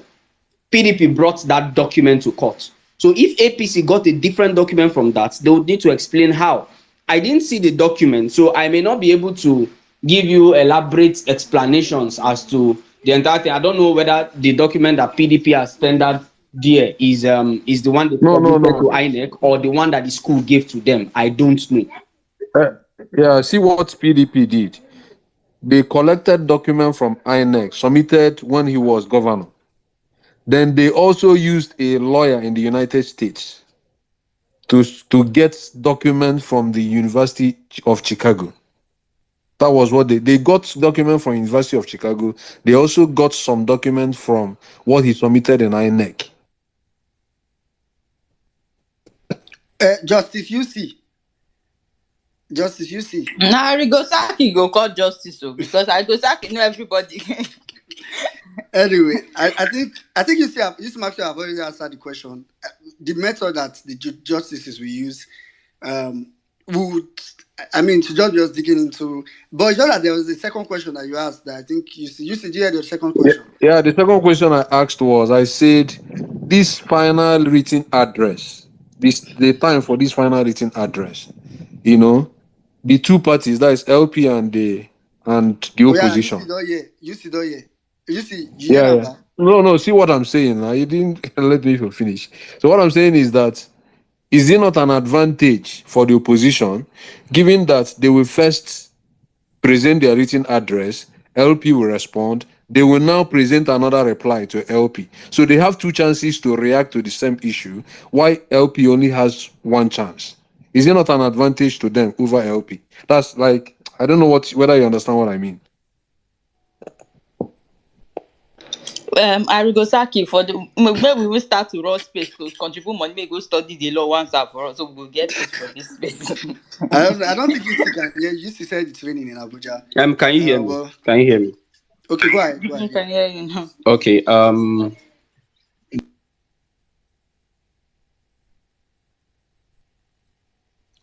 can't hear you. The kind of question where you ask the chop. Please send him a message in the DM. He'll respond to you. Thank you. Let's just move on, please. Mr. Maxwell, can you hear me now? Yeah, so send him a message in the DM. All right, Madam Bola. Ngozi, Mr. Maxwell, if you can fix your network, come and ask it. You don't ask a question publicly and answer in the DM. because that question is No, already but you out. can see that he's having network. You won't come wicked the guy. Tomorrow, you write the question that tomorrow you Arigosaki, I answer am. think this is just how the law operates. You see cannot answer, but honestly, this is how the law operates, or this is how it's done. The petitioner would put the petition. The respondents will write their written. I mean, we've already submitted our petition and everything. They will write their written. The respondents will write their written address to everything that we have tendered. Then we would now react to them, and then they will have their own turn to respond. So it may not be fair, but I mean it's the way the law is. It is what it is. So All right, and that's actually Okay, can you because guys hear me? Can you guys hear me? Sorry, please. What Nello said is simple and apt. It is the procedure of law, not because of it is the Presidential Election Petition Tribunal. It is how law works. That the respondent files their final written address, then the petitioners will now file theirs, because the petitioners will now need to respond to all the defenses that they've raised in their responses. You understand me? And you could remember that when you are filing petition, it is the same thing, that anybody who is filing the petition will file first, the other party will respond, and then you now have a right of reply. Whoever files first always have a right of reply. That is how it is in law. So it's not a new thing to law. all right, Momi Balande. Yeah, oh gosh, I just came up. I just came up about the certificates and stuff. You have to remember that it was a lawyer who tried to file a petition about Tinubu's perjury. That was the guy that was their witness, PDP's witness. And I remember from working, because he was working with David Hundeyin, and they subpoenaed the university, right, to get all the information they did. I don't think that PDP went and got further information. I think they utilized what this barrister had already gotten. Right. So, but at the end of the day, I don't know how the justices are going to look at it, but at the end of the day, isn't it a bit strange that all these years that this has been coming up? It's not the first time and it's not the second that this issue about his qualifications has come up, right? He never went back to get a certified copy from the university. He decided to present Oluwole certificate to INEC, right? But and that is where you begin to look at what they've now submitted to the court, being purported to be some legal person at the university. Right. I would have expected that, concerning the importance of that, the head of the legal department at the university will attest to, the validity or the the certificate and whatever else they submitted, but I just find it strange that they left the two Oyinbo people before that guy and they now use this guy. So, but we won't know how the justices will perceive it. They might very well, in the arguments that the last address that's going to go before the justices, they might, be swayed by the argument that, why did he present? Because in the petition is the fact that he presented something else to INEC. That's what's in contention, right? That this is not a certificate that came from the university. So if you were actually a student, why would you need to do that? I think I lost my BA certificate a while back considering I had since then gotten married and changed names, right? I went back to the university. They said, all right, go and swear an affidavit, and then they issued, funny enough, they issued that new certificate, right? They issued it in my marital name, which is fine, but at least if at any point in time I wanted to go for public office and they say bring all your certificates, if people question that, at least I have all the documentation showing that, look, I lost it, I applied for a new one, they issued it, but this one, please, I'm sure if we query stuff, knowing the Jimmys of the world goes and digs a little bit more, we will see that money has changed hands, right? Because he could have done this decades ago and he didn't, right? So that's a whole lot of rubbish. As to you know what, the I'm not worried that the respondents will have the right to reply to whatever. You see, when the stew that they've been cooking, and they will put it all in their final address, right? They don't know where we will come back at them or PDP will come back at them. They will just put everything. They would have put salt, they would have put Maggi, they would have put everything, right? And so when we have that and we respond to it, right, we either get to a point where the stew that they've cooked, they've over-seasoned it and they have nowhere to go again. I mean, you can see with how deliberations have gone that there's no defense for what they're putting forward. A lot of the things that they've said in their response to our petition, if you think about it, they weren't able to prove any of that in court. So whatever is they write in the final address will be based on they can't really prove any of it. They have nothing. And you know what Women Nigeria has been saying about documentation that you bring to the court. I think UC said it loads of times, that they would have to utilize it in one way or the other. But can you see that even when it came to providing witnesses and what have you, they couldn't. They just found one person who was brave enough to be there. And you see how both LP and PDP was able to literally dismantle all whatever it is that the guy had written in his witness statement. So I wouldn't, I wouldn't be worried about that. The legal team has shown their brilliance throughout this process, right? And I can see them knocking each whatever is that the witnesses or witness statements that they have put forward, they will decimate them. It is not, we shouldn't be worried about that. I am more focused now on trying to keep everything on the front burner. Keep on, almost we could go through our petition again so that people remember. I remember General Lucci, she took her time to go through the petition, so you can see what we said and what they said in response. Because I feel like because people didn't get a lot of people didn't read that. They didn't read the petition, they didn't read the responses to it. That's why, they're so jittery. If you had done both, you'll understand it. And so perhaps that is something that we need to do again. Right, in the time we have to go through each of it, and when we get to the written address, we'll go through that as well. We need to keep it on the front burner so that people can see how the whole process is panning out, right to its to the conclusion of it. We need to keep it out there. We need for more people to understand that, look, we are in court, this is what has happened, and this is what we expect. That's all.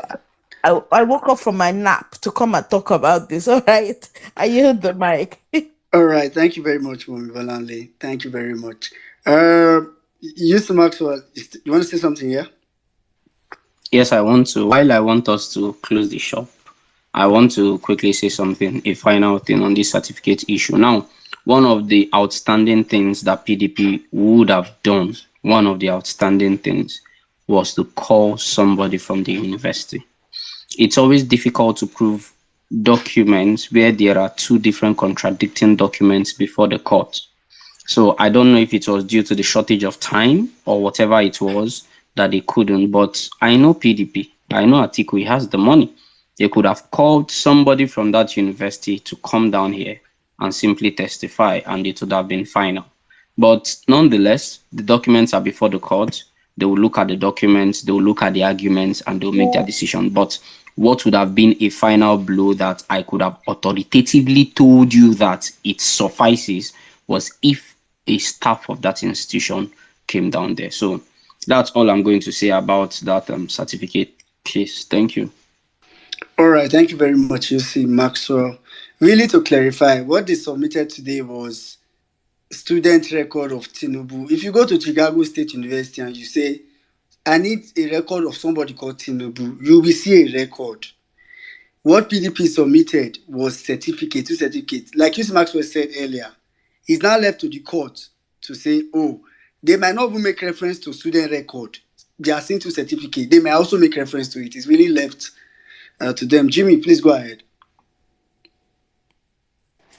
Yeah, well done, guys. You guys have been at it since morning. I just I had to face my work for a little bit. So I got a couple of messages from people regarding someone that tweeted a screenshot. I think Mr. Kolade sent me a picture of it as well. That he searched for the man's on New York attorney website, and his name popped up. And this is my stand on that. I don't believe the documentation whatsoever, because the way I normally do my findings, I said it earlier on this morning. This man has 5 to 6 different aliases, he's using. I see no reason why you need that much names, to your personal self to do whatever it is you're doing. So I don't want to put up all the information I have about this guy because it's quite damning, and I don't want any lawsuit. But I've sent some to the people that requested for it, legal people that requested for it, so they will go through it and figure out which ones they can actually put out. And as I said, I see no reason why you want to change and amend the name of your company or whatever it is you're doing with 37 times. I see no reason why you want to do that 37 times. So in as much as people want to go out there to confirm whatever it is, I still stand on my search. I mean, I've been using them for a long time, and I'm still using them for a long time now. So that being said, then the other one is I'm still awaiting. I contacted someone. The person reached out to me, but we're waiting on one of the SANs to send the documentation to me. I really want to know the certificate they tendered to the court and the one they claim they paid $1,000 for. I need to know those documentation. I don't mind. I'll just drive down to Chicago State University myself to confirm, because it's outrageous for you to charge someone I believe they used that $1,000 just to let people know that they paid a lot of money just to get it. But it's a lie. It is a bloody lie. The worst you pay, it's $35. The worst you pay is $35. And as UC Maxwell said earlier on, I see no reason why, not even Atiku, Tinubu himself, if you really did go to that university, what is it going to take you to get another documentation that this is what you the latest it is, the more solid you can prove your case in court. So I see no reason why you can't just get the latest one with the latest date showing, this is it, let's just put this thing to rest once and for all. The only ones they've been banking on are the ones they've collected way back, and they're still capitalizing on that one. I see no reason why they're still doing that, but we all know the reason why they're doing that. These guys are not to be trusted. They are just a bunch of demons, and will be opening their nyash up one by one. I yield. Sorry, 1 minute. I just wanted to quickly say something. See, the point is not whether he attended the school or not. The certificate he submitted to INEC, is that the original certificate? There is the question of whether he attended the school. That one is what APC people are trying to maybe push in. But the Oluwole certificate that he submitted to INEC, where did he get it from? You cannot submit a fake document to INEC and then later you now go and bring. Why didn't you submit the real one? So let's not lose focus and start arguing their case for them, because if there's one thing that I've noticed, God, when I used to hear all these Agbado boys come on the timeline to be arguing all this rubbish, civil forfeiture, blah, blah, blah, I used to think that, these are just things that they say. But I realize now that this is actually the things that the sons are arguing in court. Like you can hear when he was trying to, during that time, what was that case again that he was saying, what's that case that trended, he was, can remind me, the one that Olanipeku said. Passport. Yes, that passport story. Expiration of Do you passport. understand? These are things that, this Kudus and Co, they will come and say on the timeline. You would think that, these people, they are just using this thing to catch cruise. But throughout their case, we saw them coming up with all those line of arguments, and you'll be like, wow, so really, this is even what their top dogs are doing. So, like this case now, maybe they went to pay $1,000 for one Chicago certificate, but that was not the certificate that Tinubu submitted. The certificate that Tinubu submitted is the only one that they printed from Pinterest, and that is forgery. You cannot submit a fake certificate. Why didn't you submit your original one? I mean, you had all these years. You knew you were going to contest for presidency. It wasn't an impromptu thing. You could have arranged all your documentations. So I just wanted to, put that there. Oh no. Right. I think you got me wrong. What I meant by that is the moment the university realizes that their name is out there with the fact that someone said they charge $1,000 for a certificate, they will take it up. They will take it up because they don't want to tarnish their image on that. They will take it up, and whatever it is beneath that case, they will bring it out to let you know. They'll even bring out the receipt if they really did submitted anything. They'll bring out the receipt. Okay, Eventually, they might just be like, So eventually, they might just be like, they don't even know any guy named such.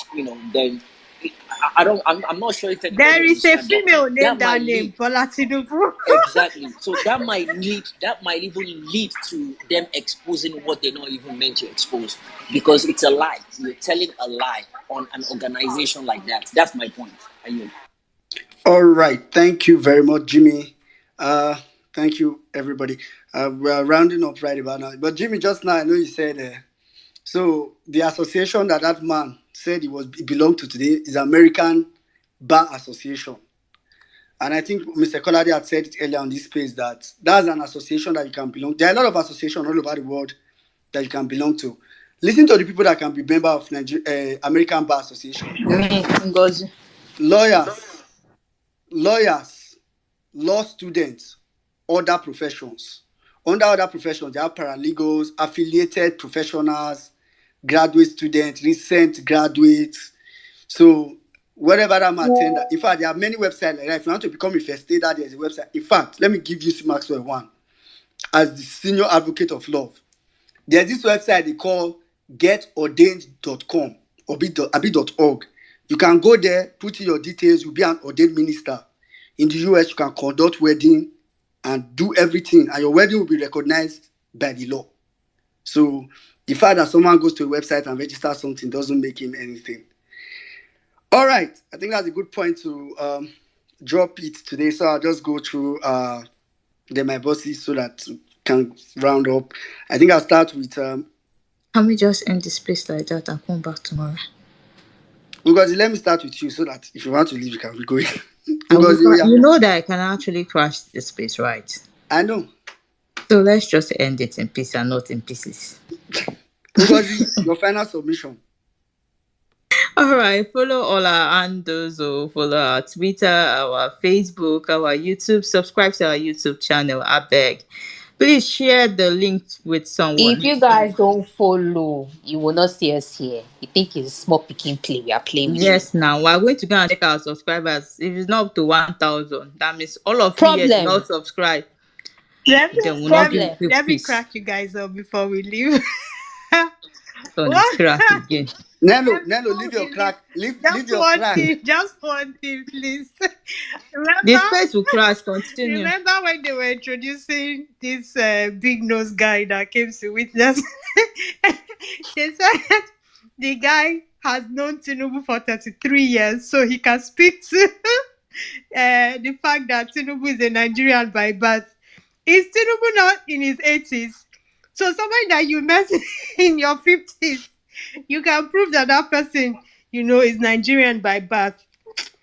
These people are just jokers, like serious jokers. Anyway, that's it. I hope you guys are laughing. Ha ha ha.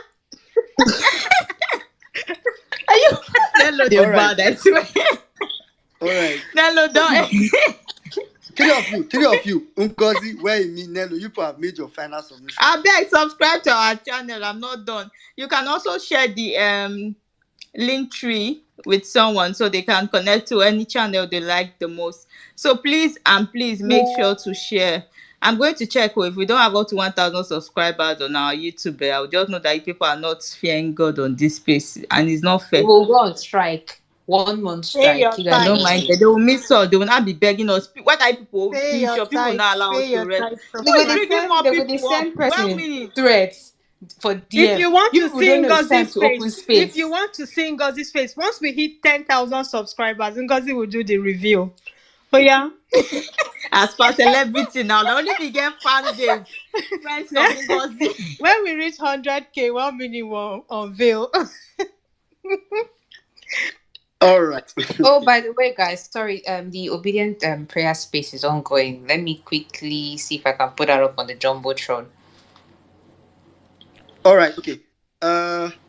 Just Maxwell Alpha. Any final comment? Yeah, so thank you very much. And then when we reach how many thousand before me, I will unveil my face since everybody they unveil Your face of that we me. know. You are for the general public now. Hey, all right. Thank you very much, my people. For those who are saying that our eyes now should be on the Supreme Court, I want to tell you that you are wrong. We are not done with the Court of Appeal. It's the entire judiciary we are looking at. Now, in law, there are mistakes that can be made by a lower court, which leads to the cancellation of that judgment in the higher court. So we are not done at this level. There was a time where a 5-panel judges sat before a case, and then during the time of delivering of judgment, one person who sat before that case was not there on the day of delivery of judgment, and somebody else who did not start from the starting of the case till the ending came and delivered judgment. It was a reason for the court, the higher court, to overturn that judgment. So eyes on these same Court of Appeal justices that are on this case, eyes on the Supreme Court, eyes on each and every one of them. Then another angle I want to come, please follow all our handles. Thank you for all the good jobs that you guys have been doing. I want to say special thanks to all of you listening on this space. If you're an Agbado person, no problem. The thank you still goes to you because you help us make sure that we have some. Okay, we are not using any curse words here. We have some mentally retarded people to always, interact with or, have some of these conversations with. There is an APC guy who went and said that Abuja is the capital of Federal Capital Territory. And it was crazy because I don't know where these guys go to school. Federal Capital Territory, I'm saying this for education purposes. Federal Capital Territory is a status. It's not even a state, it's not anywhere. Federal Capital Territory is a status conferred on any area or territory that has been marked as the capital of Nigeria. So if tomorrow Enugu is made the capital of Nigeria, Enugu will become the Federal Capital Territory. So it is a status. Abuja is a territory, is a location. And the capital of Abuja is Amak. And Abuja itself is now the Federal Capital Territory to Nigeria. So all these guys do not go to school. They are just urchins that are given some small money and they come out and begin to talk nonsense. The guy still went on that thread. I'm not going to block him. The guy still went on that thread and was still defending his stupidity. But it's what we see. But thank you for all the reasonable people out here who make sure that we keep on doing this day in, day out. Thank you for all your contributions, money-wise, time-wise, resources-wise, everything. I am deeply grateful to each and every one of you because it always gets me happy that every day we keep getting new people whose hopes come back to this, movements and believe that there's still something at the end of the tunnel. So thank you so much. I'm proud of all of you. I remain my humble self, UC Maxwell. The only person I'm not humble to Oh, thank you is so much. Ngozi. We're moving All on. right. All right. Thank you very much. Can we end this space now? 1 minute. No, Ngozi. I will crash this space, and I mean it. All right. Thank you very much. Ngozi, if you crash this space and Uncle Mark and Uncle Akaji have not spoken, the kind of query you will receive. Anyway, thank you very much, Mr. Maxwell. Or just knock your head, you will receive punishment. Now inside You toilet, see, they talk they this one. argue with all these Agbado people. You go just surprise say Nello, if they you want argue raise, you want bring submission now. You don't finish. Now me mute you. Now Ngozi mute you. Me? Just know. Ha, please, Ngozi is you. So Me. you don't see that guy when they throw everything for back. Who got the rest? But Nello, wait. Quickly before I just I think Yusuf actually said everything I would have said, but please, there was somebody that actually sent me a DM. He wanted to come up to advertise his tailoring business. His name is Pelumi O. He actually said, "I'm begging, well-meaning," and I mean I tried bringing him Please up. ask But I him think to come tomorrow now. Yeah, but I think Yeah, we but certainly come tomorrow. But I think it's meaning, just do you have like his if he can send you like some of his samples or his pictures, then we can all retweet it, Yeah. Kind of makes sense. Yeah, so I'm just picking if he's here. I think it's somewhere in the space. His handle is at Pelumi Z page. At Pelumi Z page. He send it to me. Like he should send me a DM with his handle so that I can put it up on Jobutron before we end the space and everyone will retweet. When we done the airspace, now you want to put up for Jobutron. You will say and now we'll retweet it before we end the space because it be like say no one end the space until I crash. All right, Pelumi, kindly send it to Ngozi. Maybe you but like Nello said, please come tomorrow, guys. Please, we'll be up tomorrow. Anybody will be hosting the space. Tomorrow, maybe, there will be conversations. These conversations have not ended, but on the side of those conversations, like we said earlier, we'll be talking about, strategies that are open. Not, like I said, there's nothing like secret strategies. Strategies are open. Anybody that wants to run with it, go and run with it, no problem. And maybe, like I think we normally do, maybe raise funds and just facilitate things, make things happen on ground, basically. So please don't run away tomorrow. That's not why I did good now. See you tomorrow at probably 10 a.m. since there's no case tomorrow. So probably might even show up yourself by 1 o'clock. Which can 1 o'clock? When you are the one who see this place tomorrow. I'm not around though. I actually have an appointment for that time, but oh God, end this space. Anyway, guys, we'll be here tomorrow. Let me quickly go to Uncle Akaji, then before we go to Big Mac. Uncle Akaji. Yeah, thank you very much, well-meaning, and the entire crew and everybody as well. I'm seeing over 900 people at this time of the day. Today was about what we are willing to put up with as a people. How low can we go as citizens of Nigeria if the type of characters we are seeing are allowed to preside over our affairs and control our destinies. So thank you again, and let's carry on with the conversation tomorrow. Some billboards have gone up, and a few other things will be going on. There's no letting up. We just need to keep everyone on site and informed.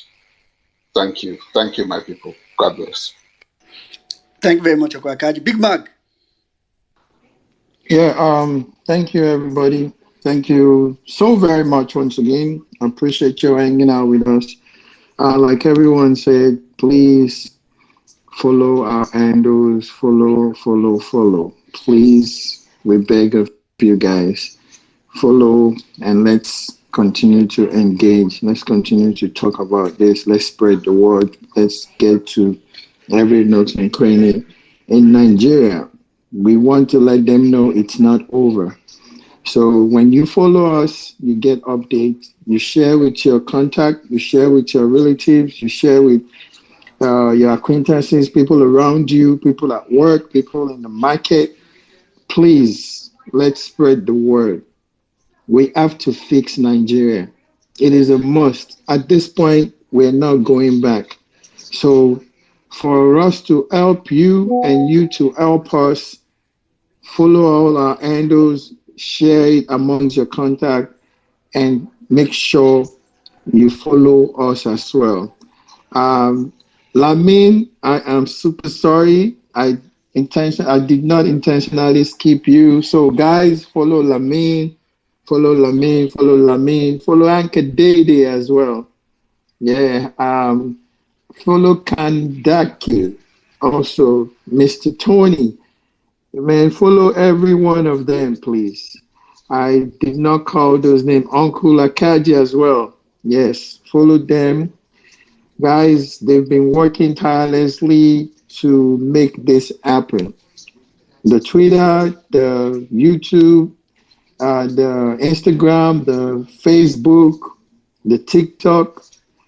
Trust me, you don't want to know how much they put in to get to this point. So please kindly follow them, appreciate them, and let's get to work.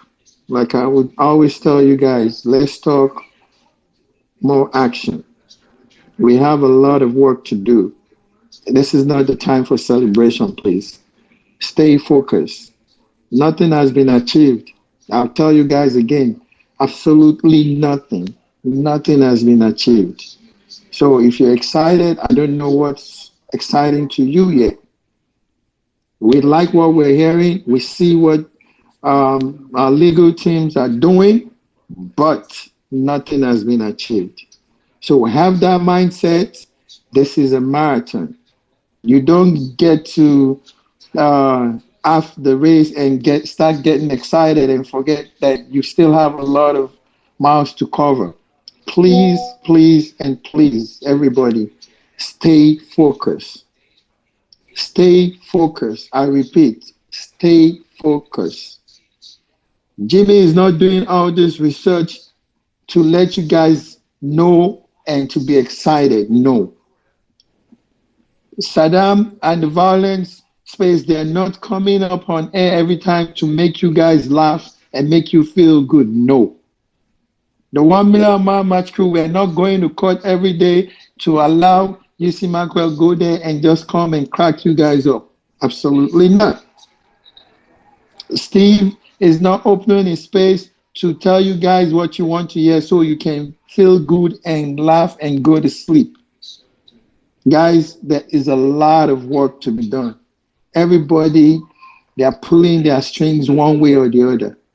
Please don't get carried away. Do not get carried away. I'm saying it again. There is a lot of work ahead of us. Think like that. Don't think like, oh, I just want to give them one sucker punch and that's it. No. You want to bury them. Nail that coffin and throw it into the deep sea. That is the mission. Should be your mindset. We're not dealing with just the regular people. These guys are demonic. These guys are devilish. These guys don't sleep when you're sleeping. What does that tell you? They want your downfall. So you have to, you see that picture on Jimmy's profile? It did not just put that picture for fun. Jimmy does not come out here and make you laugh by raining curses at these people. Jimmy does not pretend about how he feels. You need to feel that way. If you love his passion, please embrace that passion for yourself concerning this case, concerning this situation, concerning what is happening in Nigeria. It is no joke. Absolutely no joke. I tell you guys, we've not achieved nothing. We are not yet satisfied. We can't be satisfied. I don't want to hear I'm popping champagne. I'm saying, no, no, no. It's not time for that. So, guys, I beg of you, let's get this on. Let's get to work. Thank you all. I love you all. I appreciate you all.